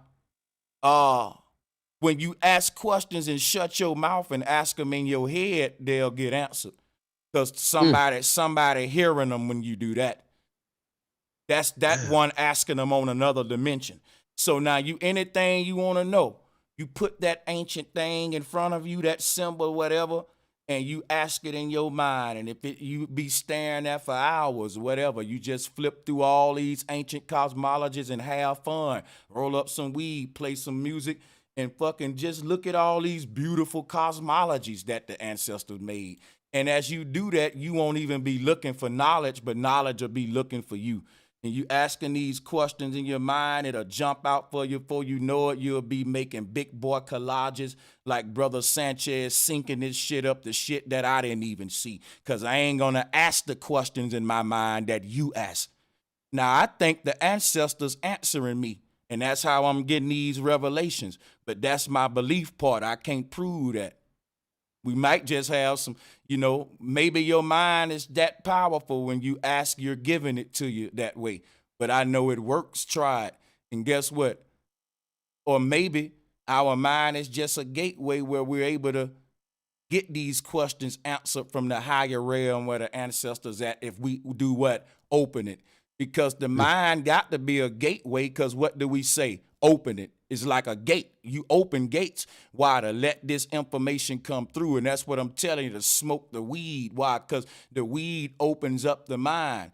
A nigga on weed will sit out there and talk about the deepest shit all night. They mind wide open, buddy. And that's when they go to waking up from the indoctrination. Now, you know, so yeah, man, I can look at this same image right now and ask a different question, go into a different level of research, and man, the ancestors will give me so many shit, like how I was saying to myself, how did this shit relate to the stripper on the pole? Because I've been watching the Manosphere lately with Kevin Samuels and all that. Y'all know that. And they've been, you know how they've been going at the women. And I noticed that they go hard on the strippers and stuff. But me being a deep thinker, I'm looking at the stripper on the pole like the mother goddess wrapped around the North Pole. And that's what led to me making the documentary Malakam. And that led to, I sat there just looking at a damn stripper on a pole. And then I started thinking about the serpent wrapped around the pole like the stripper, the dollar sign, and syncing it with the North Pole, how we slide down the pole like firemen in the spiral. And it led me into a whole word called Malakam that I never heard of, but the ancestors gave me that. And I typed it in. The research led me to that. Because I was like, well, let's get into the history of pole dancing. Because I wasn't even thinking about the history of stripping. I was just thinking about, well, look, they dogging out the women. And I do see, let's see how we can relate the strippers on the pole symbolism to something other than that. Is there something bigger than that? And that's what led to, first of all, the history of pole dancing, and then how it relates to the cosmic side. And that video didn't get a lot of views, but it's deep. Because it show you an example of anything you ask for. That's just a nigga thinking about strip club, and now you talking about currency. The whole concept of stripping, and that she move around the pole, she generate energy, which is money. When the mother goddess dance around the North Pole, she generate energy. Symbol of money is the serpent goddess dancing around the pole sexually, right? When the you see, so, and it was all these revelations coming to me simply because I put up a picture of a stripper and started thinking about flat earth with it. So anything I think of flat earth with it, and that's how I do syncretism.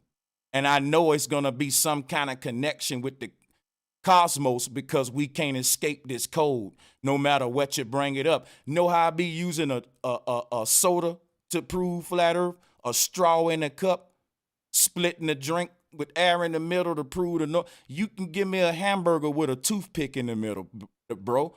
Like that toothpick is the North Pole holding together the many layers of that hamburger. Without it, it'll fall apart. Without our North Pole, all the ethers will fall apart. Anything you give me, I'm going to show you flat earth because it's like it unlocks. It does something. Once you get to this level, you cannot not see it everywhere. That's what it is. You start, it's like when Neo saw the Matrix, all the coding behind the Matrix. Even though you see a world with variation of different things, Neo start to see just one code of numbers. That's what this is. Like I don't see all this shit the same in a micro form. Even from your eyeball is the earth, flat earth, the ripple effect. Your nose, sun and moon. Bro, you cannot not see it. You can't show me a part of the human body. I can't show it next to the flat earth and say, see, it's the same. And even though all of these things are different, when you put it next to flat earth, they all sync up. And that's the magic of it. That I can show, you can give me the heart, the brain, and the tongue, and all of it, the flat earth symbol right here. And you can put the eye in there, and each part you take apart, that's called the holographic fractal code. Any part of a hologram you cut is just copies of the overall picture miniaturized. So if you see a hologram of Tupac and you cut a piece of his finger off and zoom in on it, you'll see that what you thought was his finger was a bunch of small copies of Tupac shaping like a fingernail, and then a wrinkle part, but it was not a finger. It was just him copied and duplicate. You see what I'm saying? Any part you cut gonna be, and that's how this code is. Anything you show me from a flower to the sun, it's gonna, you can put it, you see what I'm saying? Yeah. That's deep. That is hella deep, my brother. That is, oh man. You got any bombs back there, bro? You got any bombs over there? You know what? It's about time for a bomb. Good call. Becky hit me. Yeah, we had to drop one right there. Ah, that's what I'm talking. Bro, Sanchez, this is what I like. You see, when you start dropping bombs and gems, oh my gosh, this is the shit we need, my brother, because it's the truth right now. If you ain't locked in, you're missing out right now, man. This is the truth right here, man. I'm locked in from the UK, man. I don't know where everybody else is locked in from, but I'm loving this shit. Man, I appreciate that, Adrian. Always good vibes from you, bro. Yeah. My bad. Go ahead, bro. Sorry, man. Yeah, Adrian, big up yourself. But Bro Sanchez, is that what the Bible was basically quoting, saying that we were made in his image? Is that basically the code of what they're referring to? You know, the crazy thing about being made in his image is the his part. Now, this is where it gets deep. To be made in his image, right? I got to go here with y'all. Next level stuff. Think of HISS and think of the serpent. His image. See, the god El was a serpent god. And when he spoke, that was the, see, when they said Satan appeared as a serpent, that was El in his earthly manifestation is what I'm trying to show you. See, it was the God of heaven that manifested onto the earth to deceive his own creation. That's the deep thing when you start deciphering the Bible. When I said the deceiver and the one that's saying he trying to free you from the deception, one and the same, which is why the devil got to go to heaven first. Let us make, when it say man made in his image, let's take the occultism out of it a minute. Let's deal with the original story.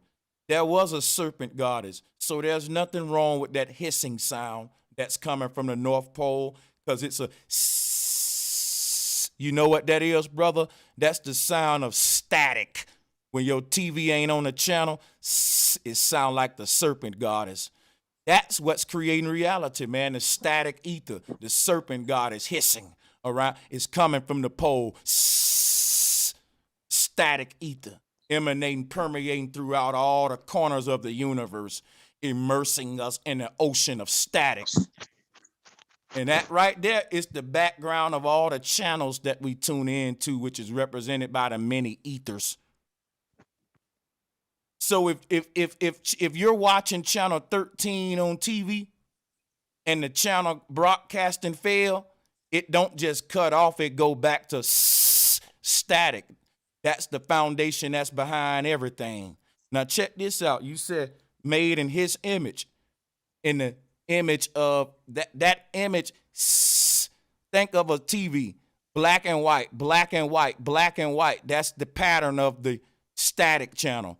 Think of your TV when it's not on a channel back in the day. What colors do you get? You equally get black and white in a matrix of randomness, meaning the black and white little square, tiny squares are coming in and out. What's creating that static is that the black square is blinking from black and white, and the white square is blinking from white to black, white to black. It ain't that they moving. When one blink black, one blink white. And when one blink white, that one over there blink black. And it's making your TV looking like this static screen that's just moving. You can't really tell where the motion going, but it's just static. Just that's the yin and the yang. That black and white, that static, that serpent. black and white. That yin and yang. Remember, our ancestors had colors. Why didn't they never paint the yin and yang red and blue like Pepsi Cola did? Because they was trying to tell you something. They was trying to give you a symbol to represent that static ether. Jeez. Yeah, that's Fact. crazy. Yes, I love that shit, man. And to build on it some more, Adrian, because Adrian do this shit to me. He have a nigga going in. He know how to bring this out of a nigga. No cap, though. he know how to do this shit. Real talk, man. Hey, I'm I love telling you, you, my man. brother. Hey, I love you too, my brother. Appreciate it, man. Because you got me digging deep here. Made in his image, right? Now, if you No, think... that was me. That was Fiasco, bro. Sorry. Both of y'all do that, though. Yeah, Fiasco yeah. do it too. So salutes to both of y'all. You know what I can say though, man? No cap. What's up? All of you brothers on this panel be coming with some shit that have me reaching in the bag. And I got to even take a minute, say salutes to the chat, because they do it too.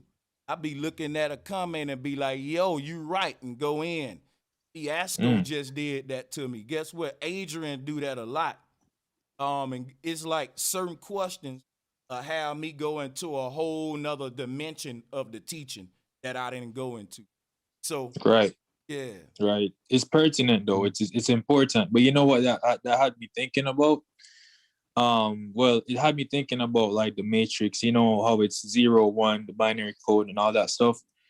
So I'm no computer science major or anything, but I'm sure like on your computer, I'm not sure the terms, but in the background, there's like an infinite like space in the background of the computer where everything arises from. It's like the dark place, right?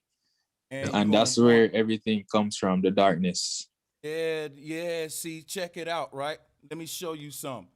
Have you ever been watching TV before as a child and they said, don't stare at that TV and get close on it? But listen, we do it anyway. We get right up to where our eyes damn near touching the TV, and guess what we're looking at? These little red, blue, green, and yellow boxes. If you zoom back out, you know, y'all know what I'm talking about. The people in the chat, go do this, right? I don't know if the new TVs do it, but the old ones do it. You watching some on TV, you can't see this pattern. But if you get right up on the TV, you will see that ain't nothing on that TV. It's just a bunch of red, blue, green, little bitty boxes. Y'all know what I'm talking about, right? Yeah, they pop. And then when you go back on the couch, there go the movie again. So what's happening? What's happening? What's happening is this. Remember what I told you earlier? When there's not a broadcast going on that channel, those boxes turn back to black and white static boxes. Right. I think the broadcast is actually the color code of whatever channel that is being broadcasting through the antenna to turn that black and white static to a color motion picture that's coming from a signal. And each box, right, is a ship. Think of it this way. Each box can go from blue, red to yellow in a split second. So when you think the person on the TV that's wearing a red shirt is walking from the left to right, they're really not. The red boxes are just lighting up from the left to the right. Yep. And it's making it like a red shirt is walking from the left to right. But for that image to get to you, it's breaking the color code down. And ain't nothing really moving from left to right. Ain't nothing really moving from left to right. Those boxes will show you how they moving when the channel stop broadcasting. They just coming in and out of existence. Static ether. Now, when they broadcast through those boxes, they can... Each of those little tiny boxes can be programmed with any color at any moment. And it can create the illusion of an ocean with blue moving just by that particular layer of a section of blue boxes being activated to make a wave go. And that's basically, in the old video games, you can really tell. Because in those old 2D video games, when they tried to make an ocean wave, you can see the little boxes moving. It was a shitty job. But in the case of a TV, we don't see it so obvious, but there's really no motion other than the pixel boxes. Those boxes are the brick wall or the cell bars of Saturn that's trapping us in this particular realm. In order for us to get out of here, we have to broadcast our signal to a different station like they do, like what I just explained with the TV color code. Your chakra layers, you're like a broadcast. And the earth is your TV. You chose to broadcast yourself into this particular channel. Call it channel 13, right? Now you saying, I want to change the station. I don't like this world. You're taking the color code of light that's displaying itself as a broadcast upon this particular realm, which is the TV or the box you're in. In order to get out, you got to retrace your steps to get out. You was a signal that beamed yourself into this realm, and the only way I can see you is because you're a live broadcast. Does that sound familiar? Oh, yeah. Every human is a live broadcast.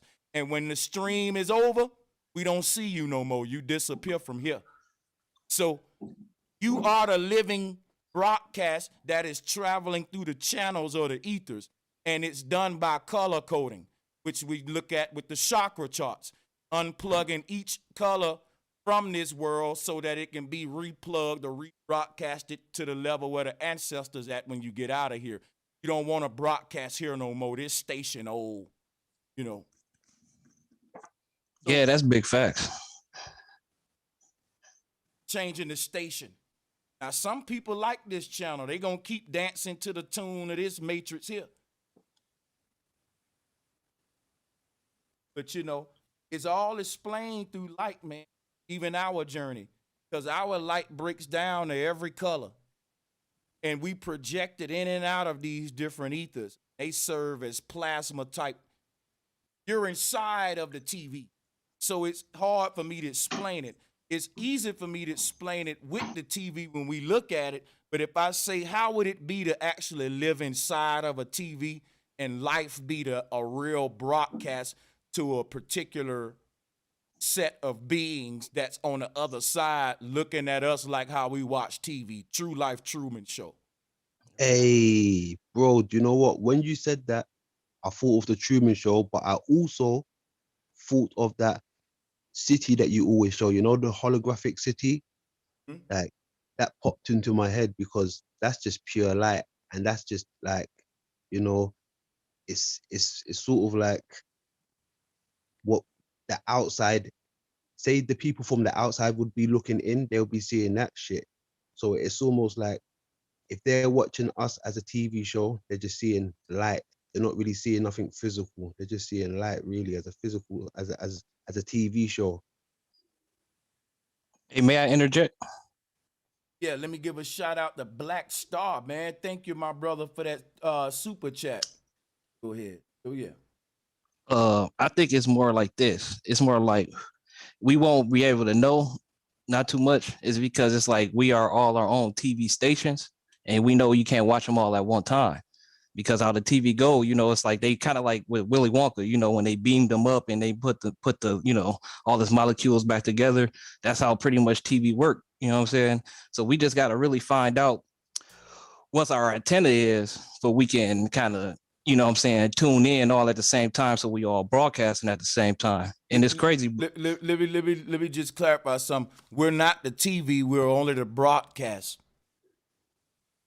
Right. I was like, the universe would be more of the TV, and we, like I was saying, like, yeah, we are the broadcast, but we won't kind of really know too much how to figure it out because all you know, if you like you channel surfing, you know what I'm saying, you go from one channel, you go to another one, where they all broadcasting at the same time. Just because you're not tuned in, that don't mean it's still going. Like with the, you know, multiple realities and everything. You're right. So you know what I'm saying, I think what it is like we just got to find out, because once you do that, you know what I'm saying, you got to find the antenna to tune into that. So if we find our antenna where we can find that frequency, those gigahertz frequencies where we can all tune in together, we have a better chance. Or, you know what I'm saying, I think we'll get closer to the truth. And also the other thing I wanted to say is like it was crazy because just building back to what you were saying about the light coming out the pyramid. I don't remember who said it, but somebody was saying like, what if it's projecting off the dome? I was wondering like maybe what if they projected it back at the North Pole, because like you were saying about the straw in the middle and maybe how it was reflecting, and they was putting their will into the ether and it was reflected back out like that rock into the pond or Now whatever. You know what I'm saying? that's a very good alternative theory, and that's one I'll consider. That actually makes sense. So that's another one we can put on the table that I won't challenge. That's a well thought out one too. Salutes to the brother Onyx. If you want to, Yeah, that's a good thought. Yeah, that's actually interesting too. That's something to think about. Yeah, So- because it's kind of just like how, just same way how broadcasters work. You know what I'm saying? We got our antenna, which is the North Pole, and then they shoot out waves just like that. But what your TV is doing is saying it's going to 5.089. You know what I'm saying? And then that's how you get CNN or whatever. Hey, I'm saying I think it's a code where, where we can like tap into all that. You know what I'm saying?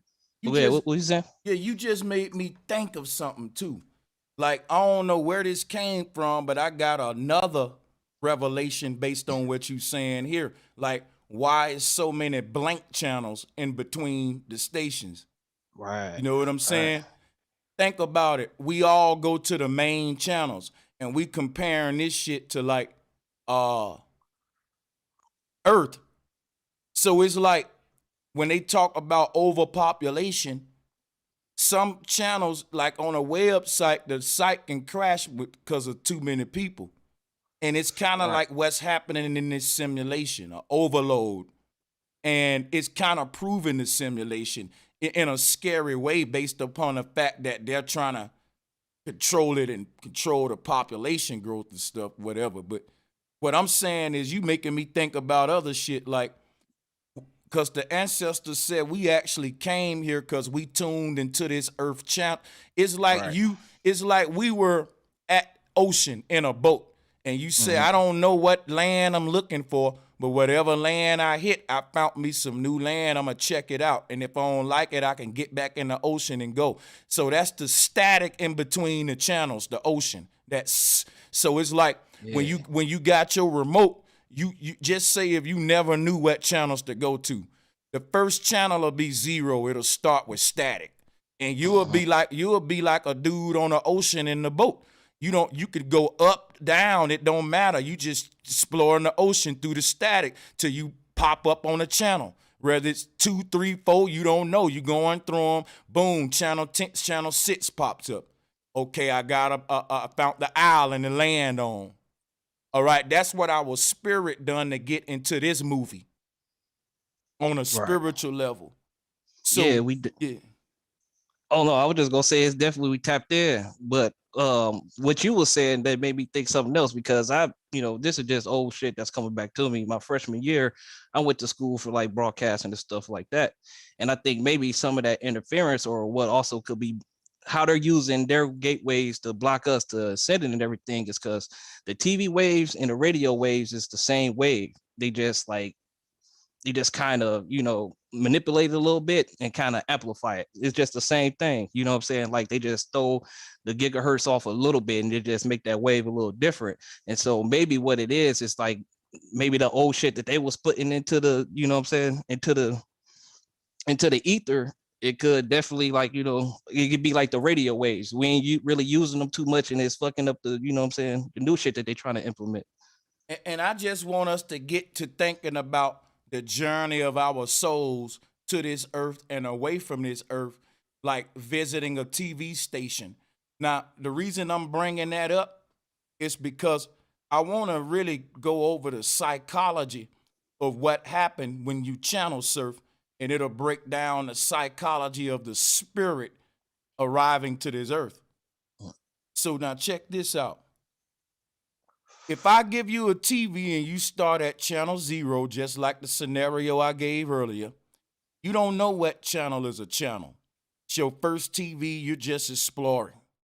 When you make it to that first channel, you say, well, I'm interested because I found my first channel, so I'm going to look at it a while.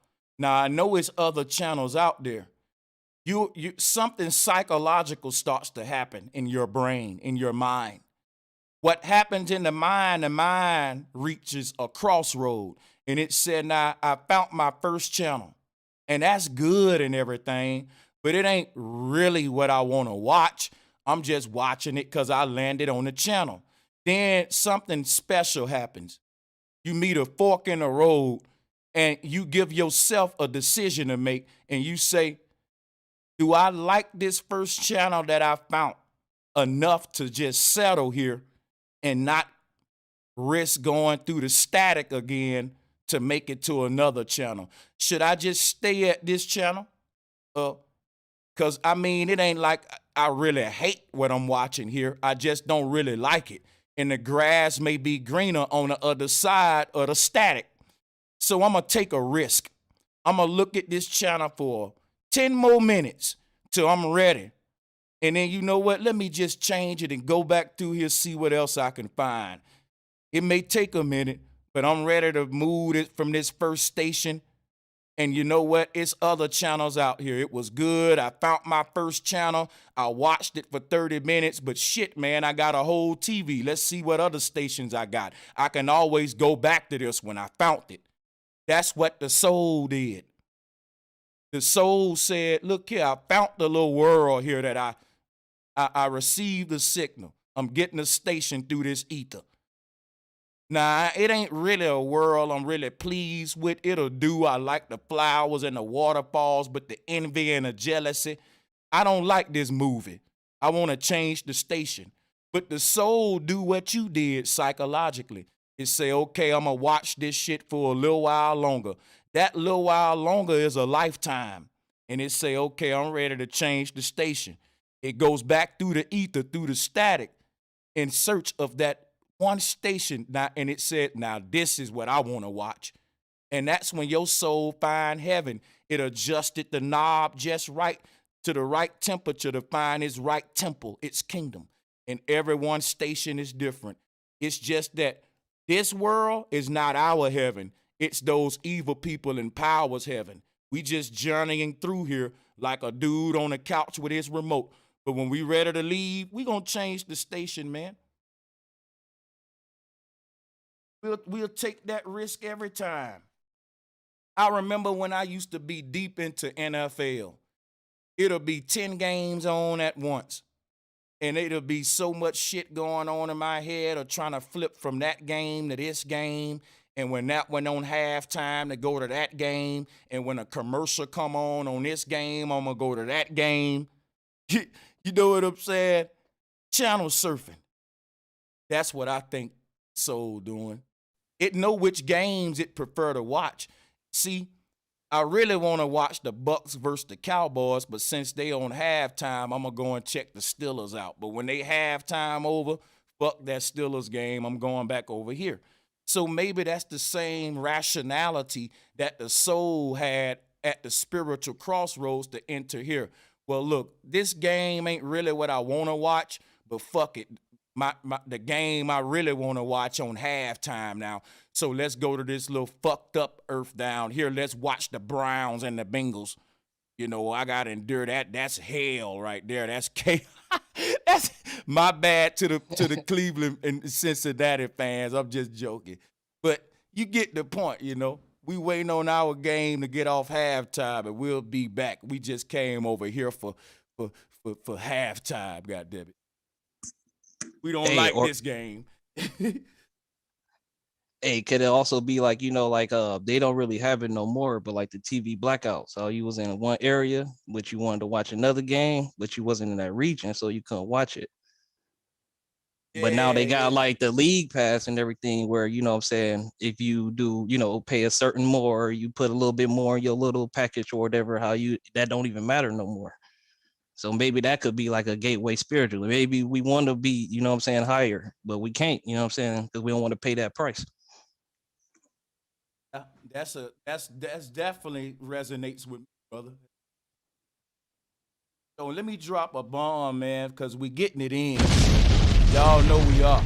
Told y'all we got the dopest, deepest panels on YouTube. Fiasco, you got it, bro. Oh, yeah. Yeah, I think what the brother just said was actually that actually made sense. I was just thinking about what you were saying. I didn't really have much to say, to be honest. So you can I'm gonna hand it off. All right, that's cool. Let me take this picture off of here real quick. Now, today is Monday. It's 3:00. I'm gonna shut down this, but I may come back though because I'm feeling the energy. But I'm gonna shut this one down. We at the 5 hour mark. I want to chop it up and re-upload it on the other channel to show this whole second son thing.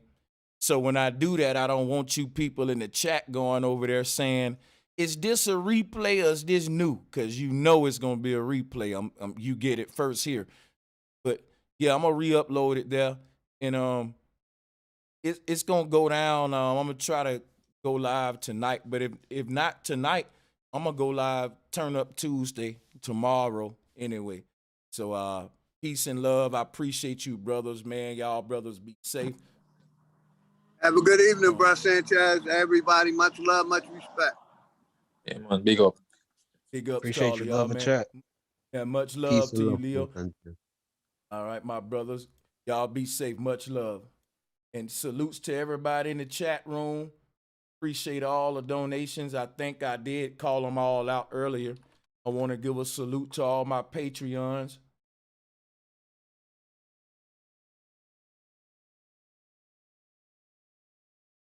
And to the Cash App donations. Again, another donation from the OG Leonardo. Much love. And that was the last one. Peabody Grind. Appreciate that. And Wesley Seaton. Pamela, just give y'all another shout out there. Appreciate the donations, guys. Let me do something else too while I'm at it. Oh, because we got some Patreons that I want to give VIP shout outs to. Ibrahim Barrow is a golden tier Patreon, and 5 Angels is also a golden tier Patreon. So I want to drop a bomb and acknowledge those golden tiers, man, with a bomb, Becky, please. We appreciate these guys making such a gracious pledge. So Ibrahim Barrow, 5 Angels, golden tier Patreons, appreciate your pledge. And to all of my Patreons on all tiers, silver, bronze, we appreciate you. For my future diamond, for my future platinum Patreons, we want to thank you in advance. But I got to get out of here, guys. Peace and much